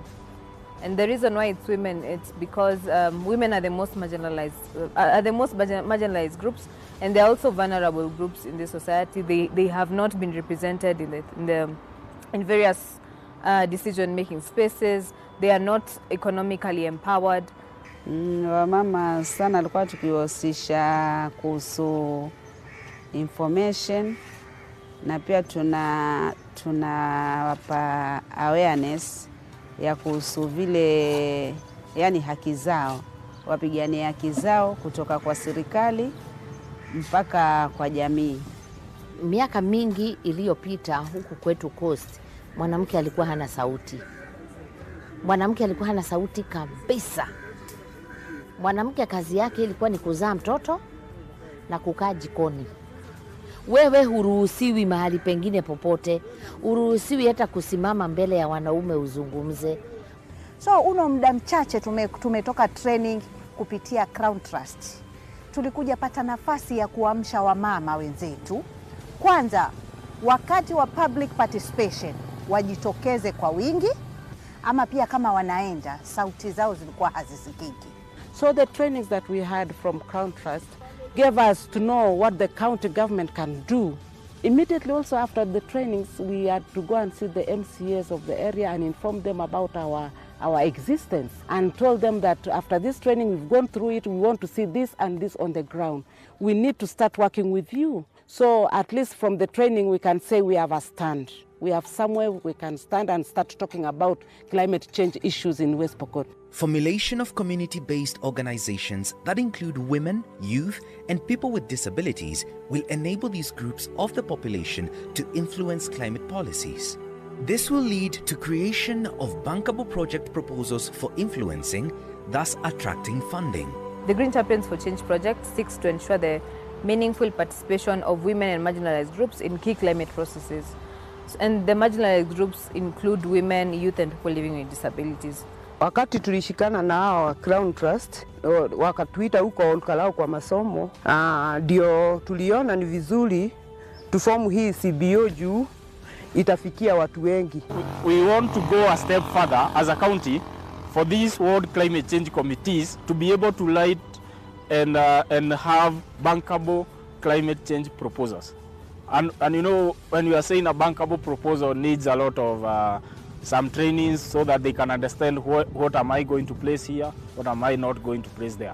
Wakati hawa Crown Trust walipokuja na wakatupeleka training, in fact tuliweza kuinuka na in a very high gear, na tukawa hata Kwale County tulipofanya uchaguzi, na kumbuka tuliweza kwenda kuomba kuingia kwenye kamati za education, kwenye kamati za children, kwenye kamati za lands, kwenye kamati za water. As the first phase of the project comes to an end, marginalized groups should not be seen as victims, but as powerful agents of change. Their full and equal participation in decision-making and implementation is critical. More resources need to be committed to build their experience, expertise, and capacities. I think the capacity building has laid a good foundation for us as climate champions in West Pokot. Phase 1 was all about ensuring that the community members have the knowledge, they have the skills, we have identified the platforms to engage, and we are hoping that Phase 2 will be a process where they are working more with the county governments. Vile vile pia ningependa kwa Crown Trust kama itawezekana waweze kuwekewa budget hawa vijana ambayo itakuwa inawasaidia mambo ya entrepreneurship, mambo ya biashara, watreniwe, na kia bado vile vile wakishatreniwa waweze kupata hata cheti, wapate certificate ya kuwa wametreniwa, na after pale waweze kupewa pesa kidogo ya kuweza kuanzisha biashara yao. Kama itawezekana tupelekwe kwa visit exchange to one of the counties ambaye it is doing the best. We would also like to go to other areas. So we would like to have an expanded knowledge on conservation. What we are trying to do as a county is trying to first is educate people on matters climate change, as well as coming up with programs, initiatives that are help to mitigate and improve the resilience of our people. The time to implement measures to reduce vulnerability to the adverse effects of climate change in the country is now. More specific activities and initiatives supporting afforestation and use of clean sources of fuel, among other climate-friendly activities, need to be implemented. Now that we've been having trainings in the first phase, I was thinking we should have some small implementation on women activities, like if we can come up with merry-go-rounds and see what we can put on the table for women, because women are badly affected by the climate change. So we need to economically empower the women. We were trained on budget process. In budget process, the communities have understood that they can participate in budget making and in planning, so that they can plan on areas that can help them mitigate the effects of climate change. For example, communities have been able to push for projects such as dams. With the trees, we can get shades, and also trees maintain rain. Minus trees is when climate change will be high. Collaboration between government, civil society, and other stakeholders is required to win this war. Policy formulation, budget allocation, and improved awareness and communication are essential in providing intergenerational climate change education.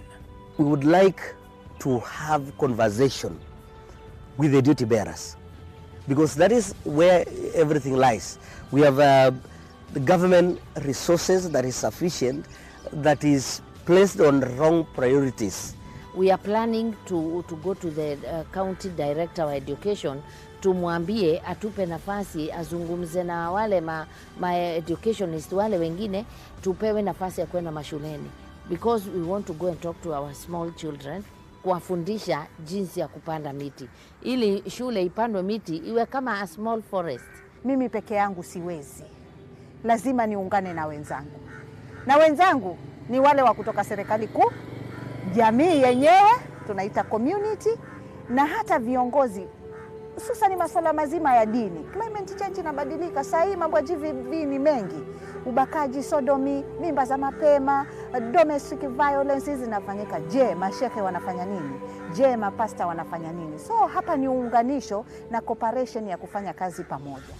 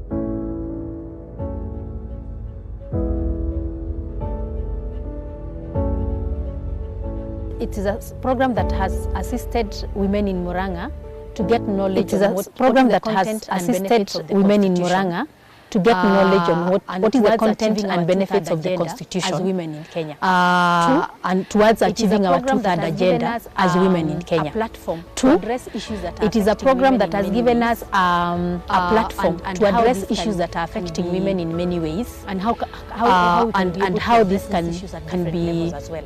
and how we can be able to address these issues at different levels as well. And the third thing that is of benefit to us, it has helped where women can come together and kind of just discuss a movement where women can come together and make just discuss women stuff, women issues, our hands, and look in ways of how we can hold each other, engage women in come up with good leadership. Engage women in support of other women from where they are, and create an avenue where women can. This program is very useful to us, especially we women, because it is a sensitization of women in order to get power. To me, I can see it as a milestone, simply because I was raised by 5 girls who are in front of me. So I've grown embracing ladies' leadership, and this gave me a platform and opportunity to know them well, to know their capability. And when it comes to our society, we have grown in the culture that we don't embrace what we call women leadership so much. And when I came and I met people of the same caliber, people who used to believe in ladies, it gave me a reason to walk out, to go and talk to the ladies so they can understand how they can engage in what we call responsible leadership, still within the community level, still within the, let's say, the church level, within their working places, because by believing in them is when they realize that they have something special. Basically has created awareness to these groups of these categories, that is men, women, the youth and persons with disability, has given them a platform to learn more and become more conscious of issues affecting them, so that they can even task the agents of change around them to get solutions to their issues. But since Crown Trust came to Kajiado North, we have formed so many groups of PWDs, which we have walked a step to know about our constitution and our rights, and now we can stand and talk about PWDs, because already we have learned from Crown Trust how to stay with the people according to our situation of PWDs. It has already enlightened us so that we can be very good leaders, and we also eliminate something that what we said, women are enemies of themselves. So when Crown Trust come, we are also trusting other women. Imenisaidia juu hata kama nimekuwa kiongozi for many kwa muda mrefu, kuna mambo sikuwa najua, so imekuja ikani empower with knowledge, nikakuwa niko na yani fikira zangu zimepanuka kiasi, naweza ingiana na wenye sijawahi ingiana na wao. For the first time we've seen women, young women, youth who are vying for positions of MP, and they have never vied for any other position. You know, you would imagine a young person want to be an MCA, then rise to an to an MP, and then maybe try to be a senator, try to be a women rep. But no, some went directly to MPs. At least we can see women coming up, persons with disabilities speaking up on issues and concerns that affect them. So I would say yes, the project has given them a good platform to participate and become more aware of their issues. I'm very happy with Nakuru County. By seeing the Nakuru County, all the elective positions that we had, ladies were elected in almost each and every position. That shows if we believe in ladies, they will come to realize even them they have the potential. The 20 wards, it was mostly dominated by local women who believed in me, and they were happy. And actually I got votes from those wards. Many of them were encouraged, and they were really inspired that even the marginalized can take positions like elective positions and still make it. I have seen persons with disability vying for a position, and even when she did not make it, she has applied to be nominated. So this is confidence versus clear understanding of what I should be. It is something else. Apart from PWD's groups, we have also formed so many groups of women groups in our area, and already there are so many groups we have run from Crown Trust. There before, you could not find a woman who could represent a board or a committee in any school or any hospital committee.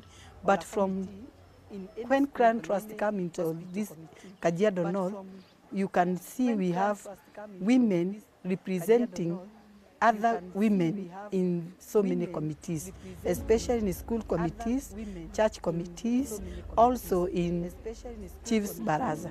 The Women Forum, in terms of sensitization through, or rather to ensure that we are involved in electoral process and we are also involved in elective positions as women, it has been of great importance to us in 3 aspects. 1, helping women rise from grassroots to elective positions. 2, encouraging other women who have decided to be leaders and journeying with them in terms of ensuring that we give them space and we give them ultimate support to rise into leadership because they can be leaders. And 3, through this forum, we have been able to engage women to understand actually what does the Constitution offer for us as women and how we can be able to protect those rights through electing leaders who understand our fate as women. Decisions are made by people who are present. So if women are not present in decision-making tables, then it means nothing will ever happen in their lives and they will just remain just women. But through this program, in terms of sensitization, I have seen women now rise in different positions, in church positions, in chamas where you have several men, in clans where women will not even be leaders. You know, in clans, traditionally, women may not be allowed to be leaders. But with this sensitization, they stand in and say, no, we have to be part of the process. We have to be part of making decisions. And you cannot make decisions when we are seated. You can only make decisions when we are on these tables. Since I've done all this, I would like to be empowered with the security, because security is very important. Like we saw during the nominations, there were a lot of irregularities, like people are buying votes openly without fear, where I can't do because I don't have money. Maybe some, they also fear their husband, their whatever, their culture. Finances is the most challenge to women, because like we are now starting the year, the term. By the time we are starting the term, men are now in the campaigns for next term 2027.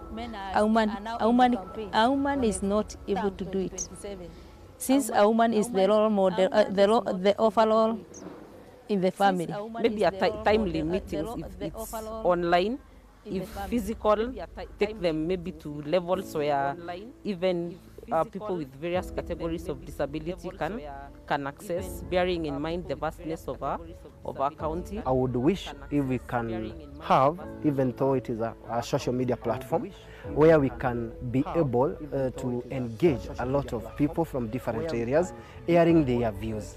And from there, we'll be able to reach people at the shortest time possible. Pia changamoto zingine, kuna shida pia ya elimu. Unakuta wamama kuna siku tulienda Kajiado Central na tukaenda mahali kunaitwa Nalepo. Tukakuta huko wamama hata kuandika jina yake yenyewe ni shida, hawajasoma na inabidi uende na mtu wa translate. So far the program has tried to reach out to many areas, but what I understand from the geographical location of Kajiado County in entirety is very wide, and maybe the organization could consider reaching out to the grassroots level so that other women, other communities get to benefit or even to improve. So we need to have as many awareness forums as we can, so that we can actually again pull women from their comfort zones to ensure that they can become good leaders. The positive attitude that the community or the women in Kenya have gained. You know, every day we are seeing something changing. There is that positivity that we can have women as leaders. But again, there's also a question, now that we have women, what are we likely, what are the likely scenarios? That's also an opportunity that we can learn from. So the positive change of men and women, that women can lead, is a very good opportunity that we can ride on and say, see, we have done it, now we can still do it. The other thing we need to do is to ensure they also understand the opportunities that we have within the Constitution, so that as we rally behind, we also have our expectations. So as we build up the women who want to vie for positions, as we create those opportunities and avenues, then they also need to understand what are their responsibilities within that Constitution. We need to create a movement of women where we can say, if we want, because if we are able to do that coordination, we can have all leaders in Kenya, all leaders in Murang'a as women. Why are we saying that? The number of women who vote versus the number of men who vote. Women vote more. So if we are to rally behind each other and have like a movement, Murang'a women movement, we would have a woman governor, all the seats we would take them. The more skills we gain, the more we are strong. There's a lot of interest in support of women supporting each other, but also there's a big gap in terms of that coordination. We need to coordinate ourselves, and we need to agree that we can lead and we can have like a very well coordinated movement amongst us as well. A very well coordinated movement amongst us as well.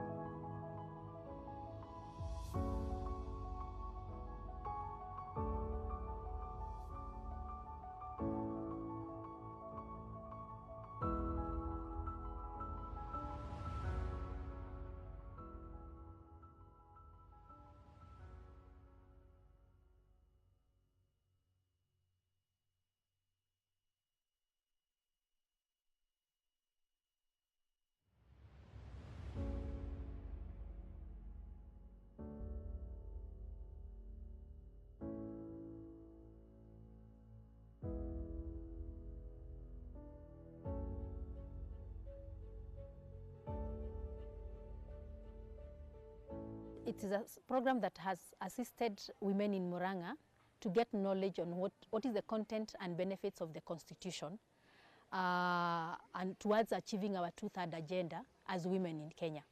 2, it is a program that has given us a platform to address issues that are affecting women in many ways and how this can be, and how we can be able to address these issues at different levels as well.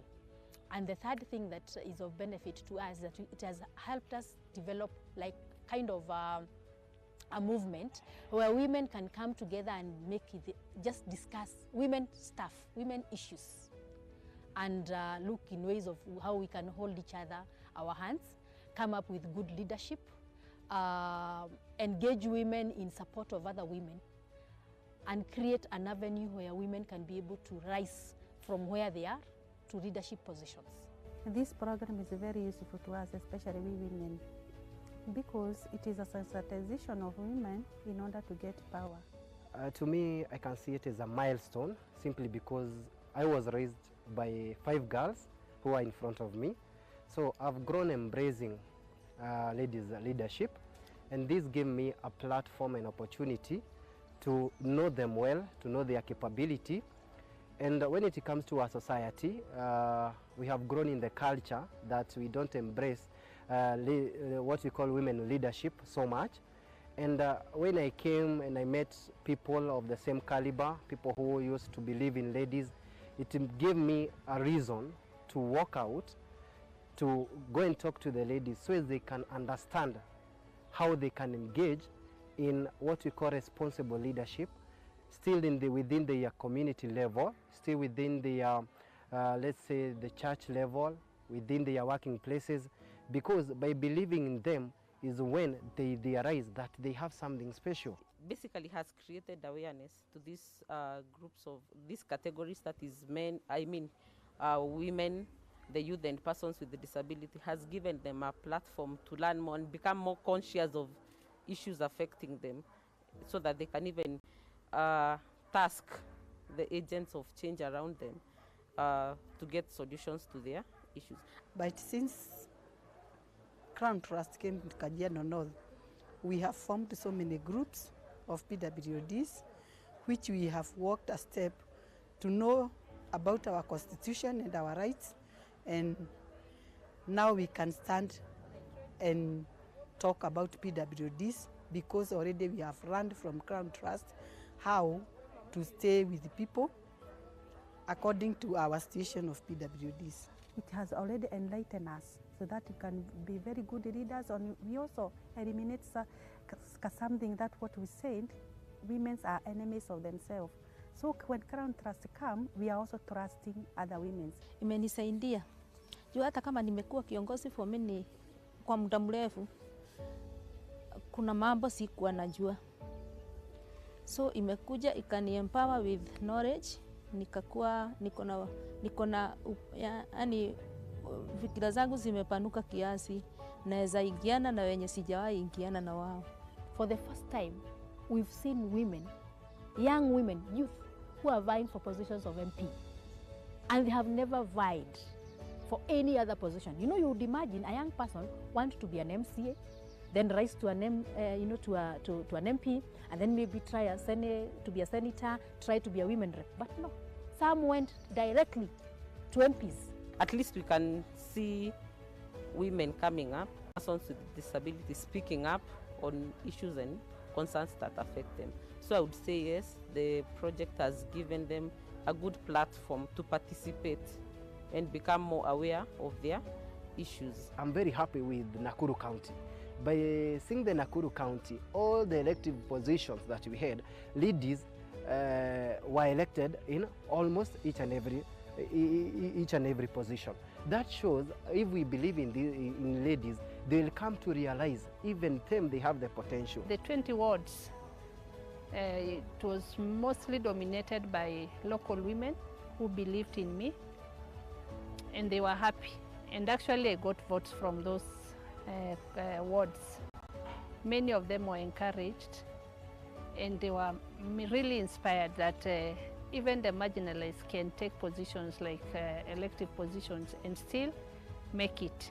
I have seen persons with disability vying for a position, and even when she did not make it, she has applied to be nominated. So this is confidence versus clear understanding of what I should be. It is something else. Apart from PWD's groups, we have also formed so many groups of women groups in our area, and already there are so many groups we have run from Crown Trust. There before, you could not find a woman who could represent a board or a committee in any school or any hospital committee.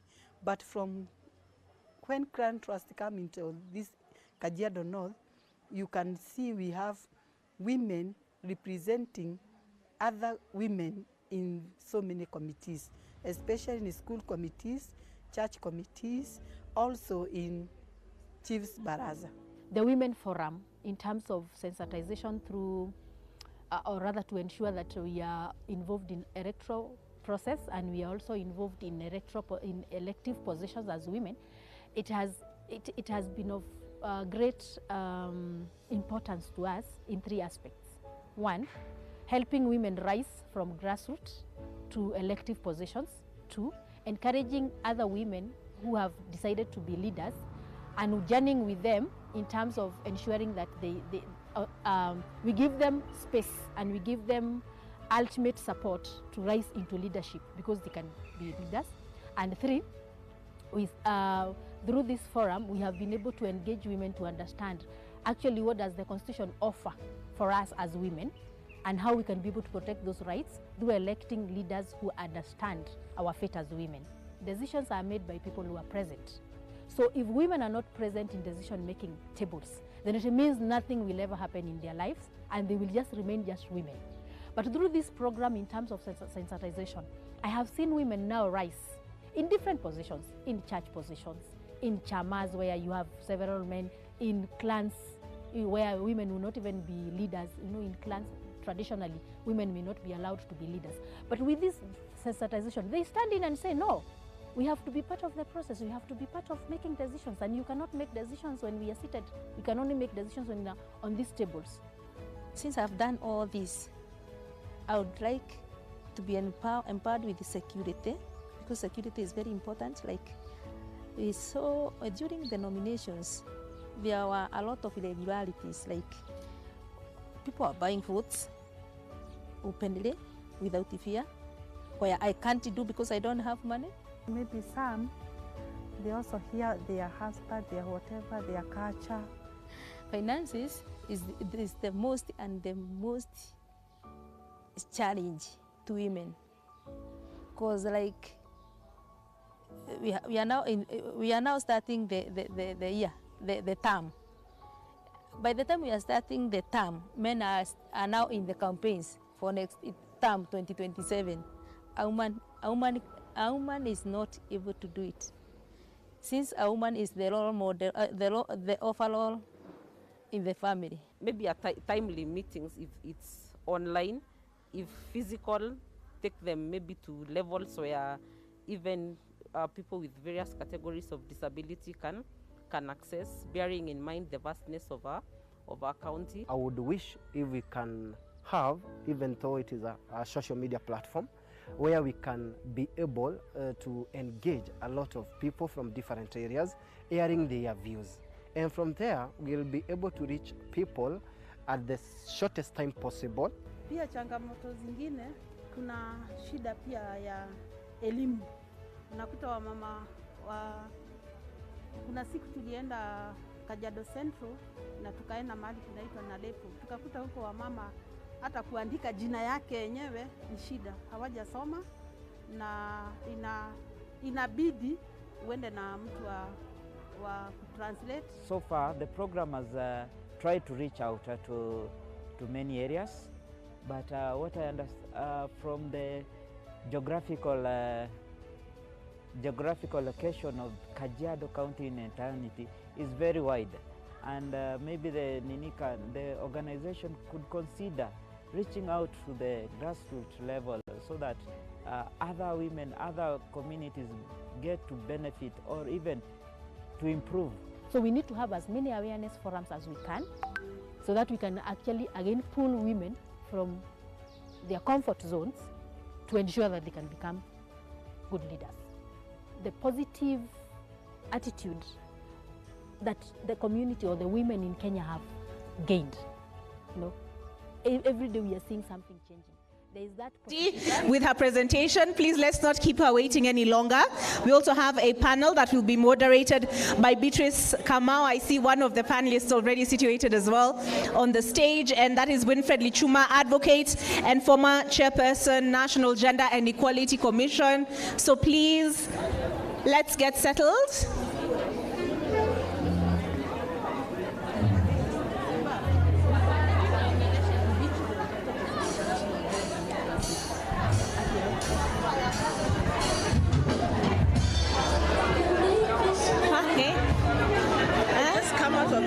Oh, my goodness. Let me ask them to come in. Hi. Hi. Sorry. Hi, ladies. Hi. Can we make this one the last one for now? We'll still have time after to take video and pictures. Please, they're so ready for us. They're already on stage. Yeah? All right.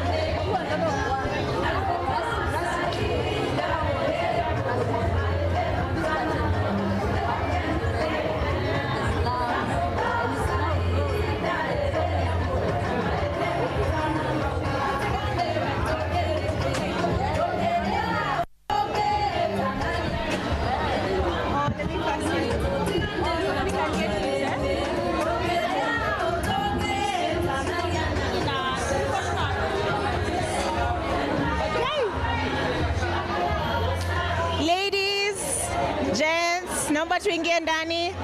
Hi. Sasa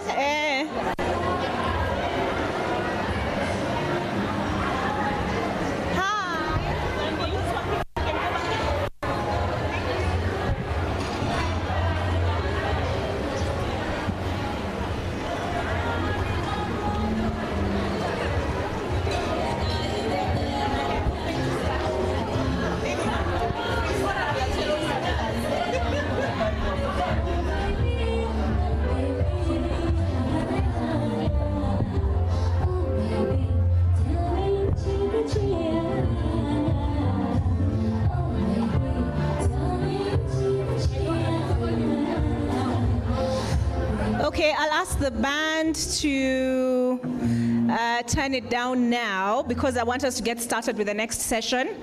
As I mentioned, this next session is going to begin with a presentation. You'll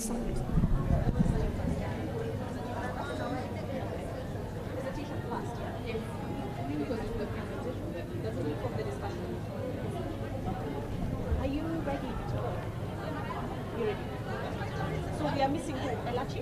Elachi has gone. You tell us it is at 11. I know. So, just everything has come and we are not even. So even getting to see from lunch is a trial.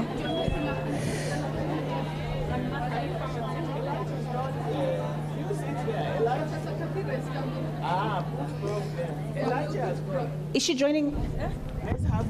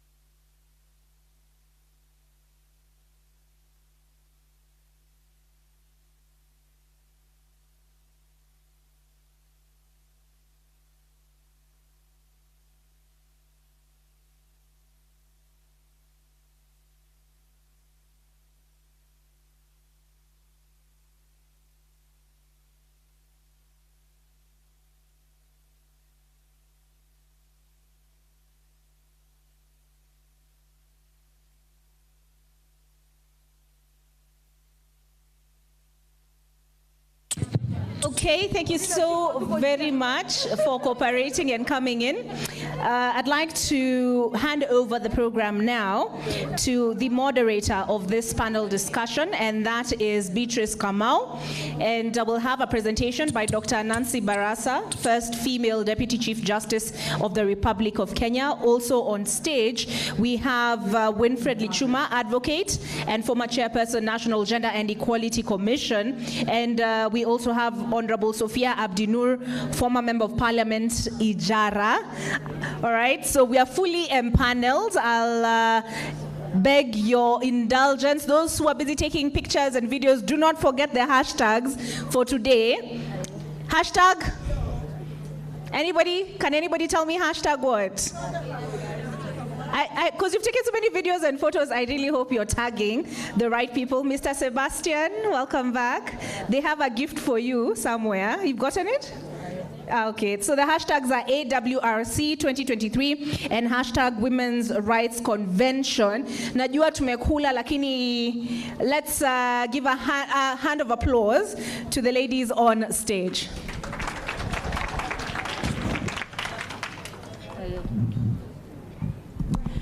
Okay, good afternoon, everyone. Akina mama hoye.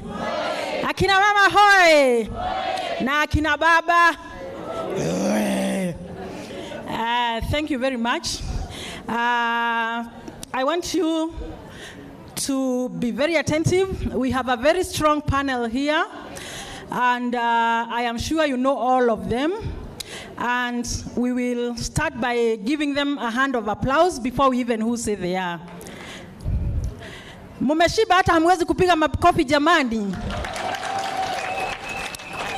Asanteni sana. So now We are starting the afternoon session, and in this session we are going to discuss the issue of 2/3. The issue of 2/3 is what has been in everybody's mouth as they spoke today.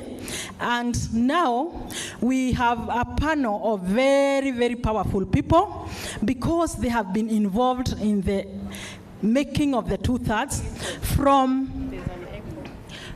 when the Constitution was being written up to now, and they are still not tired.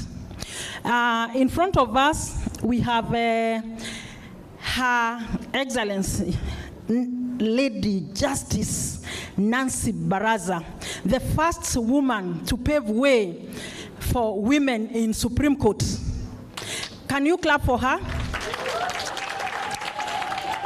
And had it not been for her, probably we would not be having the current Chief Justice. And I want us to claim that seat and say that it will belong to the women for the next 30 years. Kama mnakubaliana na mimi, pigeni makofi. Asante sana. Nancy Baraza was not just the first Chief Justice, but has done a lot of work for women in this country. She has been a chair of FIDA, when FIDA was called FIDA. When kila mtu akisikia, kila mama akipigwa alikuwa anasema nitakupeleka kwa FIDA. Nitafanya. That was when Nancy was the chair. I'm not saying that she was carrying men away, but she was among the first women who have fought for women's rights. Apart from that, she is a village girl from all the way kutoka Kakamega. Na hana hiyo miaka mlisikia ikisemwa women and music can never be dated. So Nancy is still very young at heart, and she's ready to see that we get the 2/3. And she is the one who is going to make the main presentation. We have Mama Sophia Abdi. Mama Sophia Abdi, wave. Wawevie, wakuone. Huyo ndio Mama Sophia Abdi, the first member of parliament in Northeastern, and she has not stopped growing strong. She has been in the civil society and has been serving this country under Womankind, and she has been able to bring many women on board under Womankind organization. Then we have our own Winnie Lichuma, chair. Initially, she was with the Kenya Human Rights Commission, but she also became the first chair of Gender Commission. And she has fought and is still fighting, and she's still growing strong and strong. So we have a very strong panel here, and I want you to clap for them again. Na kama hukukula lunch usipige makofi. Kama ulikula lunch, piga makofi. Thank you. And before I hand over the mic to Nancy, how many men are in this house? Kama wewe mwanaume, inua mkono juu. Unaona hata mkono inashindwa kuinuka. Asanteni kwa kuja kutusupport. That is how our women feel in parliament, because they are very few and they are not even able to be heard, and sometimes they are not seen because they are overwhelmed by numbers. And that is why we are trying to have the 2/3, at least minimum, ndio wakuwe wanaonekana. Asante sana. I want to welcome Nancy Baraza. Nancy Baraza currently is working at the University of Nairobi. She is a member of WeHub and African Women Study Center, and she is still a member of FIDA. Thank you very much.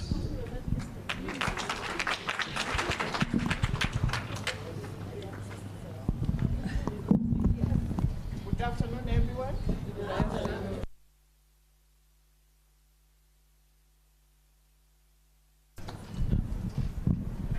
Thank you. Good afternoon, everyone. Good afternoon. So glad to see you. I ventured, and when they tell you the Constitution gives you opportunity, it does. And I was one of the first beneficiaries of the 2010 Constitution.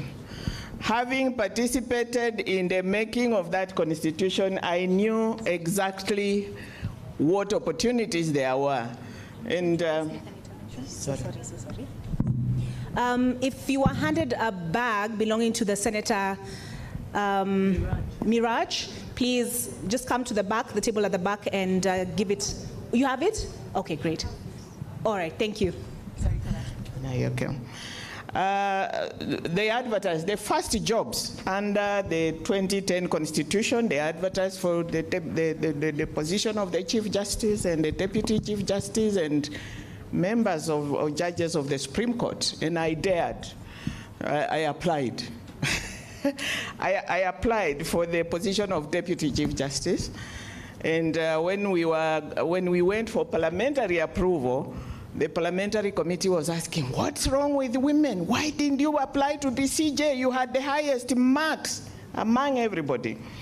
But needless to say, I was a beneficiary. And so I know what this constitution holds for everybody. It gives us opportunities, it respects our rights. But my topic for today, where are these our rights? Where are we in respect of the 2/3 gender rule? Which, as I argue in my paper, and I've come here as an academic, okay? People have talked in their various capacities, but I was told, come, you are coming to class to teach. So I'm here as your teacher. Yeah, we want to understand. Okay? We want to understand what this 1/3 gender rule is. We want to understand the history of the entrenchment of the 1/3 gender rule. We want to understand why we must have either men or women not falling before 1/3 if we want to seriously feel their presence in decision making. We want to understand how far we have gone in our journey to realize the legal framework for actualization of this 2/3 gender rule. And the reason that some of us question where we are with realization of our rights is the journey thus far made for the actualization of the 2/3 gender rule. If we don't actualize it, then maybe we shall do a lot of lip service for a long time. Okay? So as a good teacher, you will listen to me. I will be very academic, but you listen, I'll quote philosophers and I'll quote many writers like Professor Marian Zomo, like Professor Wanjiru Kanjuku Kabira, etc. But those are academics. So that you understand exactly what we are talking about. Okay? So the journey towards the development and adoption of the 2010 Constitution was a long one, as everybody else has said. And it started a whole century back.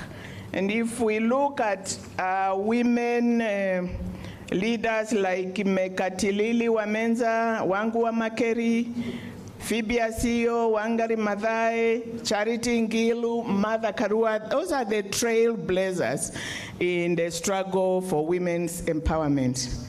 And of course, the mission for this struggle was born out of the realization that inequalities, political oppression, and abuse of state power and other forms of oppression which characterized women's lives had to come to an end. So the adoption of the 2010 Constitution was aimed to end an era of gender-biased and gender-blind policies, and it actually sets the stage for the inclusion and recognition of women's rights and the rights of other minorities who are envisaged when we talk about the 2/3 gender rule. Now, of course, among the most notable gains for women in this constitution is the 2/3 gender rule. We fondly refer to it as the 2/3 gender rule, which, of course, as we have all heard, is a response to women's historical underrepresentation in politics or policies and positions of power and decision making. it aims to achieve this by ensuring that no gender occupies more than 1/3 of such positions. Now, the principle, as we know, is an affirmative action measure recognized by the United Nations as capable of ensuring a threshold of at least 1/3 of the total mass of decision making if the women's voices are to matter. So even as we celebrate the many gains, as has been spoken about, we have made progress in numbers in parliament, in numbers in other positions, but have we met this critical mass of 1/3, at least 1/3, for us to be able to say that we are having an impact on decision making? Even as we say, we have now, I think, 27 elected women. I don't know, I'm not a statistician, but Madam Politico told us about data, okay? We've done well, but for purposes of today's discussion, unless we meet the 2/3 gender critical mass, then we may not be doing very, very well, okay? Progress has been made. But from where I stand, we need to do more. And unless we attain that critical mass, then our impact on decision making, whether we are in parliament, whether we are in the judiciary, whether we are in the executive, it will not matter. It will not give us that impact. And of course, in some institutions in this country, the 2/3 gender has been taken very seriously. And if we look at the judiciary, for example, has done very well. It has done extremely well. It has exceeded even the 1/3, and we are talking about 50-50% representation of men and women. In the Supreme Court, they meet the 1/3. High Court, it is half. Court of Appeal, it is half. Magistracy, women are even more.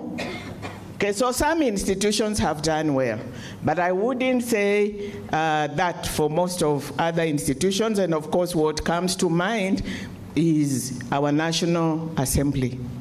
Okay. So I argue here that coupled with a very robust framework, we have a very, very robust constitution. And we have, within that constitution, we have a framework which addresses gender inequality and discrimination. And what comes to mind, of course, is Article 27. What comes in mind is Article 10. What comes in mind is Article 28 on the respect for human dignity and human worth. Which means that constitutionally, the 2/3 gender rule should be able to be realized and be functional. And it is meant to, it is requiring a shift from gender-based discrimination by appreciating the historical context in which women's rights are recalibrated and realized. It gives us that framework. Now, the inclusive design of the Constitution recognizes that in order to reverse the historical and systemic marginalization of women and other marginalized people, a more robust strategy in the form of affirmative action ought to be implemented. And there comes in the 2/3 gender rule. Now, women thought henceforth, since we adopted the Constitution and, of course, our celebrated provision of the 2/3 gender rule, we thought the women's numbers and voices will be a standard safeguard in politics and decision-making in other spheres of life. But have we? Okay, that's my question for today. So we have the entrenched 2/3 gender rule. But critical legal standards of gender equality and equity have not been completely met by the state. Okay, we have made some progress. The state has made some good progress in terms of the realization of women's rights, but we are not yet there. 13 years down after the promulgation of the Constitution, Parliament is yet to pass legislation that would bring its two houses, that is the National Assembly and the Senate, in line with the Constitution's imperative of the 2/3 gender rule. Political leadership continues to ignore the constitutional gender equality provisions. In most appointive positions, such as the cabinet, I think here I'm being an academic, a realist, a critic. I would not say that the political leadership has done well in this regard. How many women are in cabinet? Are they 1/3? Probably, probably not. How many of them are PSS? Are they 1/3? Probably not. And the other appointive positions. And unless we call a spade and do a clear, honest critique, then we won't move. And if we don't move, it means we won't attain that critical mass for us to be able to say we have arrived. We have an impact on decision making. And as we go on, I'll tell you why. Theorists will tell you that that critical 1/3 mass is important for us to have an impact. Okay, so let me look at what affirmative action is. We all know, we may be learning, but affirmative action, as we know, originated in the US to prohibit unfair discrimination against certain groups or people because of no job-related characteristics in terms of their Civil Rights Act of 1960. It has since then been embraced worldwide to address cases of marginalization of minority people in society in terms of opportunities. However, we should note that there isn't a universally accepted definition of affirmative action. But needless to say, it is a principle that has been embraced world over. Attempts have been made to define it. I'll quote one, Gwaith Put, who defines affirmative action as policies or programs that are designed to eliminate invisible as well as visible discrimination and encourage underrepresented groups to reach activation and encourage to reach situations where they are more likely to be the best candidate for the past place. So, for our purposes today, in Kenya, not more than 2/3 gender, or the 2/3 gender rule is a response to women's marginalization from public sphere in which they can influence policy and public affairs through political participation and decision making in public and private bodies. It has been acknowledged that barriers for women's participation in public affairs has been systemic, and it comes from various angles. There is a scholar here who has argued that that the practice of politics has been historically a male concern, as we all know. It has defined its scope from the traditional division between the public and the private spheres. And the public male issues and private women's issues related to household and family. And we all know about the public-private dichotomy, where women are lumped into the private space and the men are reserved the public space, which is more active, which is more prestigious, which has more power, which is paid for, which is listened to, and the women consigned in the private space, where we do, if not more work but who recognizes that work. Even in terms of the law, for the longest time, our law never concerned itself with the private space. It is not until recently, 2015, that, for example, we got the Protection from Domestic Violence Act. And yet we know domestic and gender-based violence is very rife in that public sphere of family, okay? It is just recently that we, as Kenyans, we enacted law to govern and regulate the affairs of children, the affairs of the family.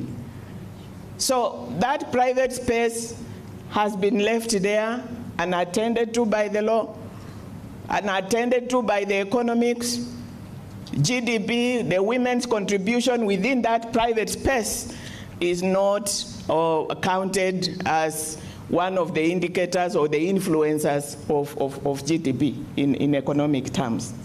So that public-private dichotomy has been one of the major reasons that women have been marginalized, and hence the reason that we entrenched the two-third gender rule. And the several other reasons are there. Patriarchy, of course, lack of economic empowerment, of course, and the law, and I will touch the law, which we all think law is neutral. Law should cater for everybody, but does it? Until probably now, our Kenyan law was male. It was all male. It catered for male interests. It reflected the male world view. And so law itself contributed a lot to the marginalization and discrimination against women. Several other reasons, but needless to say, the Constitution 2010 seeks to address these historical marginalizations of women, of course, through the affirmative action and the robust Bill of Rights, and a robust recognition of the rights of women, the incorporation of international human rights law from covenants, conventions like the CEDAW, we have the Beijing Platform, etc., are now, by virtue of Article 2, 5, and 6 of the Constitution, they are part of our domestic law. So that is a major gain for women. And going hand in hand with the requirement for the two-thirds gender rule, that is Article 81 of the Constitution, there is Article 27(8) of the Constitution, which requires that Parliament should enact a law for the actualization of the two-thirds gender rule. Has it done it? Not yet. It hasn't. Okay? And then I'm completing, madam, if you give me 2 minutes or so. Why the two-thirds gender rule?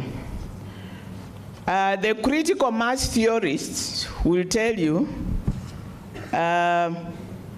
if you have a parliament of 210 MPs and you have 27 women, fine, out there for us who have come from so far as a country, we celebrate, it's good.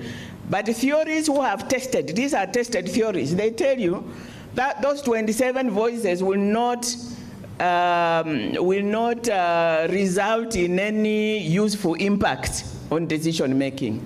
If it falls below 1/3, it won't result in reasonable decision making. In every sector, parliament, judiciary, etc. That is why the UN itself has recognized the critical mass of two-thirds mass for us to have an impact, okay?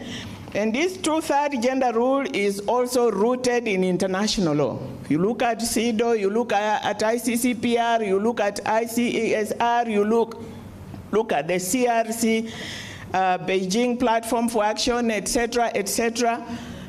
They all support affirmative action and respect for the dignity and human rights of women and, of course, men, so long as we have that equality.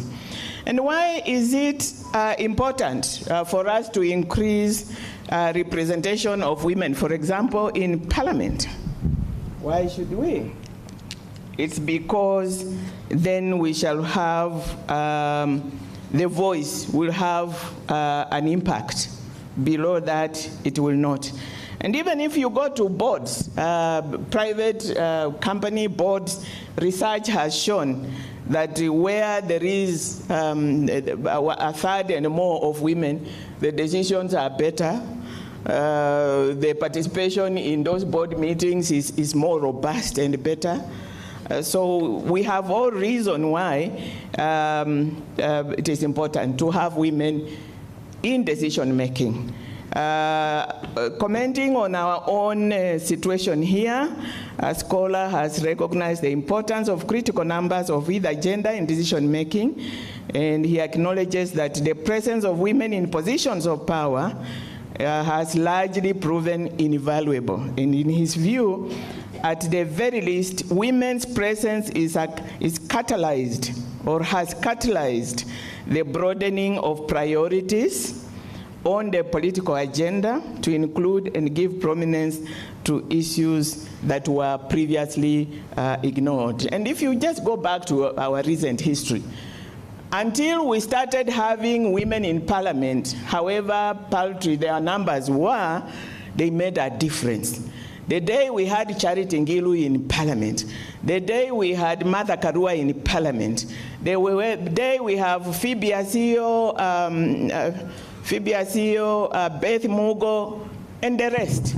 We started seeing legislation in areas which matter most, not just to women, but to society.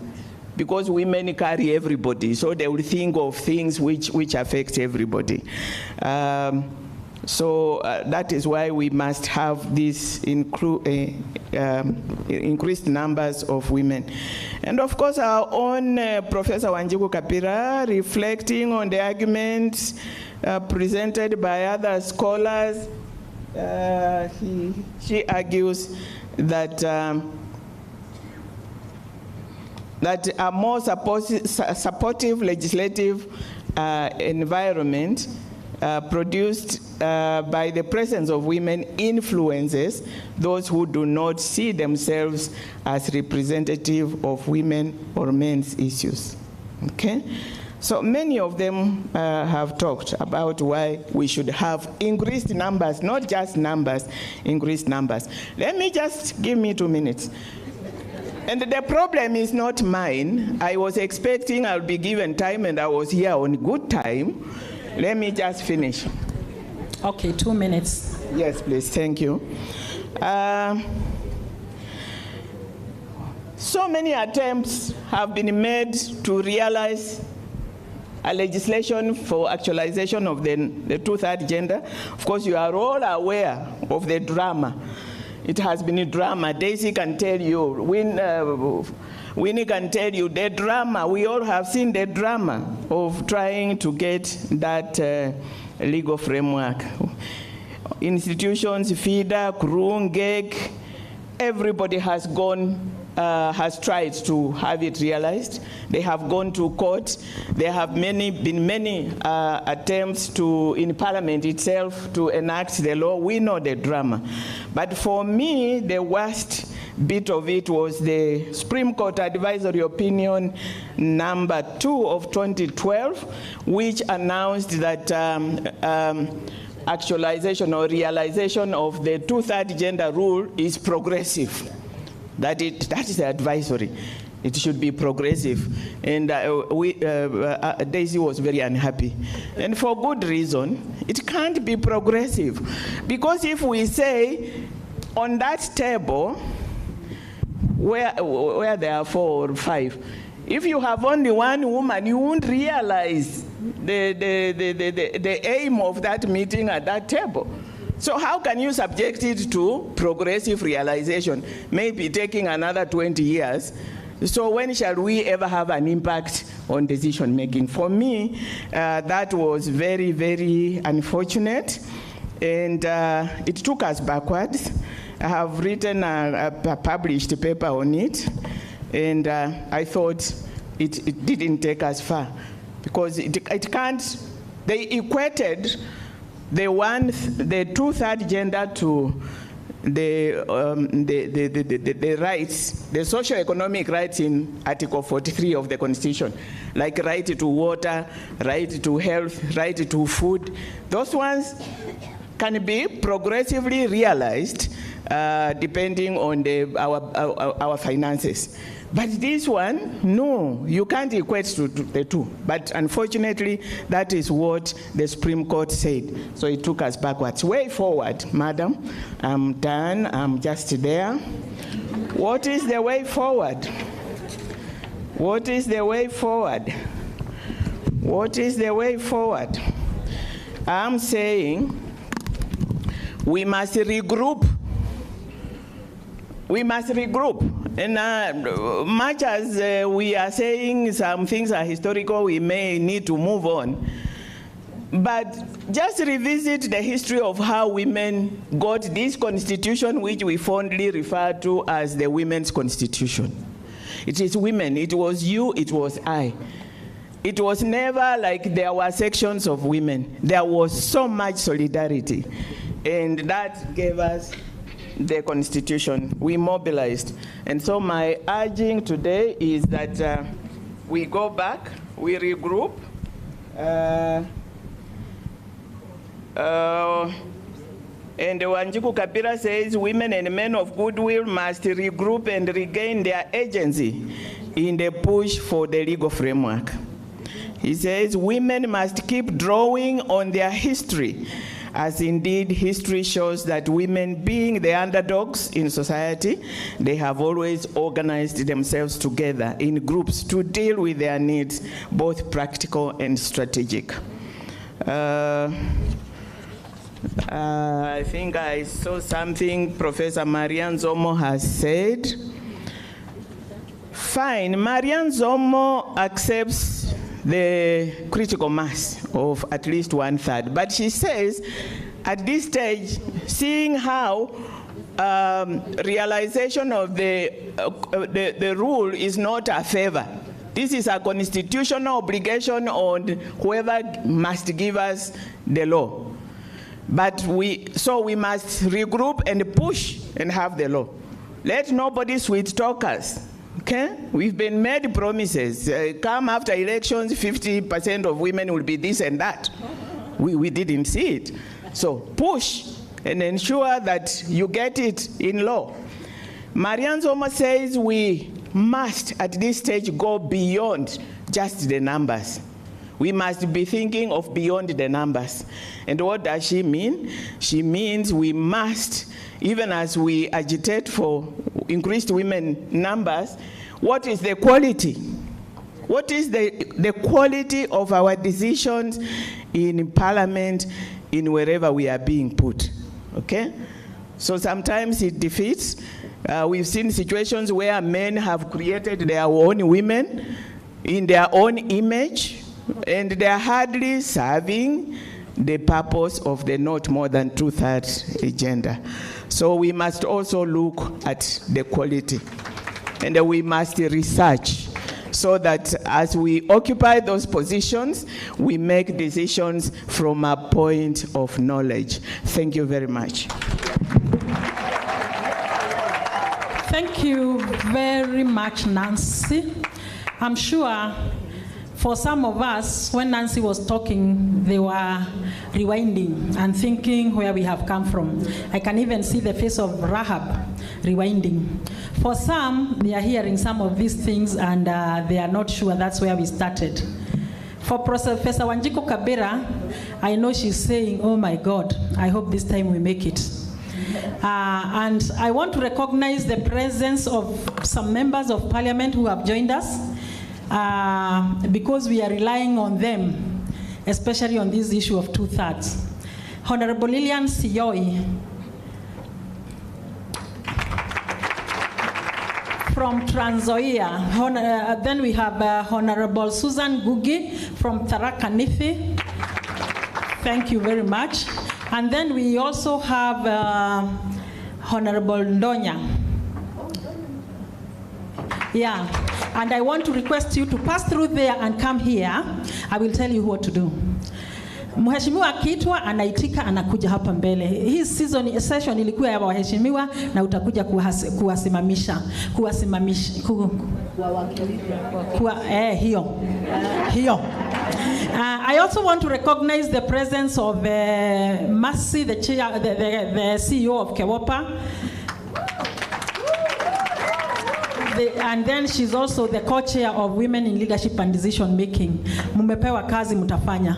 I also want us to recognize the presence of Professor Wanjiku Kabira.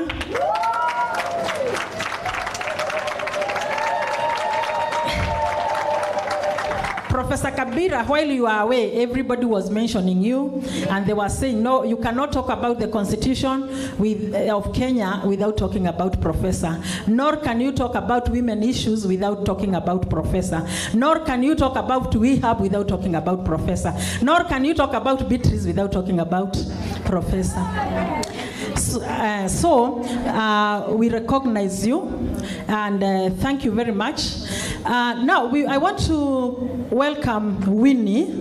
Winnie will be the next person, and I want to strictly give you 5 minutes, and I'll also give Sophia 3 minutes, and our colleague there, a member of parliament, 3 minutes, so that we also get some comments from the floor. And as you will be talking, Winnie, I would like you to mention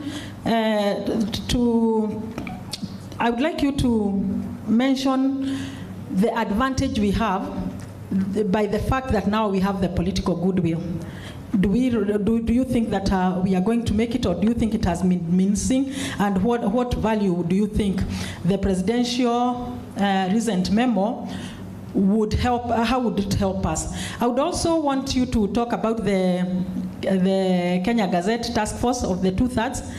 And the strategies and the advice that you would give them, that now they are starting their work by Monday. Then I would also want you to mention about the varying opinions that are coming from everywhere, and how we are going to cool down the fires. Thank you very much. Tumkaribishe kwa makofi jamani. Huyu ni mama wa nguvu. Mkimuona hivyo mjue yako hapa kwa sababu yenu. Asanteni. Okay, I add you 2 more minutes. Good afternoon. Okay, thanks Beatrice and my senior Nancy Daktari for setting the stage. I'm going to give my remarks reflecting on the presentation that we've had. Now, allow me to point out the challenges we have had with the 2/3 gender rule. And I'm saying this because I was privileged to have been the chair of the National Gender Equality Commission after the Constitution. So I was also privileged to walk the journey with a few members that are in this house. So I know where the rain started beating us, and Mudhoni, you are smiling, and what my thoughts are on how we proceed. So number one, yes, I agree with Nancy, Dr. Nancy, that the mistake was made by the Supreme Court, number one. Let me just see by a show of hands, how many people in the room understand what we mean by the not more than 2/3 gender rule? How many people understand? Daisy, look round. So you see where the first role will be, capacity. I do not think people understand what the 2/3 gender rule is. So we need to begin there. The task force, you need huge resources. I hope you know that is not a matter of a team of 15 meeting in the room and making decisions. First, you need to begin with capacity from Parliament. I don't think even the people we now have elected in the House, if the ones who are there with us for that period, we gave that capacity and they could not catch it. Even at the point when people were going to vote, they would still be calling me, Winnie, what is it? What do we need to say? I remember a senator, we gave the private motion to move in the House. And every time the motion came, I was in Parliament or outside Parliament. I needed to be at my phone because a question would be asked and she doesn't know how to navigate. So the 2/3 gender rule, first of all, has been made to be a very technical issue. Yet it was a very simple numerical numbers issue. That we need 1/3 of either gender. It can be men or women. But then it wasn't very easy to pass this message round. So the first mistake, we did not manage to convince the Supreme Court to make it a numerical number approach. So what did they do? We went and said, in the next election, 2012, we did not see the likelihood of 1/3 women making it to the House. What do we need to do? And we hoped that the Supreme Court would have said something like, it has to be realized immediately, and this is the formula. Or AG, go and give us a formula. But instead, what did they do? They went around the Constitution, got their answer in Article 100. Article 100 talks about representation of the vulnerable groups. Women, persons with disabilities, youth, and the marginalized communities. Then they went to the time frame within the Constitution, and they looked. Article 100 was among laws enabling Article 100 were to be in place in 5 years. So they took that, linked it to the 5 years, and told the Attorney General and the government, make sure in 5 years you have the legal framework. And that's where the rain started beating us. Now, for me, if I were to be asked, the second level after giving capacity would be take that Supreme Court ruling back to them to interpret it. I mean, because it is law, it's a legal framework. And they gave us this within a court advisory ruling. You know why we need to do that? It is because it has lapsed. And they're the ones who tied us to the 5 years. And therefore, we cannot move out of it. So number 2 would be, can we get an accountability process from the Supreme Court themselves? And I know Professor Willie had said this before he left. He kept telling me, Winnie, bring back that case to the Supreme Court. Because you know what has happened is, they linked us to Article 100, and then when time was lapsing, Crown Trust, CRU, the Gender Commission, when I was there, we went back to court and started saying time is running up, the 5 years are up. And what did we do? We went back to the enabling section of the Constitution, and we got the court to say, government and AG and Parliament, you have failed. And it is on record. So where do we take that ruling? Because we know that when the former Chief Justice tried to say dissolve Parliament, they laughed it off. I would take back as a lawyer and go back to the Supreme Court with all those gathering as part of our evidence to ask them, where do we go from here? So while one team is doing that, another team then will be building on the goodwill that we have with the current government. Now, When we had a vote being taken in the National Assembly and in the Senate on the legal framework on the not more than 2/3, one is it was turned into a political aspect. So we stopped being a legal process and became a political process. Now, because people did not quite understand the rule, we were divided, even among the women, in terms of yes and no. Kewopa and Mercy, you are here. Unfortunately, now I know everybody, so I'll call you by name. Your team need this time to stick together. They need to stick together and understand. We are happy, I'm happy to do pro bono, to come and teach and teach and teach and teach about the not more than 2/3 gender rule, so that we are not understanding, because sometimes I see when I get in, I think I'm a superwoman. I don't need the 2/3 gender rule. But imagine we, all of us, need the success of the not more than 2/3 gender rule. Why? Because it will increase numbers from appointive to elective positions. Now, we did a lot of things, the dance, sweet talking the men to stand with us.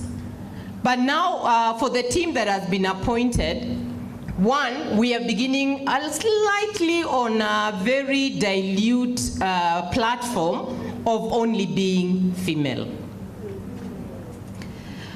Now, the 2/3 gender rule, as much as is a women issue, it is an diversity inclusive issue.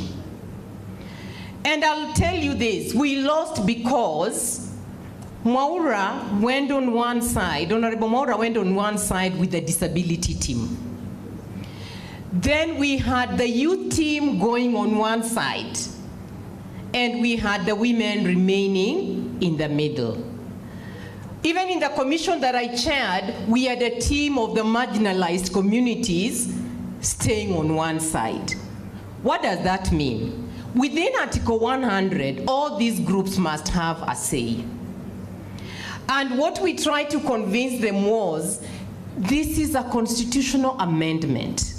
Let's have it, and then we go to the law to write the how. What is in for the disability?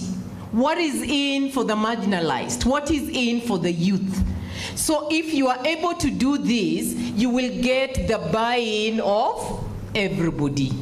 Starting, I said slightly on a wrong footing, my view, I think, because you have room to co-opt, can you begin the first agenda and co-opt as many of the technical team that you require? You need lawyers, for sure. You need economists. Remember, Daisy, you did the budget analysis, so you definitely need the economists.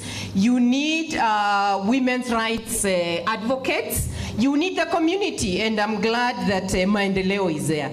Where are the youth? Where are the disability? Where are the marginalized? If you don't put this on the team from the word go, we will be beginning on a very, very loose gear. And for me, I think it must happen, it must succeed, and if we want to succeed, let's impress everybody. Let's get majority coming in. Accountability is a must. And for the women in the house, we need to give them a lot of capacity so that everyone gets on the same page on the not more than 2/3 gender rule, and then we can move to go and talk to the people outside. I say resources because it is not about the many meetings. You must go mashinani, get their views. You must get the technical people giving you their views, and getting the views of everyone put together. Then now you move to the house. The Attorney General, of course, is a must. Try to get him on your side. Thank you. Thank you, Winnie. Just before you sit down, Winnie, because you are the legal mind in the House, there has been many differing legal opinions about the approach that we should use for the 2/3. In 1 minute, what would you advise? The not more than 2/3 gender rule, I've said one is a legal problem, because it's in the Constitution. But being a legal problem, we'll need a legal mind. The legal mind is that we need to find a way of getting either an equality law under Article 100 or amending the Constitution. The challenge we have had is getting the numbers to amend the Constitution. But if there's political goodwill, and I believe I saw the last meeting we made, they said that political goodwill of amending the Constitution would be available, then it will be a legal issue. If not, then let's go the legislation. Let's do an equality legislation and try to push in the numbers of Article 100. So let's open our mind, because the other time we went amending the Constitution. If the amendment of the Constitution is going to prove difficult, let's arm ourselves with an equality legislation that will allow us to write Article 100 into the equality law. Thank you. Thank you very much, Win. Let's clap for her. And as we clap for Winnie, I want to recognize the presence of Dr. Nzioki Akinyi. Dr. Akinyi Nzioki, are you in the house? Please wave. Oh, she left. Oh, okay, thank you. Now I want to invite Sophia Abdi. And Sophia Abdi, I would want you as you talk, I would want you to tell us, to talk about the political goodwill, and also talk about the task force that has been elected, what the challenges that have already emerged, and how we are going to, your advice on how we should cool this temperature so that we all move together. Just use that. Thank you so much. And good afternoon. When we talk about two-thirds and Kenyan Constitution, what comes to my mind? There's a lot that comes to my mind. And I feel that the struggles that the women gone through the constitutional process, I know who are new faces in the women movement that I see today in this house. We started long way. Over 30 years, 20 years, women were talking about women empowerment, women movement. Some of us have been tear-gassed many times just because we wanted to hold a hand of a sister. So about two-thirds, I was lucky I was in Bomas. I was lucky again, I was in the 10th Parliament, where the 2010 Constitution was enacted. I was again very lucky that I was in the 27 committee members who were locked in Naivasha too. And we call ourselves the framers of this Constitution. So, how did two-thirds came about? Two-thirds came about because of the women. Men did not want to hear that. It was very difficult. And when we were in the 10th Parliament, we were only 22 women. 6 of us were nominated. So 16 were elected. Out of the 16 who were elected, they again were made ministers and assistant ministers. Those who could stand up and talk for women issues and what have you, we were about 8 women in the House. And the 8 of us had to come together. We didn't know where we could start. We didn't, today, my sister is talking about capacity. Some of us did not have capacity then. We didn't know anything, but we had the passion of the women at heart. So what do we do? What we did was through our umbrella body in the House of the Women. We discussed and we said we must influence this process of the Constitution this time round. And we had to be friends with men. We could go with them to their constituency. We could do fundraising for them. We could go with them to the burial. They didn't know. It was our secret. They thought we were so good to them. But we identified, every woman identified a certain group of men that we could work with. I went all over this country with men. I was nominated. I didn't have a constituency then. So when your issue comes, you just go to the group that you have been working with, that you are eating with them. Sometimes you could go and spend with them. So you tell them, now today is my issue, please help me. And that's how they helped us. So when we were in Naivasha, it became a problem. And men said, there were 20 and we were 7, the 27. Men said, we do not want anything called free seat. He nominated Kama Sophia, we don't want. He flower girl Kama Sophia, we don't want. So what do? We had to walk out as women from Naivasha. Not once, not twice, not thrice, just because of our issues of 2/3 understand us, but they didn't want to offend the other men. In the evening, those issues tomorrow like this. And some of them became our consultant and our experts. Are you getting? Yes. One of them, I don't want to hide, one of them was the current president. When we walked out, he walked out with us and he told us, you women go and think about your problems. We will not give you free seats. Free seats to the men. He was talking to the men. Are you getting? And to us, he told us to go. He came after us and he helped us craft the 47 county women seats. And when we came with a proposal and we sold to the people that this is our proposal, we want every county to have a women seat where women could contest on their own, that was agreed without a question. Then, the only mistake then we did was we had something for the county assemblies, but we forgot to carry the same to the national level. That's why we are faced with this challenge today.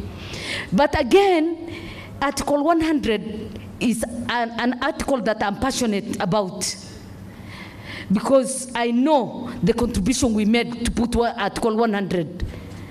And we thought if we covered the counties, we could use Article 100 to cover the national, so that we could have the 2/3. So, for me, what you have told me is the challenges we are facing. I know we have a good political will today, because if the current president was then in 2010 and 2009, when we were together in Naivasha, could support us at that level, today that he is the decision maker of this country, then we have good political will. But as women, we will not stop and say he is there for us. We need to work and regroup ourselves. We need to work and regroup. The voices of women are not heard these days completely. We have a cabinet. It is not having 2/3. Nobody talked. Is there any woman who talked about it? It just went. We have boards. All those boards that were appointed, they do not have 2/3. We didn't talk about it. And then we have the chairs of the boards. If you can count, there are less than 10 women in all those boards. We have 200 and something boards in this country, 300 something. And imagine we have about 10 women who are chairs. Yeah? So we have not talked about it. Then commission. So what we are saying is, the first thing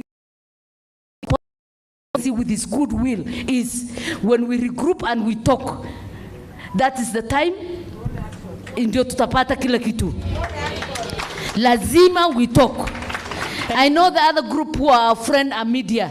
Media, you have been our friends, and we want you to continue to be our friends. We want your help. Once the media is on our side, we will be able to achieve a lot. So we are asking the media team, you have done a lot with us, and we need your support again. The marginalized... Can you clap for that? Then the other thing is about the youth, persons with disability. We carried you throughout as women. We carried you where you are today. It is scarcity of the women of this nation. So you need to support. It is not only that the affirmative action or 2/3 is not only for women, it is for all marginalized communities. And marginalized community, the youth are involved, persons with disability are involved, so we are advising them. No, let us work hand in hand together to the women MPs. Women MPs, you go back to the record and you will see. When I was in the 12th Parliament, I can tell you we did not do the much we did in the 10th Parliament. In the 12th Parliament, we did not do as much. So the 13th Parliament, we are asking you.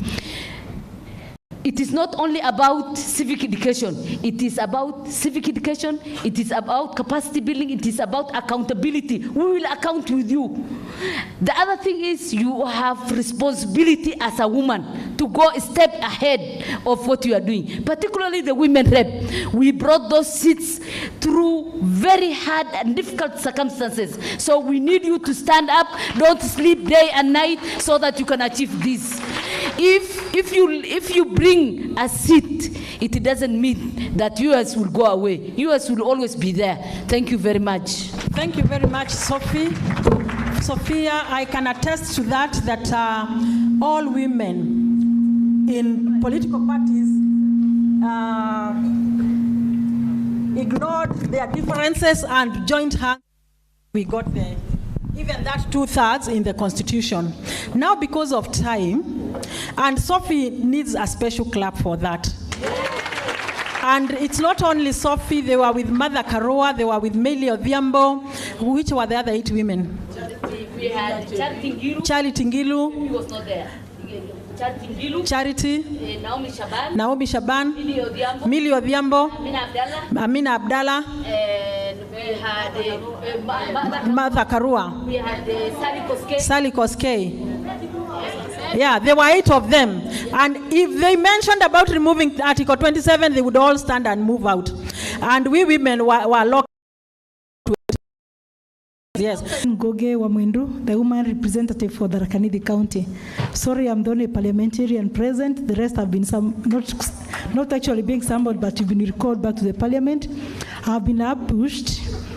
But let me first go, or even as women reps, we've been elected as women reps, and that seat was fought for by the likes of Kina Sophie, so that we can get energy and the resources to look for proper seats that are being fought for by men. When most of us get nominated, especially from the MCS to the parliament or even to the Senate, we just sit there comfortably. We don't get to understand that we are there to be empowered and strive to get proper seats that we can campaign amongst men and get seats. So kindly, madam, I don't know whether you can have sensitization workshops or seminars or through the media for the women who have been elected as women reps, for the women who have been nominated in the various seats, to understand that they are not there to sit there comfortably. I don't like seeing it, a woman getting elected as a woman rep first term, second term, and third term. Look at me, I'm not going for a gubernatorial seat. Yes. So that I leave it to another woman to get empowered and fight for a proper seat. Otherwise, we are going to support the 2/3 gender rule. I know even in parliament is being undermined. We can get to a committee, madam. We'll take questions together after.